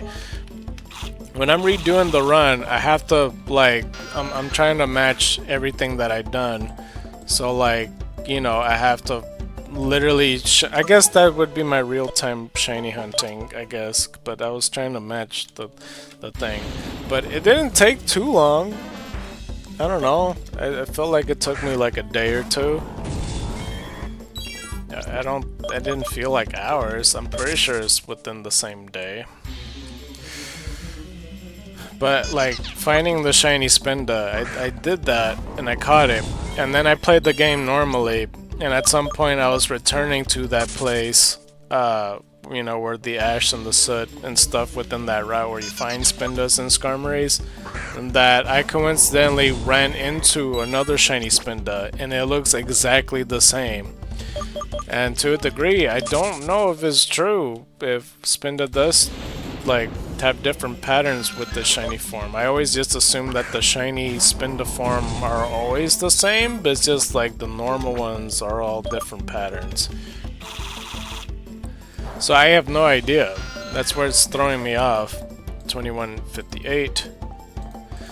I still gotta catch up with all that though, cause I'm like for sure procrastinating with all of that.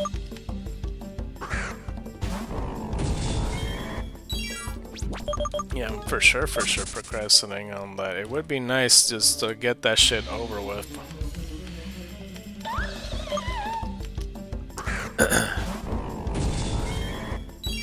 I also, part of me does want to do the, you know, fight the Eevees again.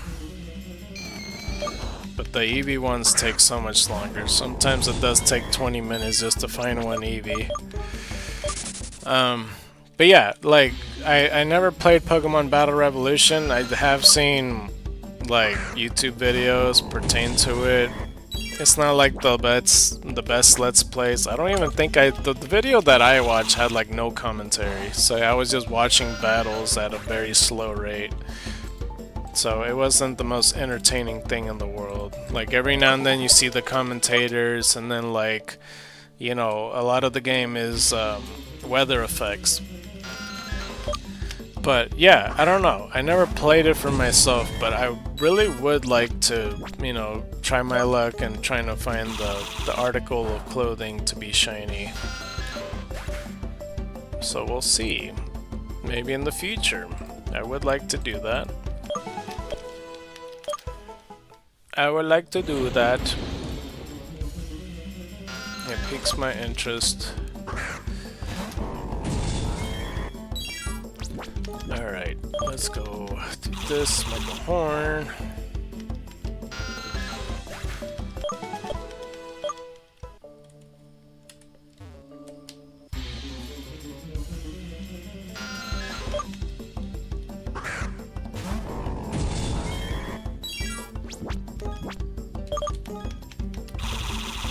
I guess I could get started with the next movie then. I really, really hope. I'm almost positive that I did cover like Jesse James and then Ash, because I remember Ash being like the longest one.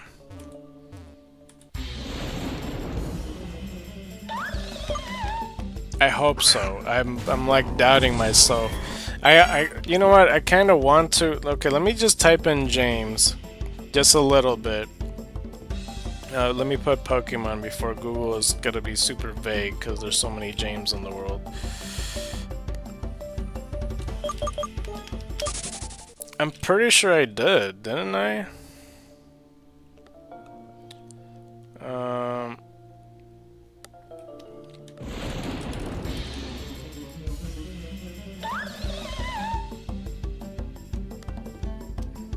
I might have to peek at this some other day, actually. No, this is way too much text. Oh man, I'm really doubting myself. Okay, let's go look at the 23rd movie then. Pokemon 23 movie. 23rd movie. Secrets of the Jungle. Wait, I thought that was the 25th movie. Wait, how many? Okay, this is the last one? I thought it was 25 movies. Wow, I didn't think this was the last one. I feel like the page fucked up just now. What the hell? I swear it morphed. Alright, well... I don't know why it says this, but it says if you were looking for the TCG release with the said series identifier M23, see McDonald's Collection 2023 TCG. No, but thanks, Bulbapedia. Anyway, Secrets of the Jungle, Coco.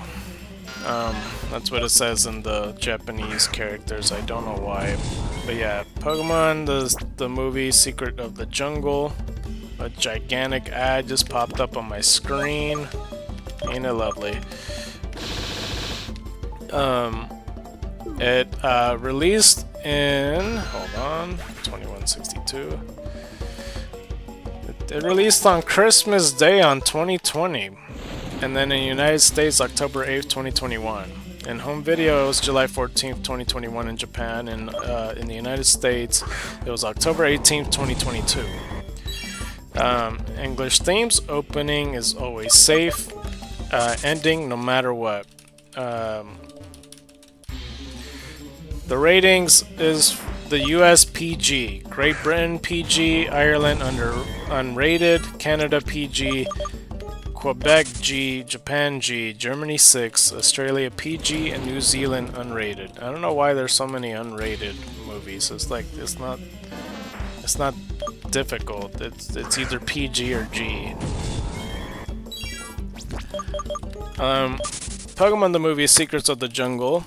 Pocket Monsters the movie Coco. It's the 23rd Pokemon movie, the only one released during the broadcast of Pokemon Journeys the series, and the final movie released during Pokemon the series.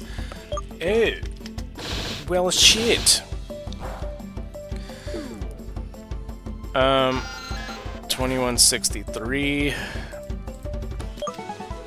It was originally scheduled to be released in Japan on July 10th, 2020, but it was delayed to December 25th, 2020 due to the COVID-19 pandemic. It was released worldwide outside of Japan, China, and Korea on October 8th, 2021 on Netflix. It received a theatrical release in mainland China on September 10th, 2021 and in South Korea on September 15th, 2021. Also, if you guys want to follow along what I'm reading, be sure to go to Bulbapedia on the 23rd movie on Secrets of the Jungle. I'm not too far in. I'm about to go to other posters and logos in a second. I'm like one paragraph away. Well, two. But yeah, it was first hinted at in a teaser following M22 Japan featuring Pikachu. It was first revealed in a teaser trailer that aired in Oha Suda in Japan on January 10th, 2020. A full trailer was later released on February 28th, 2020. Pokemon Day, everybody. That's when it came out. 2165. The first English teaser trailer was revealed on November 13th, 2020. It is the third movie of a trilogy set in an alternate continuity from the main series established in I Choose You and The Power of Us, and is followed by Distant Blue Sky. Wait, I don't fully understand. It is the third movie in the trilogy. Isn't I Choose You and then The Power of Us? It's before Mewtwo evolution, so are they not counting that? And I don't know what they're talking about with the Distant Blue Sky. I'll look at that later. Other posters and logos. There's Ash and Pikachu in a white background, but like on the foreground, it's a kid that's, you know, supposed to be looking like Zarude, like, you know, for his trainer partner or whatever. Because I've seen this food before, I just don't know his name at all. I've never seen this movie, obviously. But he's on a tree looking at him. I don't think Ash is aware that he's being watched. I hoped I counted that. But yeah, it has Japanese characters, and it has like the Japanese characters for Coco is just two backward C's, but like very squarish C's. Japanese poster coming July 10th. I see Ash, Pikachu, Zarude, and then that trainer. And by the way, the trainer that kind of he has like reddish hair, but he's tan, and he has like a weird white and brown shirt and wearing green cufflinks or something. I don't know if it's pants or not because it's kind of silhouetted away. But in this picture, it's just them sitting like a little bit closer to the bottom with the characters on grass, and they're just looking at the sunset and the distant horizon, which I imagine is the jungle that they venture in. Second Japanese poster coming soon. It's not nothing different. Like the only different really is like the bottom right on the first one says like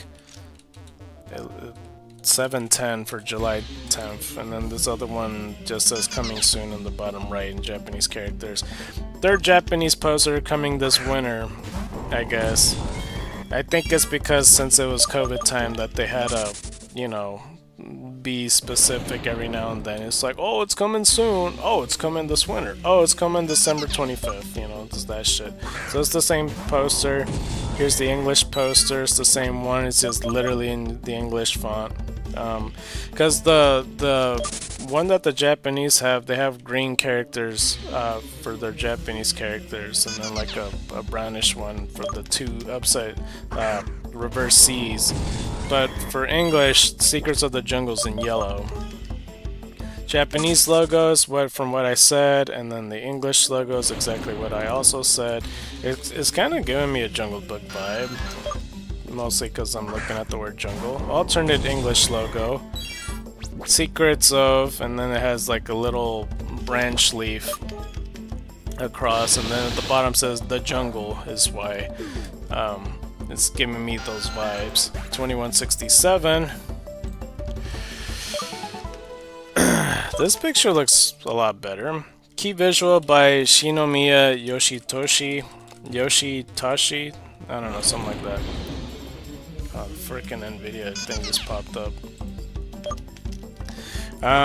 It's that same dude. I don't think I see Ash in this picture. I think I see Pikachu.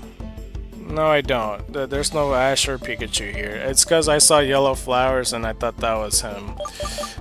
But there's like a lot of floral foreground, a lot of vines, and then some more jungle. And I think he's like on a swing or something. I'm not sure. Anyway. The blurb. Deep within the forests of Okoya, the mythical Pokemon Zarude live in a troop and maintain a strict rule that forbids outsiders from entering their territory. That sounds like so many other stories already. 2168. And not only that, like I already kind of grasped that this is like a jungle kid and everything. Like, you know, the Kangaskhan kid exists within the Pokemon anime, and I'm pretty sure other ones too. Like, there's a lot of those stories that like they got abandoned and then they were just raised by the Pokemon they were surrounded by, I guess, or animals, I guess. 2169. Elsewhere in the jungle lives Coco, a human boy raised by a lone Zarude who left the troop. Coco has grown up never doubting that he is a Zarude. But one day, a chance meeting with Ash and Pikachu leaves Coco with his first human friend. You know, I was kind of doubting myself that I'm all like, well, maybe he just, you know, he's a jungle kid, but he has a village. But no, they just outright says that he was raised by the Zarude and now he thinks he's a Zarude. Similar to Mowgli thinking that he's a fucking wolf. But yeah, is he truly a Pokemon, or is he in fact a human? When danger threatens the jungle, the bond between the bond between Pokemon and human, and the love between parent and child will be put to the test. Alright. I remember in elementary school that I was like forced to make blurbs like this. It's like, oh, you have to make it interesting. So if you put the story, try to make a movie arc thing, get the people engaged. And like the teacher would tell me, and I'd be like, oh, I'll find out in this epic journey to fucking just watch this movie, okay? And like that's just kind of what we had to do. I don't know if I was 3rd grade or 4th grade, but I remember doing that. Anyway, we're at the plot section in movie 23 on the secrets of the jungle. If you want to follow along in Bulbapedia. 2171. Deep within the forest of Okoya, the tribe of Zarude lives at the heart tree and its surrounding healing springs. The Zarude reigning over the jungle, regularly terrorizing other wild Pokemon and stealing their food. It's a fucking legendary. It doesn't need to steal food. What? Alright, whatever. One day, after collecting stolen food, one of the Zarude hears crying and discovers a human infant in a cradle on the riverbank. I swear on everything, if this is just the Jungle Book story, I'm gonna be very upset. Because I don't like Mowgli. And if I don't like Mowgli, I might not like this guy. And keep in mind, it's not just all jungle people, because I like Tarzan, okay? And I also like George of the Jungle. Is that all the jungle people? I'm trying to think. There's like I remember there was a Jungle Book movie that, like, you know, they portrayed Mowgli as an adult, that he wasn't a kid. Like, he was much better, but they made it more action-y. You know, he made it so he would fight Shere Khan himself. That I, you know, preferred a lot more, because this kid Mowgli, I just don't find him believable at all. Like, I get it's a cartoon, but like even Tarzan as a kid made more sense to me than Mowgli. This dude, he had no survival instincts. Zero survival instincts. If you ever watched the cartoon Jungle Book, it's atrocious, dude.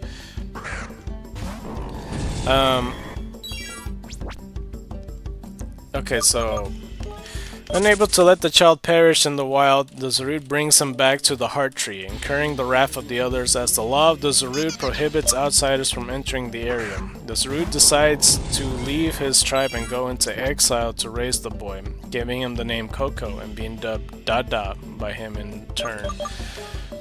How many Zarudes are there? Like, he is considered a legendary Pokemon, right? That's what I always thought. 10 years later, Ash Ketchum and Pikachu plan to travel into the forest of Okoya from nearby Milfia town. Milifa town. They set out after a brief phone call between Ash and Delia that the former abruptly ends. A short time later, Ash and Pikachu come across a wild Cramorant in the jungle, but it escapes after attempting to swallow Pikachu and spitting him out. They then pursue a wild Flapple. I do like that this is an Eevee-chan, which also escapes. I didn't read that right. They then pursue a wild Flapple, which also escapes. Ash and Pikachu come across Sharon and a research team from the Biotope Company, a scientific organization studying the jungle in the search of the healing springs.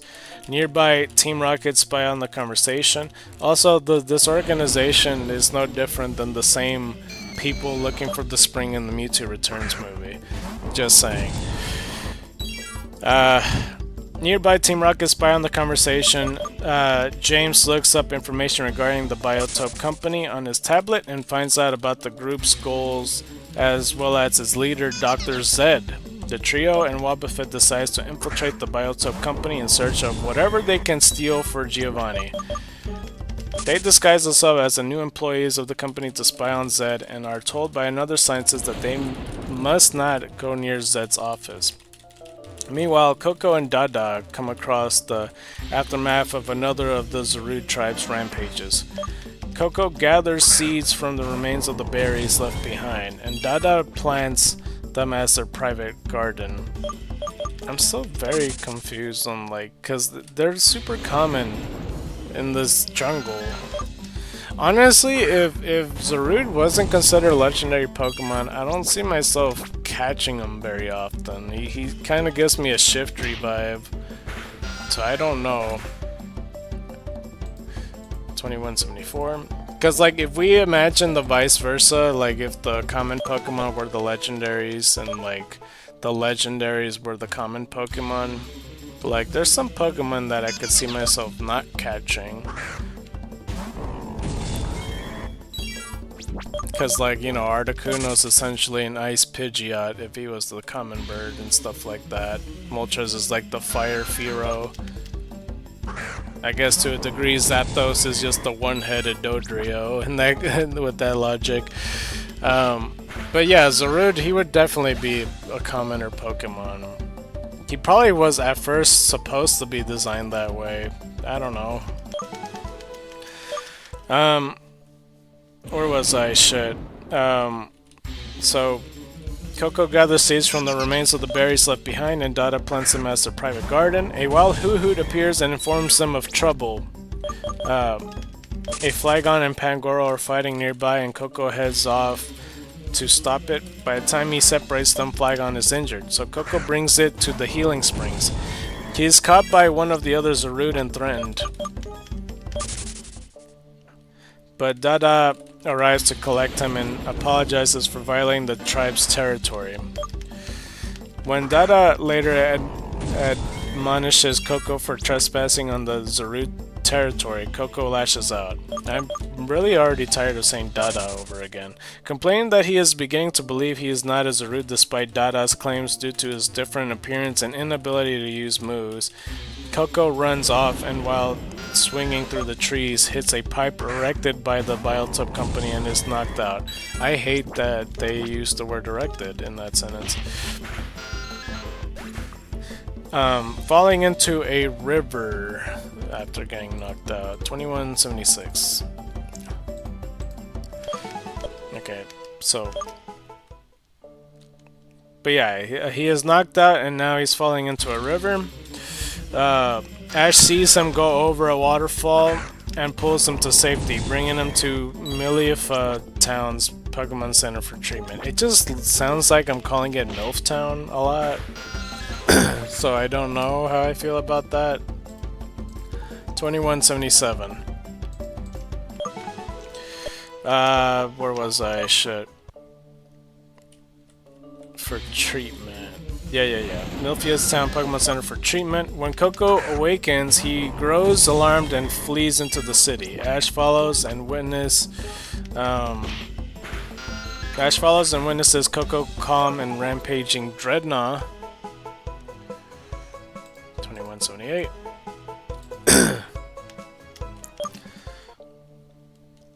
Ash follows and witnesses Coco calm a rampaging Dreadnought. Seeing Coco communicate with Dreadnought and Pikachu and react in confusion to witnessing the use of a Pokeball leads Ash to realize Coco believes he is a Pokemon and has not seen other humans before. Ash introduces himself and manages to learn Coco's name, and the two spend time in Millifuzz Town together, acquiring human clothing and food for Coco. My friggin' voice. And watching people and Pokemon interact.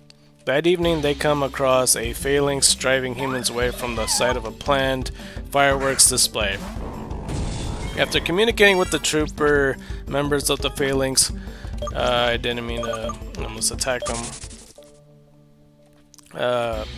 Coco saves their brass from one of the fireworks tubes, resolving the issue. Millifuzz Town Mayor later thanks them for the aid and explains that the display is to honor Celebi. Oh, is this the Shiny Celebi movie? Or did I get that wrong? So, to think of it, right? In all the movies, Shiny Celebi and the Shiny Beast are a thing. Just think about that. That's 4 shinies. That's a lot. But yeah, the display is to honor Celebi, who is said to visit in time of peace and leave an egg from the future behind in its wake. So this is its breeding ground. Okay, I feel like, did I miss a sentence earlier or no? Or did I get everything? Because I think I lost myself at the phalanx part. After communicating with the trooper members of the phalanx, Coco saved their brass from one of the firework tubes. And then it's the rest. I hope I read that part, because I really don't know. After seeing a parent and child in the town, Coco becomes excited and introduces Ash and Pikachu to Dada. Stop calling him fucking Dada. At least it's not like the other one. Like, imagine Coco keep calling him Daddy or some shit. That's gonna be fucking annoying quick. Because I already had to do that with Wallace and everything.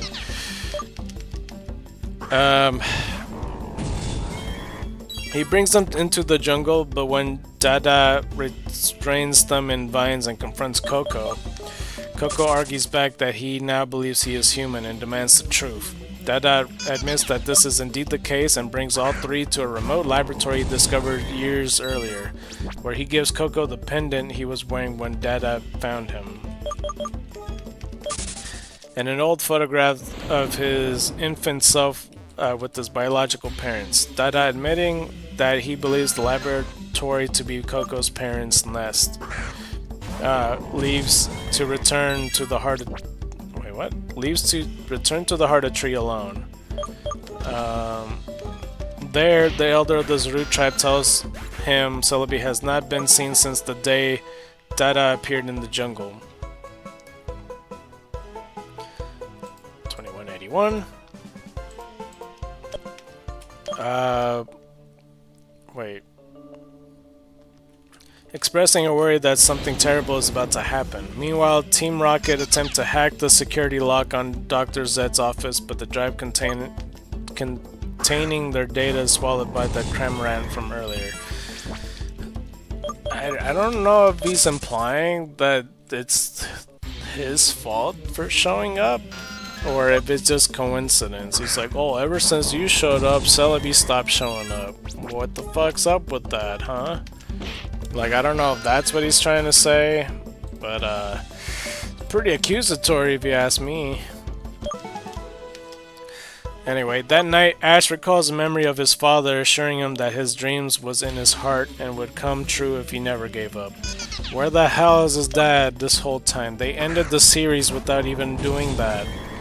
Inspired, Coco begins searching the laboratory for more evidence of his past and comes across a wallet with the Biotope Company's logo on it. Recognizing the symbol, Ash brings Coco to the company's building the next day. Dr. Zed greets them, but is visibly shaking when he sees Coco. Upon Ash showing him the photo, he explains that Coco's parents were Crom and Faza Molly. Oh my lord, this name. Crom and Fossa Molybdenum?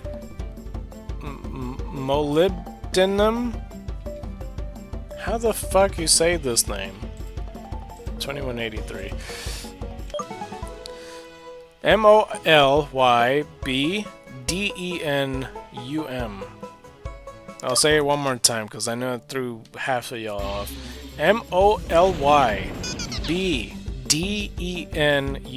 The B and the D next to each other really fucks me up. Molybdenum? Chromenphosa molybdenum. His former colleagues on the Healing Spring research that and that Coco's real name is Al molybdenum, whatever.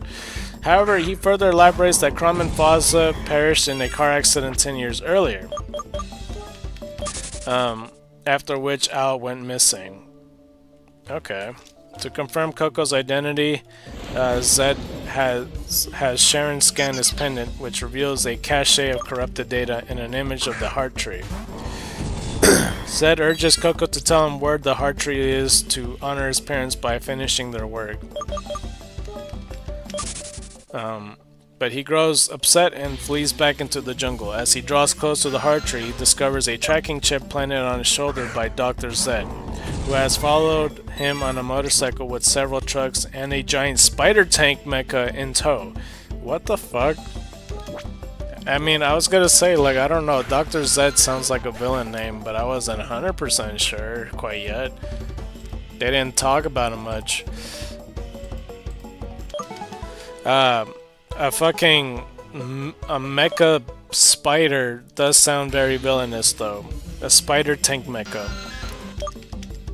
Ash and Pikachu, who tried to follow Coco but became lost, no shocker there, are led to the scene by a Skovet Coco befriended. Zed captures Ash, Pikachu, and Coco in his Arido string shot and imprisons them in one of the trucks to prevent their interference while he leads the rest of the team to the heart tree. That was a lot. 2185. Oi. Okay. Wait, was that the last move I had? Wait, I need to check for that because I need to go to the Pokemon Center.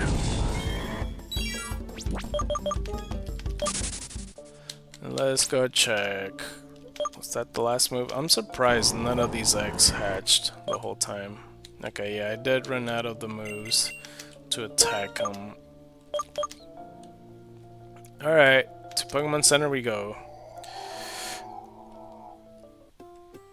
Okay, after the heart tree, the Biotope Company team detects a powerful energy source. Dr. Zed orders anchoring missiles to be fired into the tree, releasing the healing spring water. He informs a horrified Sharon that his target was never the water, but the tree itself. Okay. Let's go fly back. Where was I? Shit. I'll see what I have in a second. Hold on. Oops. I don't think it makes a difference which grass I go to be honest, but it's fine. Let's just go to this grass. I'm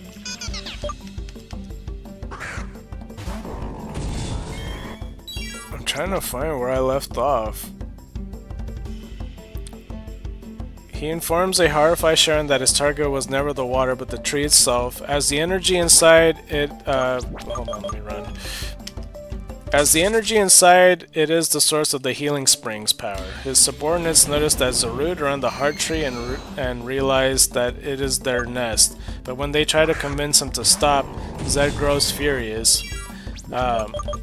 Meanwhile, Team Rocket schemed to steal Pikachu by hijacking the truck Ash, Pikachu, Coco, and Skovet were imprisoned in. When the Cramorant reappears, they instead decide to take advantage of Cramorant's habit of swallowing Pikachu. But when it coughs up the drive it swallowed, they let Ash, Pikachu, and Coco go in favor of breaking into the Z office. My bad, I was trying to wrap that up. See, Cramorant seems like a Team Rocket Pokemon, like, because it has a thing about, like, eating Pikachu, and I don't know how common that is in Pokemon Journeys or whatever show it's called. Dr. Z, remembering Crom Molybdenum, I can't say that name at all, Molybdenum, telling him something about Pokemon and humans being equals in the past. Swears that he is making the right decision before coldly deeming Sharon and his other subordinates the same as Crom. Ash, Pikachu, and Coco catch up to the Biotope Company team, and their intervention causes Zed to completely snap.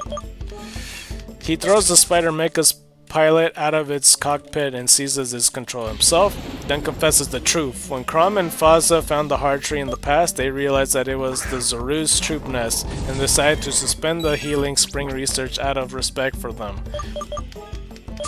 Zed, considering Pokemon below humans, tried to convince them to change their minds but was unsuccessful. Team Rocket discovers an old video log in Zed's office showing him descending into madness and thrashing his desk before deciding he should lead the Biotope Company himself.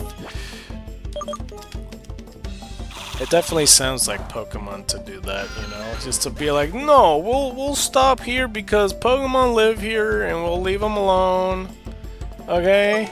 Like it makes sense to me. Okay, where was I? Shit. And thus must eliminate the molybdenums. I hate this name. Molybdenums. He pursued them through the forest, running their car off the road and causing a fiery wreck before stealing their sample of the spring water and leaving them to die in the subsequent explosion. This fucker straight up killed them. Unbeknownst to him, they had sent the infant Owl down the river in a cradle with the remaining data containing within his pennant, leading to Dada finding and saving him. So, even though they literally had a car explosion, maybe perhaps the car didn't explode yet before they got to do this, because holy crap, if it exploded and they still did this, or maybe they were on the verge of dying, I'm not sure. Deeming Coco's survival as a fortunate miscalculation, Zed closes himself up in the mecha and swears that he will not be stopped. That Sarub troop rallied by their alpha joins Ash, Pikachu, and Coco in fighting Zed, but the mecha overpowers them until Dada, despite being injured. Let's go through this. Arrives with the Pokemon of the jungle, having convinced them. Hold on, might as well add another one. 2187.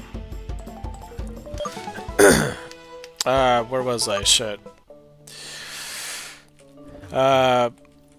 Despite being injured, arrives with the Pokemon of the jungle, having convinced them to aid by apologizing for his troop's previous selfish behavior and asking for help saving his son.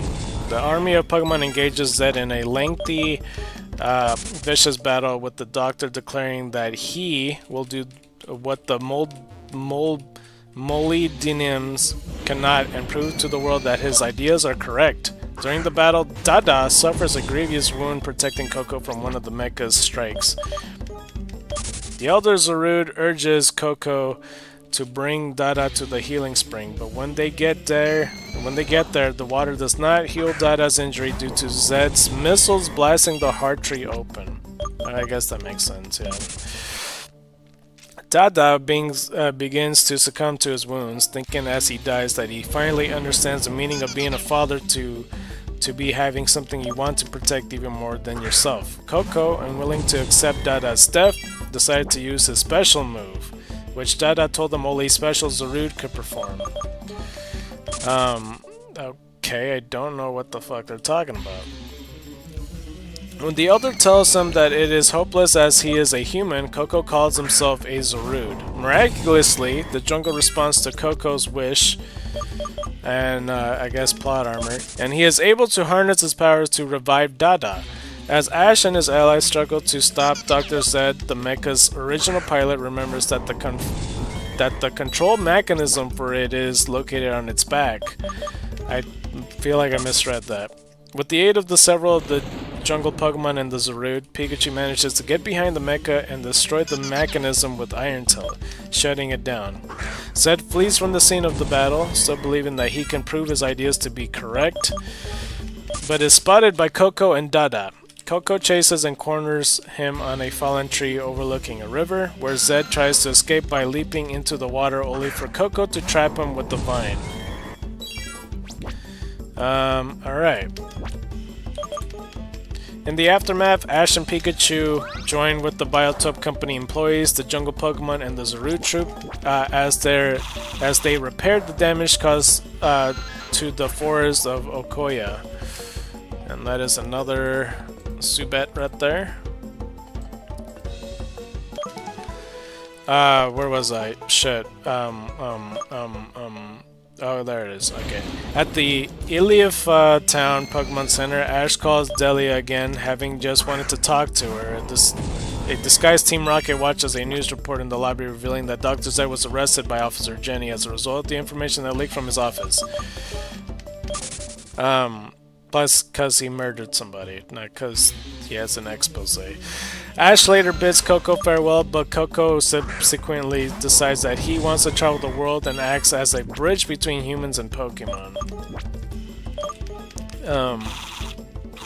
He gathers a bag from Dada's nest and catches up to Ash, but trips and spills its contents, discovering that Dada left him a goodbye gift in the form of berries grown from the plants in their garden. I guess he's gonna journey out, I suppose. It doesn't make total sense, because, like, I don't know. Like, the Kangaskhan kid, like, he's probably old enough by now. I don't know. He could have journeyed. He's the true gap between this dude only been hanging out with, like, Zarudes. And I guess, to be fair, like, the kid's been hanging out with just Kangaskhan. But I imagine his stuff is useful. I don't know. Okay, where was I? Fuck. 2190.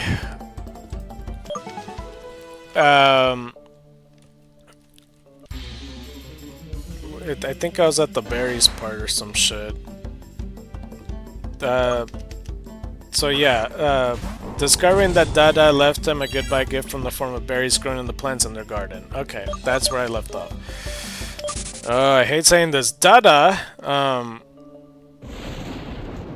the rest of the Zarude give him a final farewell by turning the healing springs into a geyser, and he bounds into his new future, embracing his dual identity as both Pokemon and a Zarude. Later, at the Heart Tree, Dada sees that Shiny Celebi has returned to the jungle, heralding a new era of peace between all of its Pokemon. They can't just keep showing a fucking legendary towards the end of the movie and then everybody just makes it seem like it's the fucking highlight. Like, I know a Shiny Celebi is a big deal, but like, that's what happened with the Power of Us movie, where Lugia just shows up one fucking time and everybody shits themselves. But yeah, so that's the end of the plot. They cut a lot of stuff because, you know, I don't know how much action there was, but they were keeping it brief. But feature Pokemon Zarude and Shiny Celebi. Major events, it says debuts, 2192. We got Zarude, regular and Dada. Gossifleur, Eldegoss, Cramorant, regular, gulping and gorging form. Arrokuda, Flapple, Phalanx, Rillaboom, Inteleon, Dubwool, Bolton, Blipbug, Dottler, Impidimp, Thievul, Stunfisk, the glaring form of that, Berserker, Hatchrim, Cremia, and yeah, that'd be it. For characters, humans, there's Ash, Jesse, James, Delia, Nurse Joy, Officer Jenny, Coco, Dr. Zed, Sharon, Crom, and Fossum, Moldy, Denim, photo flashback, Millie, Foottown Mayor, Scientist, Rita, cameo, Phil, cameo, and then Mother and Daughter. I swear that pisses me off every time I see it. I don't know why. It just triggers me. I'm all like, I can't stand that they're in every fucking movie, dude. I don't know why. Pokemon. I'm just gonna read just the Pokemon. I'm not gonna say who they belong to or anything. Well maybe, I don't know. Pikachu, Meowth, Wobbuffet, Chansey, Aridos, Wooloo, Double, Natu, Happiny, Bonsley, Croagunk, Badoo, Lillipup, Poliwhirl, Drifloon, Xatu, Krokorok, Mienshao, Greedent. Oh, finally. Delibird, Mr. Mime, Impidimp, Dedenne, Jigglypuff, Kirlia, Scraggy, Machoke, Wartortles, Poliwag, Growlithe, Azumarill, Mawile, Cleffa, Surpluff, Inkay, Helioptile, Boltund, Ponyta, Clink, Morpeko. Okay, let's go call you 260. I'm pretty sure it's 260, right?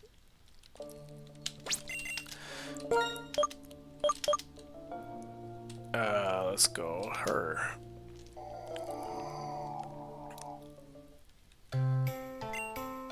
Oh, I went the wrong fucking... Okay, whatever. I could just write up there. All the way... Oh, okay, shit. Let's go turn in the egg. Yeah. Or not the egg. Alright, I have to return these guys too. Alright, let's go jump to... box 3, I guess? Wait, which box am I missing here? Oh, it's this one. Box 119, alright.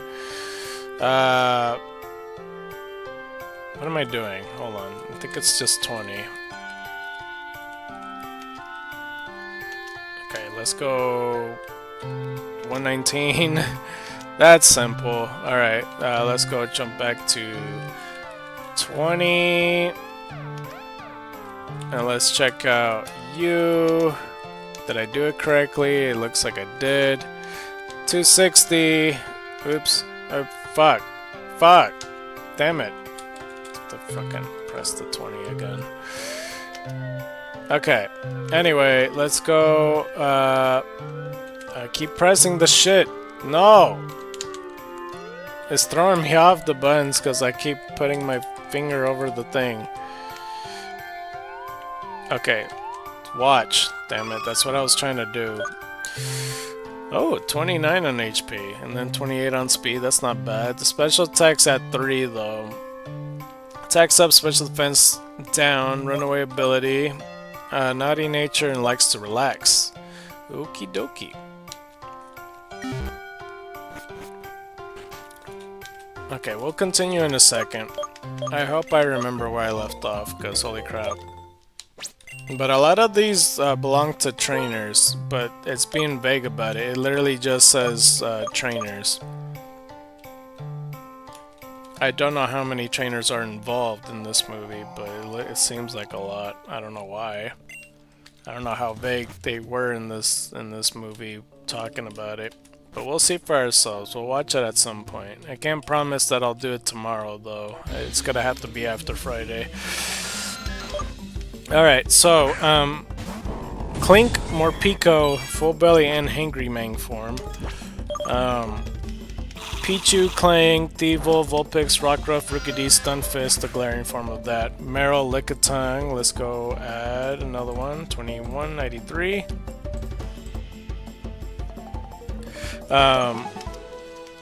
Berserker, Hatram, Carablast, Flareon, Bunnelby, Klinklang, Solosis, Dreepy, Alcremia, Inteleon, Muna, Luxio, Psyduck, Azurill, Zoelis, Krabby, Machamp, Tyroke, Hitmonlee, Hitmontop, Sneasel, Alakazam, Cincino, Ralts, Salandin, Machop, Mime Jr., Spritzy, Shinx, let's go add another one, 2194. Gothita, Electrike, Axew, Sandshrew, Execute, Clefairy, Lopunny, Meowstic, male and female. Whimsicott, Lombre, Nuzleaf, Golurk, Amoonguss, Onyx, and DD, the female one, Magnemite, Dreadnought, Rillaboom, Ferrothorn, Cinderace, Wooloo, Double, that's two of them, Zarude, and like the different kinds. Well, it's talking about Dada in this one. Shiny Celebi, and then multiple others: Zarude, Cutiefly, Ribombee, Cherubi, Cherim, the Sunshine form. I ran out. Okay. C-Dot, Flygon, Vibrava, Skova, Greedent, Morlo, Shinotix, Stunky, Dwebble, Flapple, Lotad, Lombricani, Whimsicott, Fungus, Amoonguss. 21.95. Caterpie, Hoot Hoot, Oddish, Gossifleur, Cramorant, which is gulping and gorging form. Combi, Roggenrola, Dreadnought, 3 Comfeys, Pidoof, Drifloon, Boldor, Phalanx, Rillaboom, Inteleon, Ninja's Vileplume, Executor, Ludicolo, Execute, Heracross, Rufflet, Bolton, Blipbug, Dollar, Impidimp, and Eldegoss. I feel like I already read that though. Where does it stop with the trainers? I think after the 2 double ones, the moment I say Zarude is I don't know what the hell happened to my page. It just went black then white. What the fuck happened? Once I had like once I start saying Zarude is when it you know, it went to the other thing. Alright, let's go find the rest of it. My page resets, I have to scroll all the way down. But at least that was the last of it, so I know exactly where I left off. So it's showing the cast. We don't need to get into that because there's a lot of voice actors all over the fucking country. So, and more of the staff.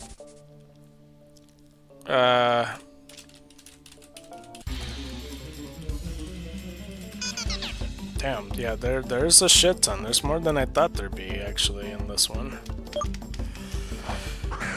I'm still scrolling. Still scrolling. When I said I was still scrolling, was the moment I stopped, but, like, I'm still scrolling. Dude, there is a shit ton, my god. How many people are involved in this movie? It's way more than I ever seen. There's no manga adaptation from what I've seen. I mean, unless I haven't gotten there yet. Right? Or am I imagining things? 21.97. Usually there's a manga adaptation, but perhaps because it was, I don't know. Oh, there is a manga adaptation. Okay, I just saw it. But before we get there, soundtrack. It says Coco Theme Song Collection, Coco Music Collection, Pokemon the Movie, Secrets of the Jungle single. Manga adaptations, Pokemon the Movie, Secrets of the Jungle, Another Beginning. We'll get to that one once we get there. Trivia, though. This movie was released between JN049 and JN050 in Japan. This movie is directed by Tetsuya Jajima, who had previously directed Pokemon the Series X and Y and the movie The Power of Us. That sounds about right, cause Lugia appeared and then Celebi appeared just towards the end, huh? He returns to the position after the previous movie was directed by Kunohiko Yuyama and Motonori Sakikabara. Sorry for mispronouncing that, but I'm not Japanese. The theme of Coco being raised as a Pokemon may act as a reference to the theme of Tarzan being raised as an ape in Tarzan of the Apes, and the theme of Mowgli being raised as a wolf in the Jungle Book. It is also similar to the Kangaskhan Kid, where Tommy was also raised by Pokemon. So yeah. I don't know. I got more Mowgli vibes from this movie than Tarzan. That's just me. Tarzan, to me, Tarzan, it's an underrated movie, man. It's a really, really good fucking movie. If you watched it, like the 2000 Tarzan one, not the fucking piece of shit 2015 version, because like the live action, that just feels like it's just catering to like you know, catering to what women like in a man. And it's like, that's not what Tarzan's about. Because Tarzan won't walk up to you, grab onto the tree and pull upward like a fucking exercise just to get to you. Tarzan would jump on the tree. He's not gonna flex just to please you, dude.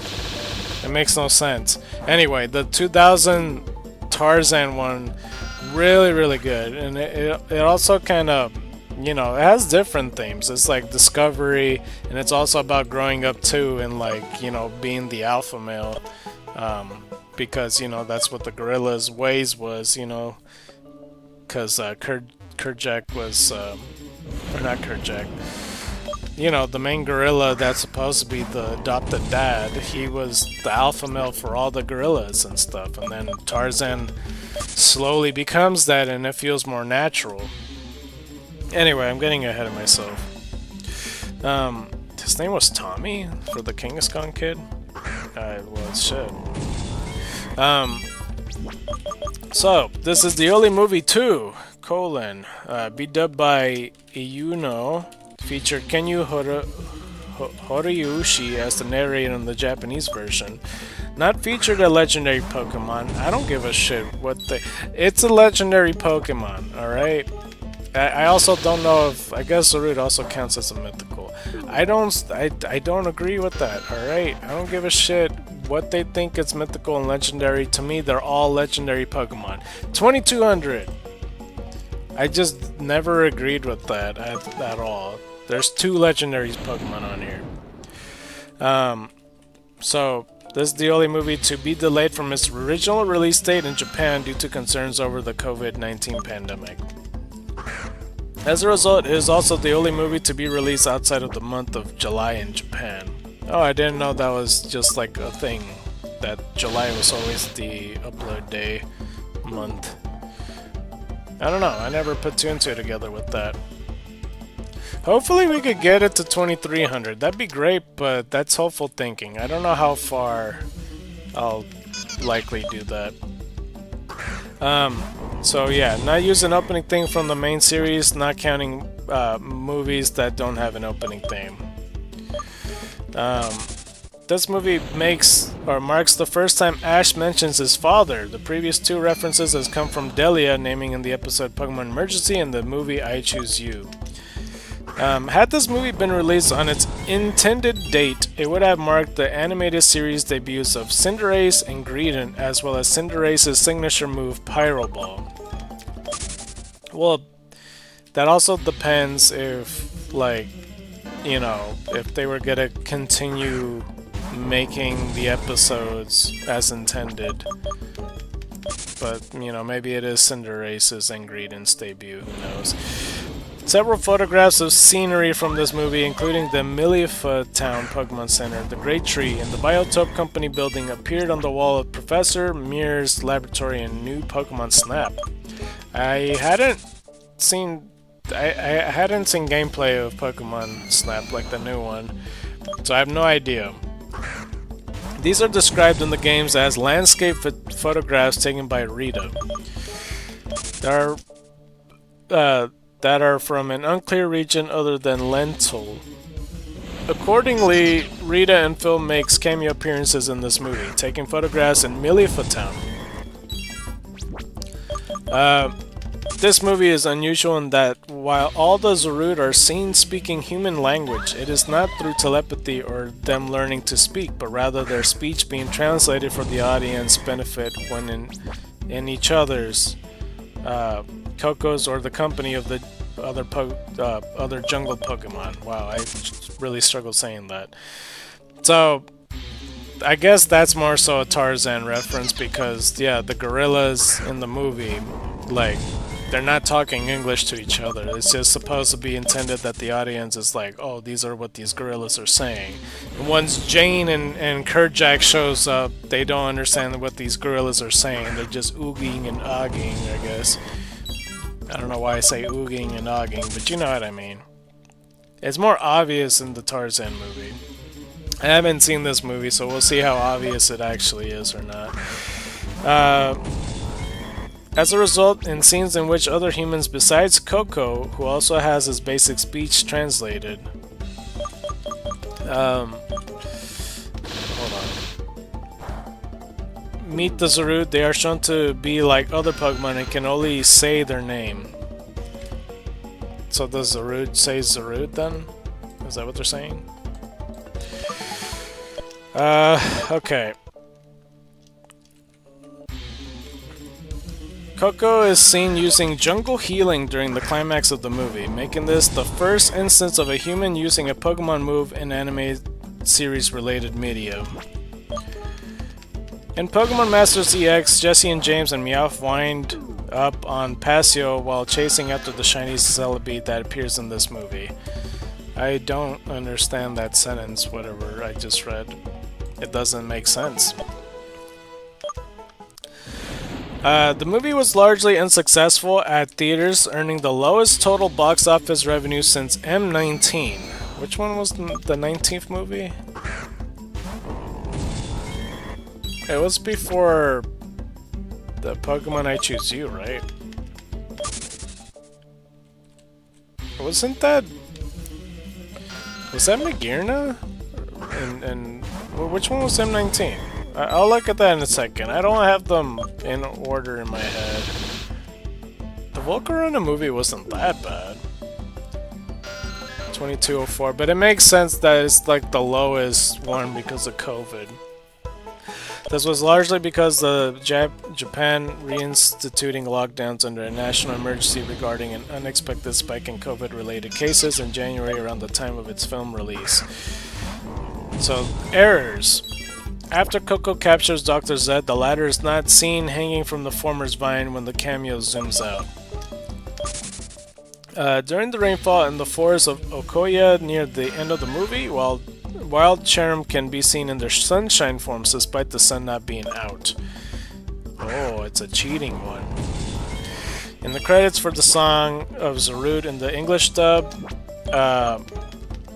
Mason Lieberman's name is misspelled as Mason Leberman.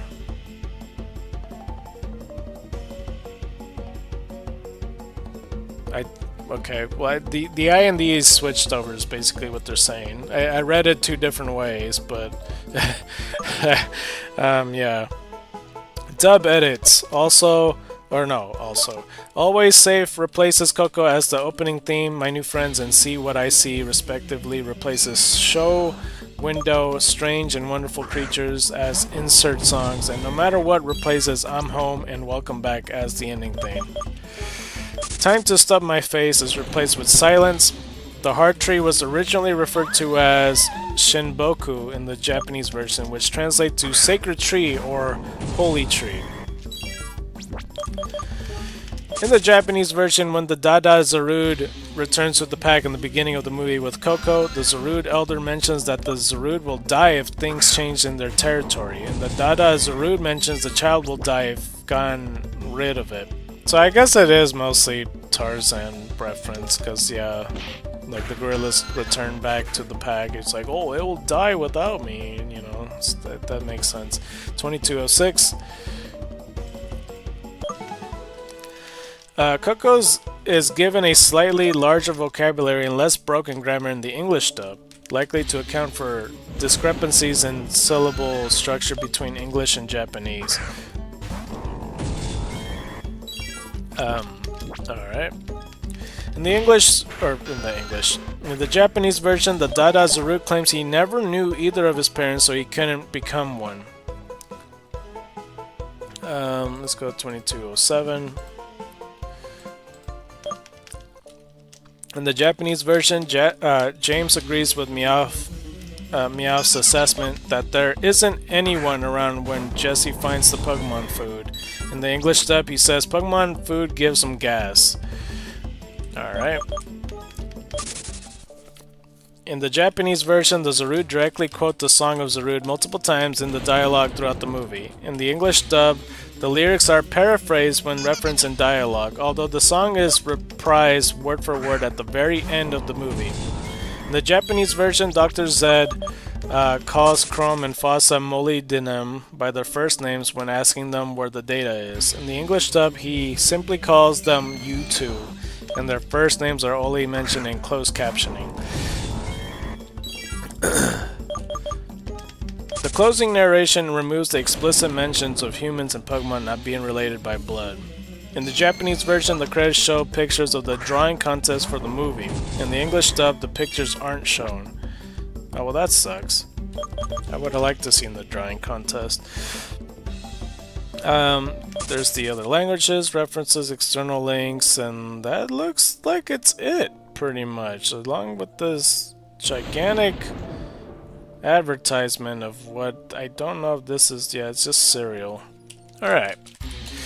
Let's go to the manga adaptation then, shall we? Shall we? I'm still like a little bit paranoid. I don't know when the heck my relative's gonna like text me at all to pick them up. So that's my only concern, because I really would like to do that 2300. I still feel stupid for like just letting an hour pass by thinking that I was gonna play TCG Pocket. Oh, I really don't like that, but it's fine. Alright, what was I doing? Manga adaptation. Pokemon the movie, Secrets of the Jungle, Another Beginning. Pocket Monsters the movie, Coco, Another Beginning. It's also what it's called. It's a short tie-in manga adaptation of the 23rd Pokemon movie, Secrets of the Jungle, taking place 3 years before the events of the movie. It is adapted by Teruaki Mizuno. And there's 3 chapters. KKAB1, Another Beginning. KKAB2, Protect the Peace of the Forest. KKAB3, Coco starts his adventure. And then it also says Coco starting a journey in the Japan title translated. I also don't like saying KKAB anything because it just sounds like something else, but yeah.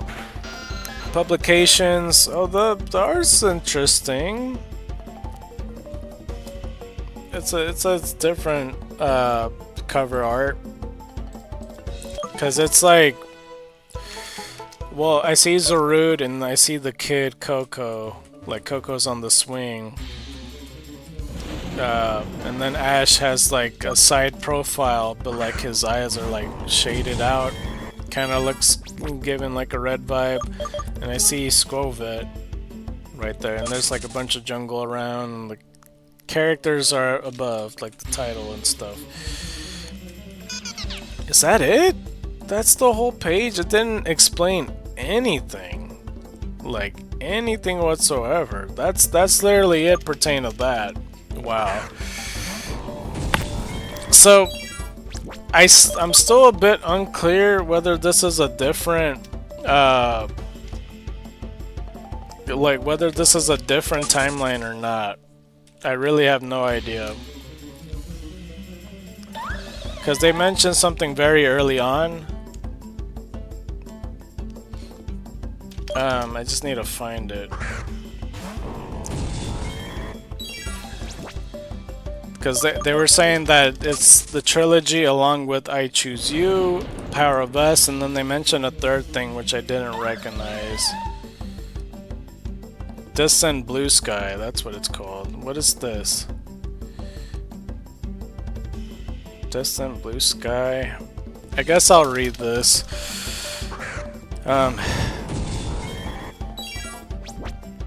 So JNS 05, Distant Blue Sky, Japan, December 23rd, 2022. United States, September 8th, 2023. No openings whatsoever. They just immediately start with the episode. Distant Blue Sky, Pocket Monsters The Distant Blue Sky is the 5th special episode. Pokemon Journey the series. It first aired in Japan on December 23, 2022, in Canada on July 29, 2023, in South Africa on August 8, 2023, in the United States on September 8, 2023. And it's giving me a huge spoiler warning. Other posters and logos, I just see like a big old puffy cloud in the background, and I think this is Ash with his hat down. Like he's holding his hat and Pikachu on his shoulder. And they're like on a grassy field and there's some grass blades within the air. Japanese logos, just like a bunch of blue characters. Alright. I don't know if this is just like a Japan only thing, because I didn't see... Well, I say that and I named like a lot of countries. I wasn't paying attention if it did cover the United States. I imagine it did. But yeah. The blurb says, Ash and Pikachu are doing what they love as they travel to different places, but when Ash's mom's asked to meet at a nearby Pokemon Center, he heads out right away. His dad will be there too. On the way, Ash befriended a boy named Sunny, who eventually leads him to a berry patch near a house. There, Ash meets a man and woman who revealed that Sunny is their son who passed away a year ago.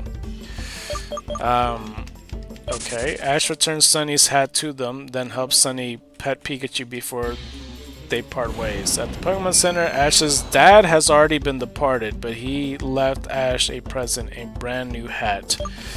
I don't understand. Is this just like the multiverse trilogy? Like I don't get it at all. Plot. Ash is swimming in a river filled with many water Pokemon when a Gyarados comes towards him and lifts him out of the water. Ash calls Pikachu for help, jumping off Gyarados before Pikachu uses Thunderbolt to the atrocious Pokemon. The young trainer throws a Pokeball at Gyarados, but after a few shakes, Gyarados escapes the attempt capture and swims away. Taking the loss well, Ash waves Gyarados goodbye before turning his attention to Len, another trainer who had been swimming with them. Once both of them are in their proper clothes, they have a brief battle, which ends with Pikachu defeating Len's Machamp with a Thunderbolt. Ash and Pikachu subsequently make their way to a Pokemon Center where Ash's mother Delia contacts them and tells Ash that she's in Tonari Town, where she's going to be meeting Ash's father the next day. Excited at the thought of seeing his father again after a long time. I almost ran from this thing. Ash sets off towards Tonari Town. Behind him, the Team Rocket trio sheds their latest disguises and bolts off after him, once again aiming to steal Pikachu. 2211. After passing through a tunnel under a giant tree, Ash enters a forest teeming with Pokemon. He and Pikachu settle down for the night, but when Ash is woken up by a Lickitung the next morning, he notices that Pikachu is gone.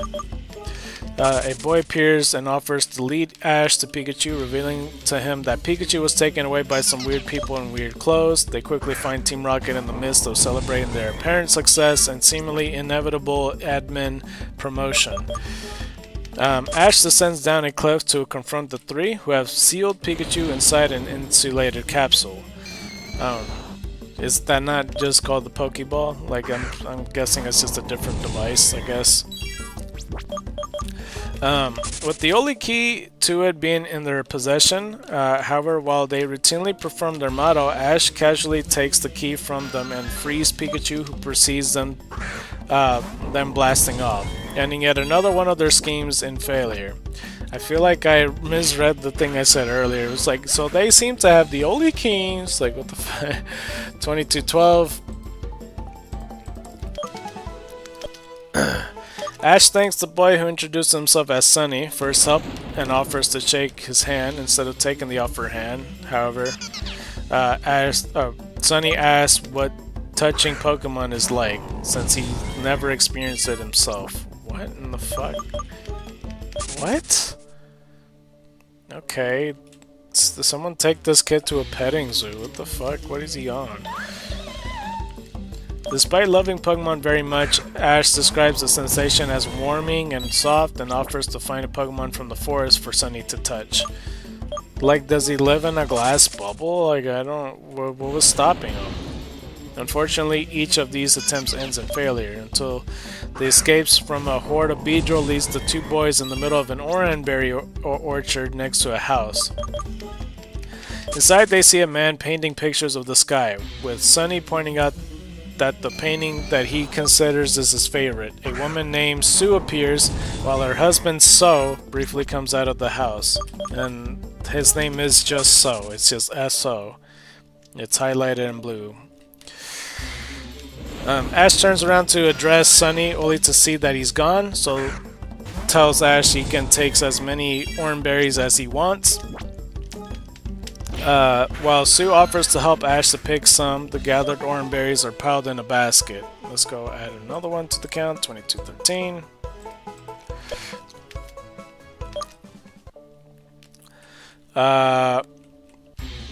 While Sue offers to help Ash to pick some, the gathered orange berries are piled in a basket, with Sue also throwing in a couple of breads made from the berries in the forest. Ash thanks her and leaves, reuniting with Sunny as soon as the house is out of sight. Sunny apologizes for leaving unexpectedly and says he just chased after Pokemon he saw. Ash offers him one of the breads he got, but Sunny claims he's already eaten a plentiful breakfast and lets Ash have both. While confused by this, Ash accepts this and sits down to eat with Pikachu.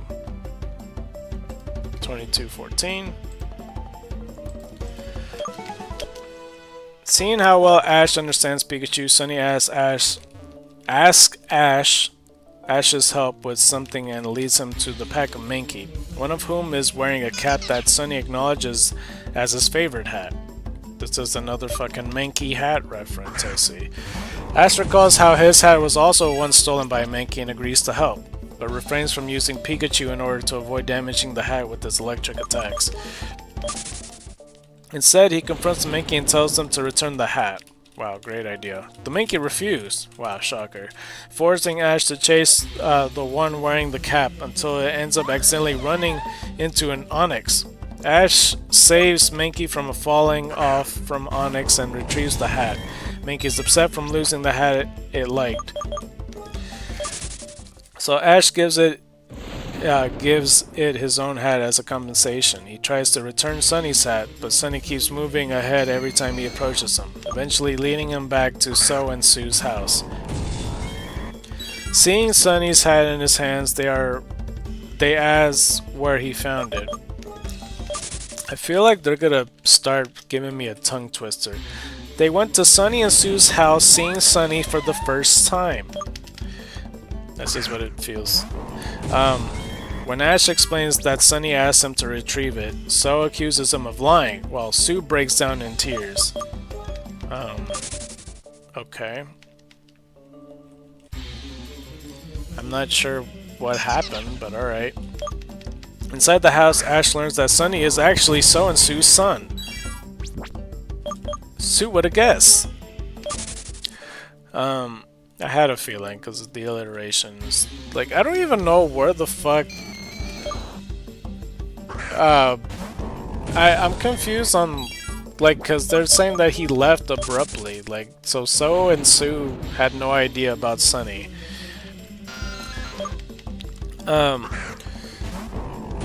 So yeah.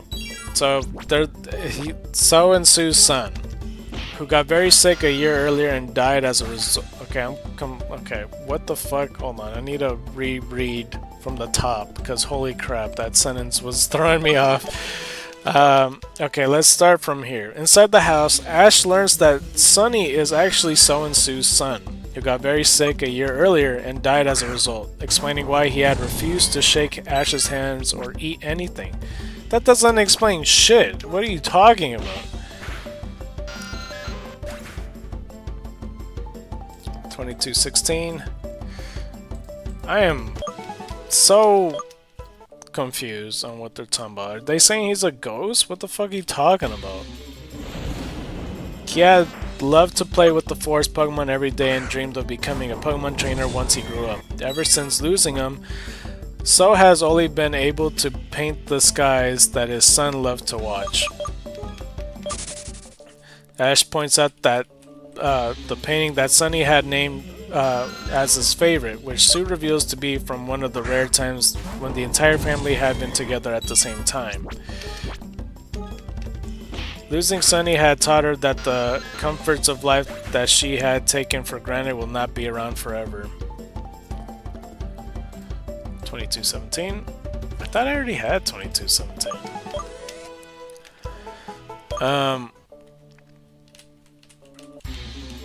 Where was I? So now she will always remember to thank each of them for being there. Once Ash leaves the house, so decides to start painting more than just skies now, wanting to also immortalize the forest and the Pokemon that Sunny had loved. While making this way through the forest, Ash encounters Sunny once more, remembering that Sunny never got to touch a Pokemon. Still really weird, because it's like, okay, when he was alive, did he not touch a Pokemon, or like, was he not allowed to? Like, I don't know about these parents. Or are they saying like, oh, he wants to touch them again? Such a weird sentence. He offers him a chance to touch Pikachu. Sunny tries to do so, but his ghostly hand just faces through Pikachu. He is a fucking ghost. Alright, whatever. What a weird storytelling device. 2219. So was that the last one? It was, okay. Alright, let's go back to the thing. That's such a weird storytelling thing. So like Ash, who's not related to this, who not met so-and-so, or maybe he did, I don't know, I kind of already lost track. Afterwards, now, well, I mean, I guess Pokemon are a thing, but like, this kid didn't turn into a ghost Pokemon. I don't fucking know. There's not too many ghost people. And they didn't even reference the ghost child, as far as I know at least, from like different other games, you know? So yeah, his ghostly hand just faces through Pikachu. Ash knows what to do, so he embraces Sunny and has him bring his hand on top of his. Using his aura to transfer the sensation of touching Pikachu into Sunny. Oops, I didn't mean to go up. Who finds the experience just as comforting as Ash had described. So I'm still not sure if this is a different multiverse Ash or not. Like, how does he, if it is a different multiverse, this Ash just knows how to use aura. Like the Lucario aura stuff. I don't know. It's beyond me. When Ash opens his eyes again, Sunny has disappeared, leaving the forest through another tunnel under a big tree. Ash sees a sky that looks exactly like Sunny's favorite sky. Remembering Sue's words, he takes a moment to thank Pikachu for being there. Arriving in Tonari Town at dusk, Ash is disappointed to learn from Delia that his father has already left due to an emergency. I'm sure it's very urgent. Although he did leave him a present in the form of a new hat. Delia makes Ash some croquets to satisfy his hunger. Croquettes? I don't know. Crochets. Even offering some to a disguised and starving Team Rocket in the next table over. While eating, Ash finds himself crying, though he's not sure why he's feeling sad. His dad's a ghost. Sure ghosts the fuck out of them, though. 2220. The next day, Ash prepares to head out once more, having heard that an Entei has been spotted nearby and everyone is trying to find and catch it. Delia manages to feed him a mouthful of toast before he runs off, pursued by Team Rocket, who takes a moment to thank Delia for the croquets before resuming their endless pursuit. Dashing through the woods, Ash enters a wide open field, continuing his journey under the distant blue sky. Major events. Ash tries and fails to catch a Gyarados. Ash receives a new hat left for him by his father. That's what I was trying to read. Debuts, characters, humans. Ash, Jesse James, Nurse Joy, Delia, Len, Sunny, Ghost, Flashback Photo, So and Sue trainers. 2021, 2221, I mean. Pokemon. There's Pikachu, Meowth, Wobbuffet, Chansey, Machamp, Blastoise, 5 Poliwags, Goldeen, Seaking, Gyarados, Caterpie, multiple Butterfrees, multiple Beedrills, Spearows, Pikachus that are all multiple, Raichu, multiple Vileplume, Paras, Diglett, multiple Bellsprouts. Let's go run from this. Weeping Bell, Victory Bell, multiple Do Duo, Do Drio, Nidoran, male and female, 4 main keys, Onyx, and that's it. Trivia. After showing the Japanese title card and the English title card that just says Pokemon. Okay. This special ties into the movie trilogy consisting of I Choose You, The Power of Us, and The Secrets of the Jungle. This has nothing to do with shit. I don't know what they're talking about. This is not related to anything whatsoever.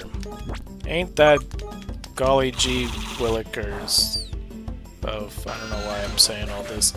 I don't understand why they're saying that. That has nothing to do with anything. Ain't that some shit? I probably should have just said. This is one of the few episodes storyboarded by the original executive director Kunihiko Yuyama. Shinji Mizuzaki, music from Pokemon the series Ruby and Sapphire, Pokemon the series Black and White, Pokemon the series X and Y, and Pokemon the series Sun and Moon is reused as background music in this special. This episode does not have a title card segment, with the episode title instead appearing as a part of the logo at the end of the episode. The English dub instead displays only the Pokemon logo, with the episode title appearing only in episode listings and televising program guides.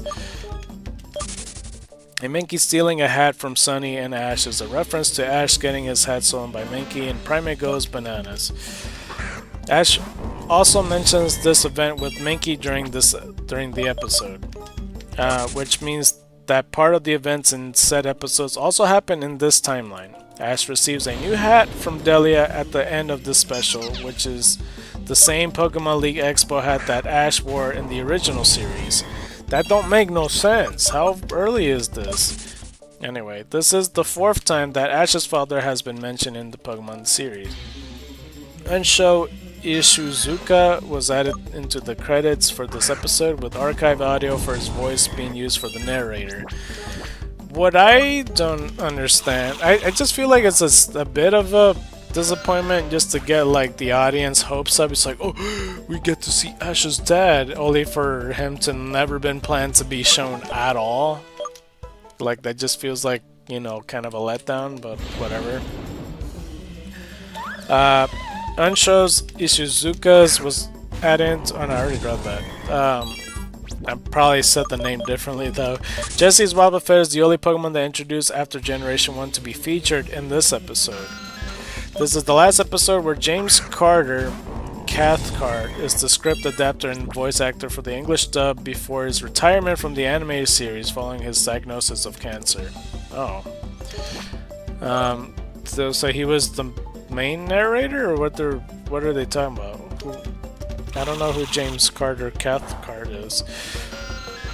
In the English dub, this well, hold on, let me add this one. 22, 24. Hell yeah.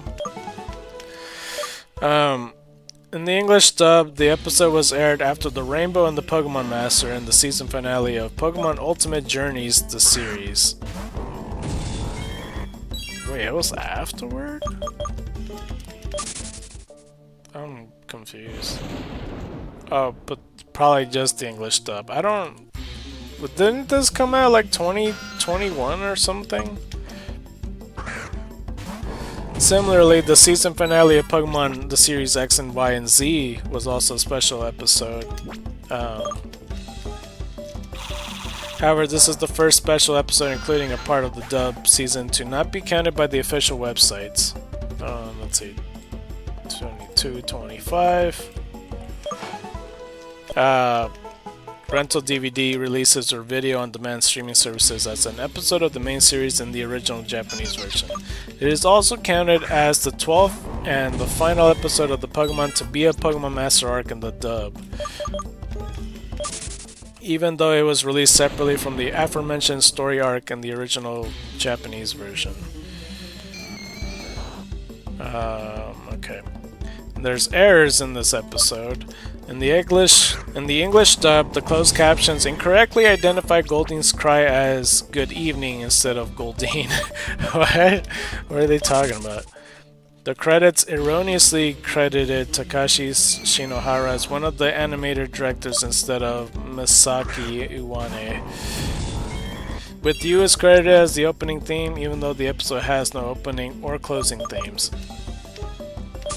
The Netflix listings omit the exclamation mark in the episode title. Dub edits.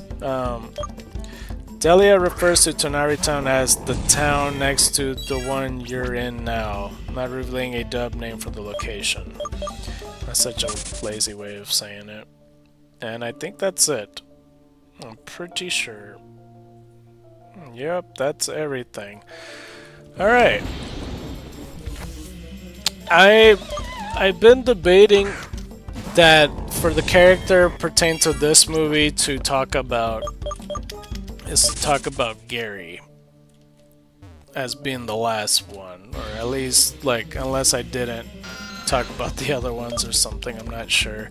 There's a couple other selections I could do, because, you know, there's a lot of trainers I did gloss over as well, but I feel like it feels a bit off that I didn't talk about Gary to begin with, because I could have talked about him, but I talked about Drake, like, from like, Pokemon... Did I talk about Pokemon 3.5? I don't even know. I might have. Or did I not talk about it? I feel like I did. I'll get to it, I'm sure, eventually. Yeah, I'm almost positive I did talk about Mewtwo returns. But yeah, I guess from here, eventually we could, you know, look over the specials. I thought I exited the thing. Oh god, no, I did exit the thing. Shit. That's why I was reacting that way. It was not responding. Oh god. Okay, let me just fix that right quick. Come on.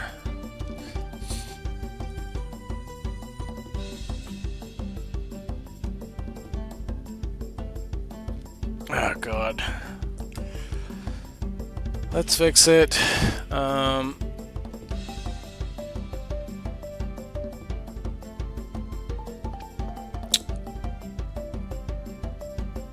Let's go like that.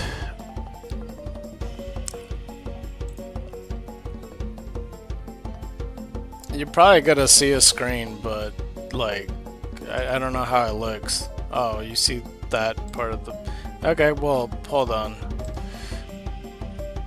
Oh, also, the fun fact for you guys, I don't know how well this is gonna show on screen. I didn't have to bump it up for like the number and shit like that. I could have just typed it in the whole time. Cause the counter's right here. Cause I put 2005 last time. Let me see if that's viewable. You could kind of see it.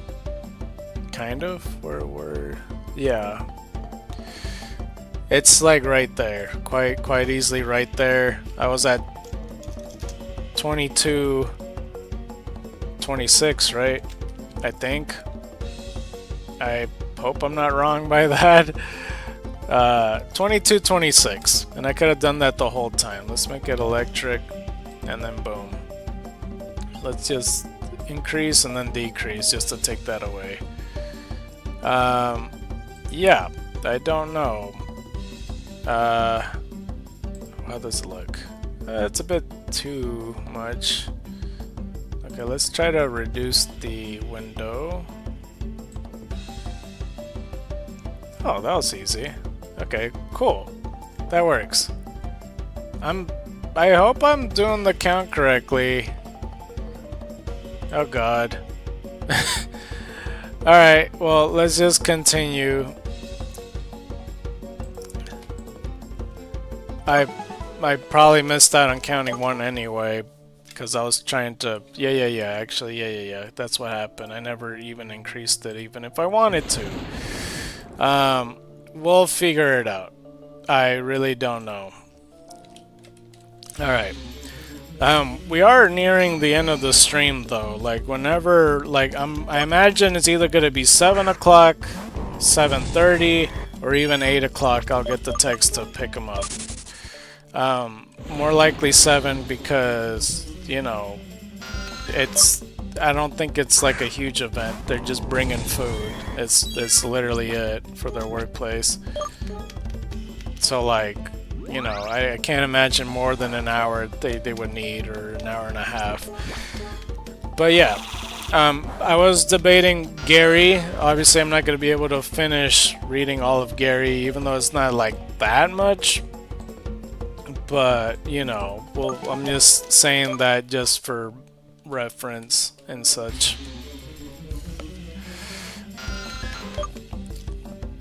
I don't know. I'm not too interested. I know that, like,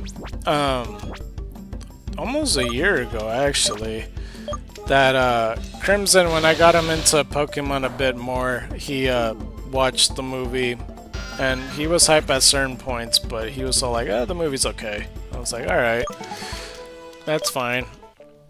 And like, just reading upon it, it doesn't seem all that thrilling. Like, I hope the spider mech is at least cool, because that dude has an Ariados. But yeah, I still think it's gonna be, like, The Power of Us, in my opinion, is my least favorite movie, because, like, holy crap, there's like no villain.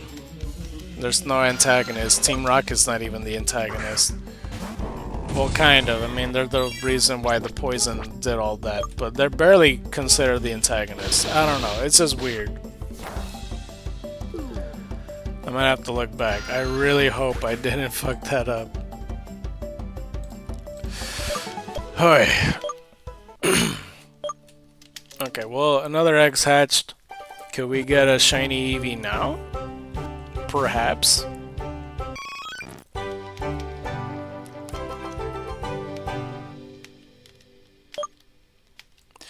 This is 261.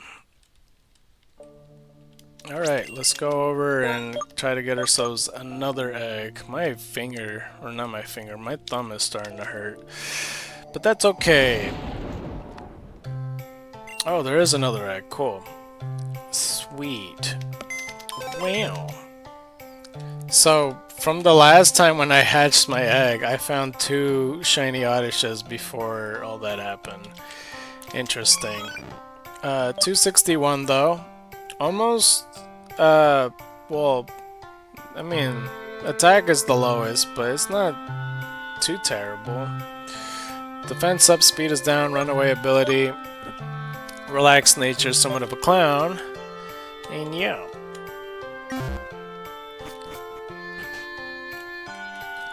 Alright. I don't remember if, if last month, if I had talked about...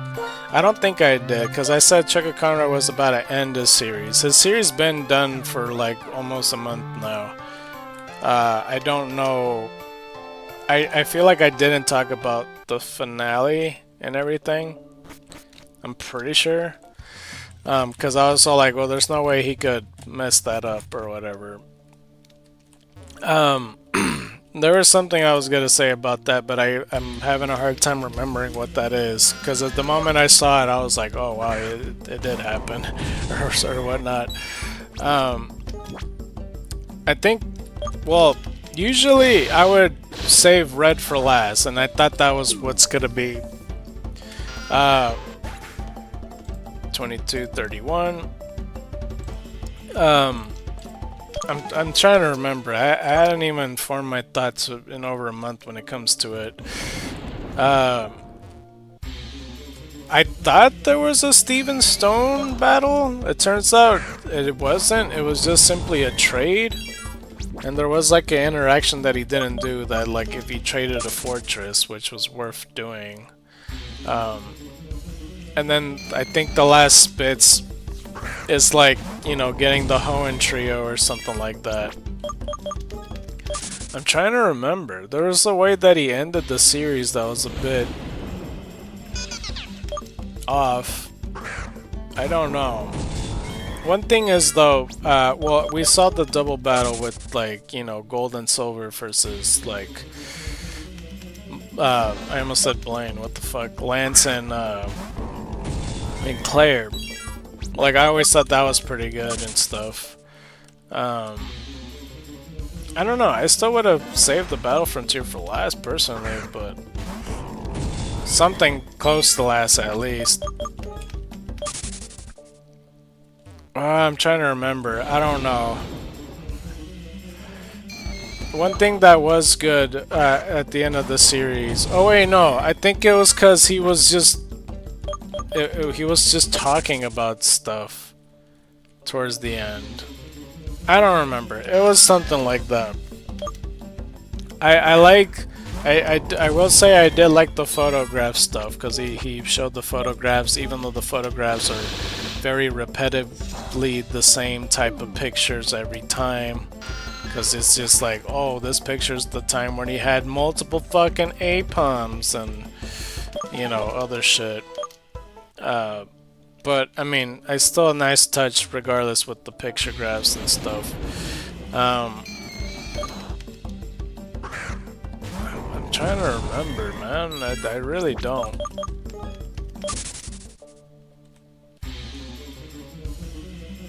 I don't know. It'll come back to me, I'm sure. I'll try to.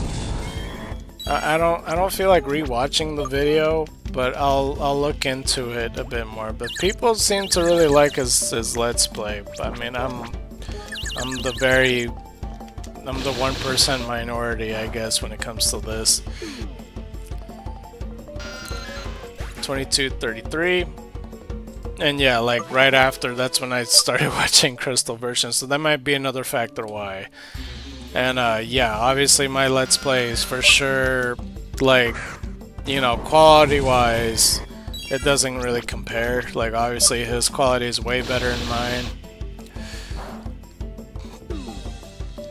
Even with all the quality stuff out the way, I don't know, I still think I handled the Let's Play perfectly fine.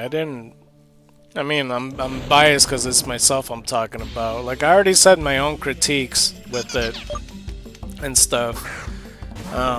Because I was very much a noob at that time. Because I was, again, you know, most of the commentary, when not talking about the game, I'm talking about the time limit and stuff.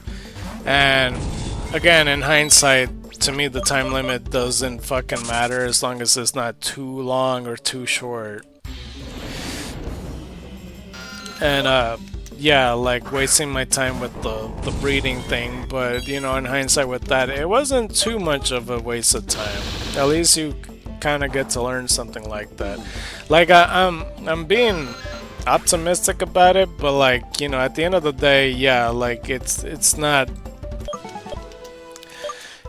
appealing to the eye when you're skipping frames and shit like that a lot, like throughout everything. But it is extremely fun to play alongside. But I also kind of have the thought, more like, would it still be like that regardless? Like if I watch anybody else's Let's Play and they're not as good or whatever, would I still enjoy playing along when they're playing or something like that? I don't know. So I don't know about that aspect either, but I mean, I am having a lot of fun with it. And like the way I do things, I try my best to do 100%. And like, I mean, Chugga does as well, but he has a different definition of it.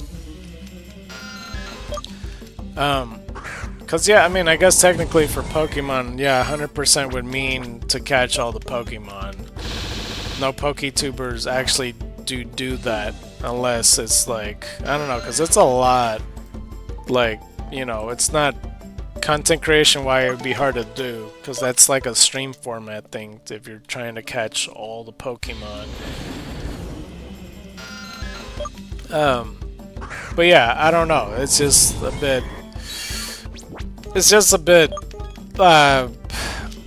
Damn, I hate that I missed that. He's just a bit all over the place. I don't know. I forgot what I was saying before. I just felt like saying that. Oh god.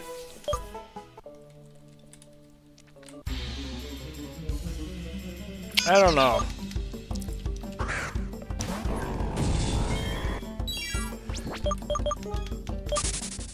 Yeah, I mean, back then, because like I said, if I had OBS back then, my god, the series would be so much better. I still kind of, to a degree, prefer my Let's Play of Crystal version over the Vetlog a little bit. Only because like in the Vetlog, I wasn't rushing it. I was just playing, like, you know, because it's a Nuzlocke format.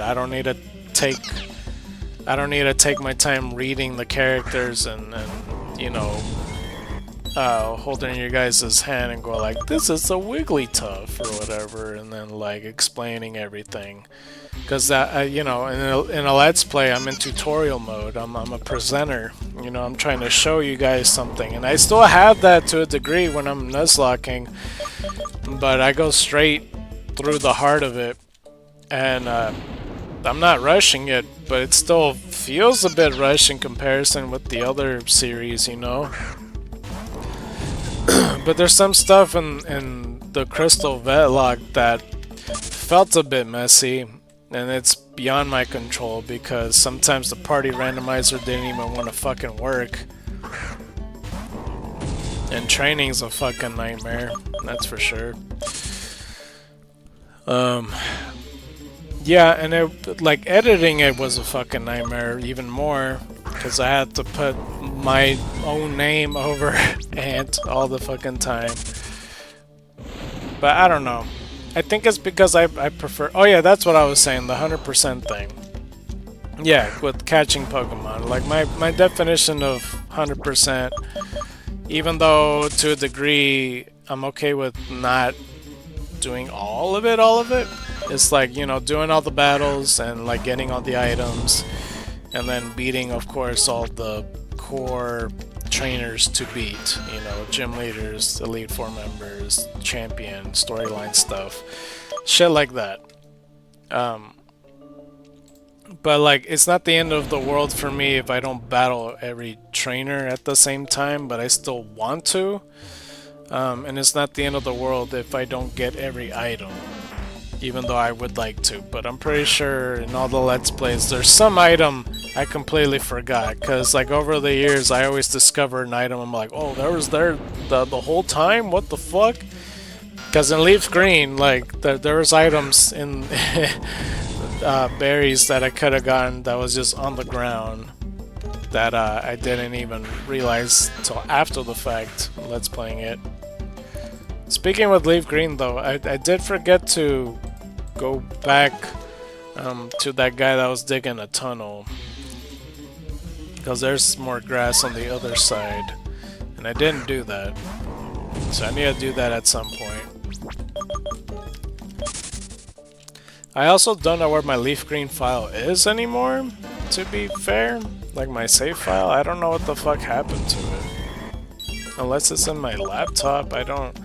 Because I was trying to find it on this PC, and I thought I for sure played it on here. I have no idea. Hopefully I can find my save file soon. I don't want it to completely get rid of it.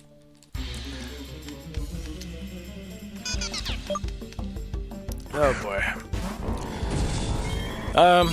But yeah, for a future mini-movie, since there's like no mini-movies on here, I'm thinking Star Wars. I kind of want to do Star Wars Day. And I kind of want to, like, you know, I'm trying to think of what characters to use. Some are obvious, some not. And I did kind of hint it before when I had, like, you know, a short, like, you know, a mini-movie with going to the movies or something like that. And, like, the experience of watching a movie. Hopefully you guys remember that short, because it was one of my favorites. You know, like I said, I love movies, and you know, I definitely like going to the theater as well a lot of the time. I haven't been to the movie theater in like, I think it's actually been over a year now, because I went there last year in May to watch Karate Kid. Karate Kid Legends. I literally looked over because I have like a little poster with the name of it, because I was like, it's not just called Karate Kid, ScarKnight. But yeah, I had that, and um, yeah, that was the last time I watched the movie. But the whole point I was bringing this up is because I remember putting Easter eggs on like certain other movies that I have on there, and I already did have a Star Wars Pokemon one, except I said Lucario, either Lucario or Riolu. I said was like in the place of Obi-Wan Kenobi, or not Obi-Wan Kenobi, Luke Skywalker, I should say. Um, and yeah, there's a lot of directions we could go to when it comes to the Star Wars Day special. I just don't know how. Because like the question is like, do I just go with the original trilogy? Do I just go with like the prequels? Do I go with the modern times and go with the sequels? Or a different take on the modern times, like with the Mandalorian? Because the Mandalorian Grogu came out. I hadn't watched it yet. I really would like to. But like, you know, do we take the time to watch that? Or do we take the time to watch that? I mean, like, you know, do we do that? I should say. I'm just thinking original trilogy in my head because it's like, because I don't know, there's a lot of other brands that covered Star Wars too, and they start with the trilogy. Because, like, you know, Family Guy, for example, they did theirs. Lego to a degree did their own version. Well, kind of. It's just their version, I guess. There was another series. I forget who. The Robot Chicken to a degree. And yeah, I just kind of envisioned something like that. But just to make it into just one Pokemon movie short. I don't know. Because we could just do the fourth movie, or we could just do the fifth one and just cut to the chase instead of, you know, because I mean, Family Guy did a good job of it, and it's very, a lot of it was very notable because we got Stewie Griffin as Darth Vader, and I think that's like a very iconic look. I think they did, you know, their parody very well. It's one of my favorite parodies. 2245. So like that's kind of more so what I'm thinking, if it's something like that that we should do or not.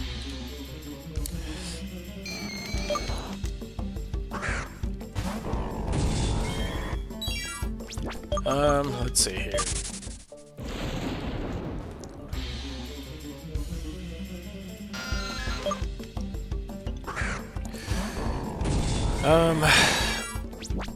I mean, there's some decisions I didn't agree with. I feel like Joe Swanson should have been R2-D2 because I don't think it's impossible or too difficult to... Well, I mean, I guess it would be a complicated design to make Joe Swanson into R2-D2, but I kind of pictured like him being a all-robot, but like the wheelchair would act like the wheels for the R2-D2's, you know, little wheelie thing for his legs.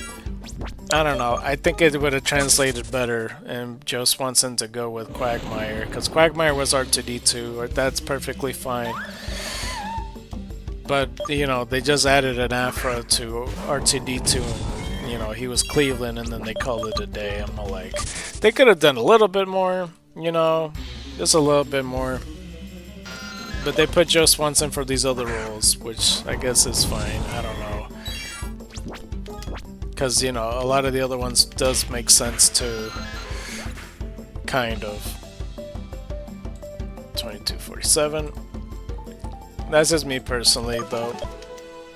But, like, other than that, a lot of it makes sense, you know. Luke Skywalker was Chris. Peter was Han Solo. Lois, of course, was Princess Leia. Chewbacca, obviously, Brian, like, you know, and again, Stewie is Darth Vader. So I want to think something along those lines. Because, like, I'm all like, I don't know if I should put Lucario as Luke Skywalker, because, like, I know it makes sense, but I'm all like, if we're really being realistic with what Pokemon would do, Pikachu would have to be Luke Skywalker. So I'm all like, I don't know if Obi-Wan Kenobi should just be Lucario then, or if it should just be Riolu. I don't know. That's the decisions I'm trying to make. And besides that, like, I don't know if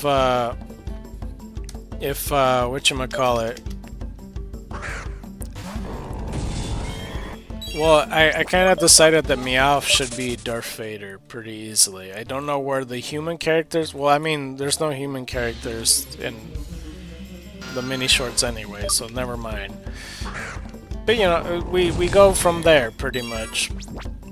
From there, I really have no idea what all the other characters would be. That was just like... You know, when I'm to myself thinking about this, I'm all like, yeah, I would like to do a Star Wars Day one. This is at the top of my head. Every other thought, I'm not sure. Like, I don't know who the fuck Chewbacca's gonna be. Is he just gonna be Ursaring, or is it gonna be a totally different Pokemon? For these other Pokemon, I'm not sure. Like, in all... Since there's like so much mechanical stuff, are we just sticking with metal type Pokemon or anything that resembles these things? Like, what is going to be R2D2 or like C3PO? I don't know.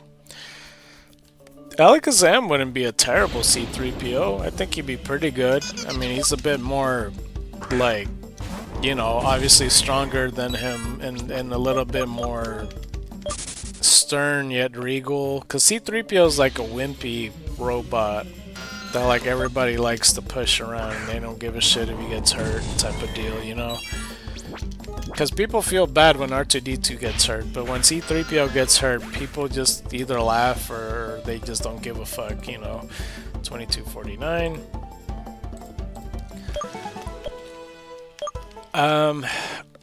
Yeah, that's where I don't know. Oh, and for this one, because like, you know how in the Mario one I was like, oh, it should just be Baneri, and then the other one, like, you know, Azumarill or whatever the fuck.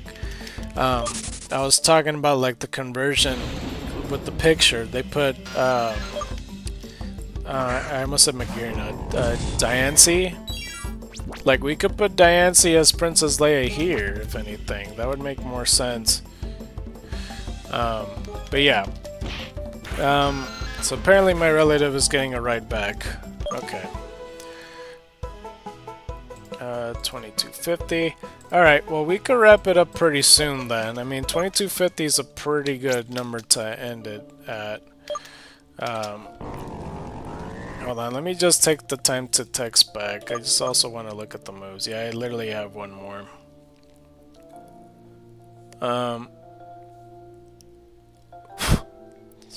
Crap on my phone again. I'm gonna put, are you on your way back? No.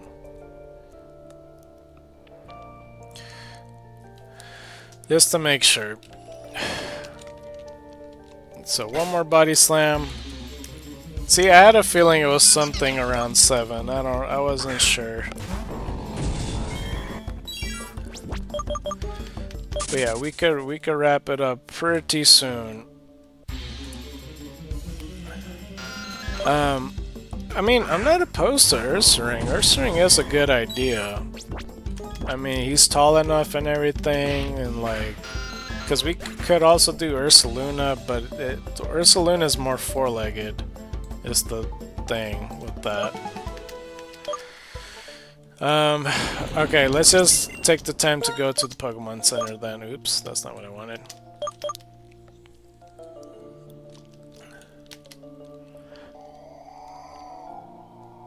I mean, unless we end it here, I don't know. I'm not sure. And yeah, there's also Yoda as an idea, even though he wasn't in the 4th movie. I almost started going to the gym. Shit. But yeah, let me know what you guys think with all that. You know, there's also Jabba the Hutt. There's Han Solo to consider.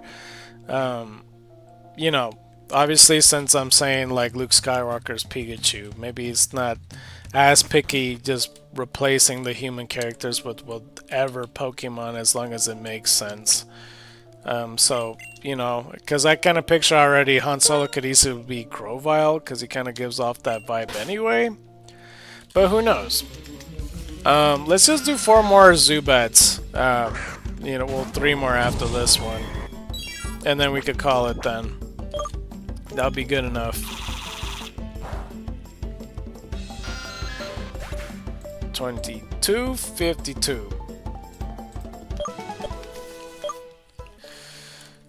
Alright. I mean, what could Yoda be? Is Yoda just Bulbasaur? Perhaps? I don't know. What the fuck would Baby Yoda be in that case? So like maybe Ivysaur's Yoda and then, you know, Baby Yoda's Bulbasaur. Or is there a better Pokemon that fits it? I don't know. These are the questions that I have. And then Grovyle would be Han Solo. Diancie maybe would be Princess Leia. You know, just to change that up. I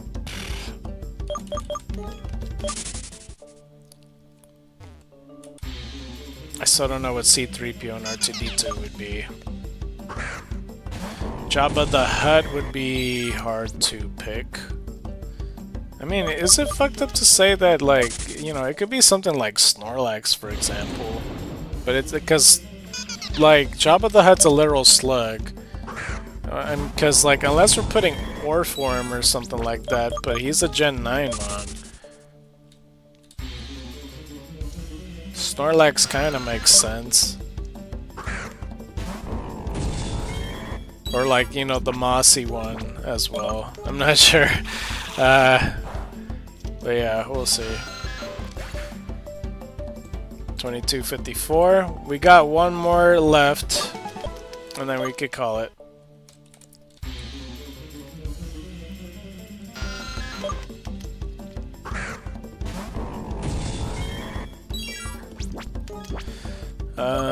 Alright, let's do Mega Horn.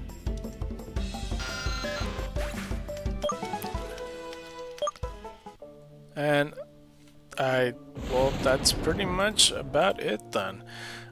So yeah, again, I'm gonna be streaming this Friday, 2 days from now, June 12th, and everything. The reason for it is because I have, you know, enough hours to do this, 8 hours about, even though this was like less than a 7-hour stream. It's probably a 6-hour stream, and I would like to get more ahead than I did, but I lost that fucking hour because of TCG Pocket not working.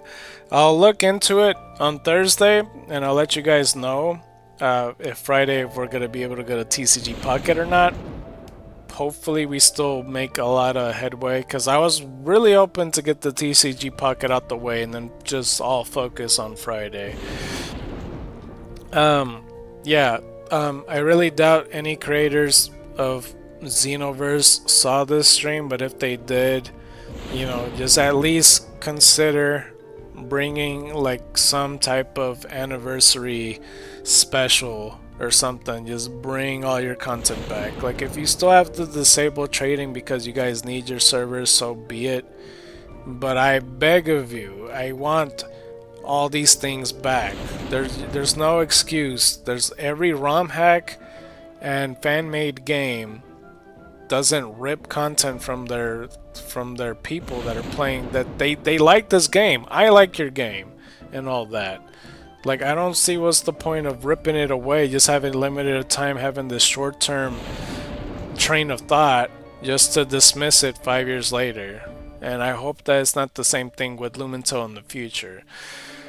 And I really, really hope that you guys do bring this back really, really soon, because, you know, again, with the retro testing and all that stuff, it's been progressively getting worse and worse, finding out news that the studio is just burying this underneath the sand and pretending like it didn't happen.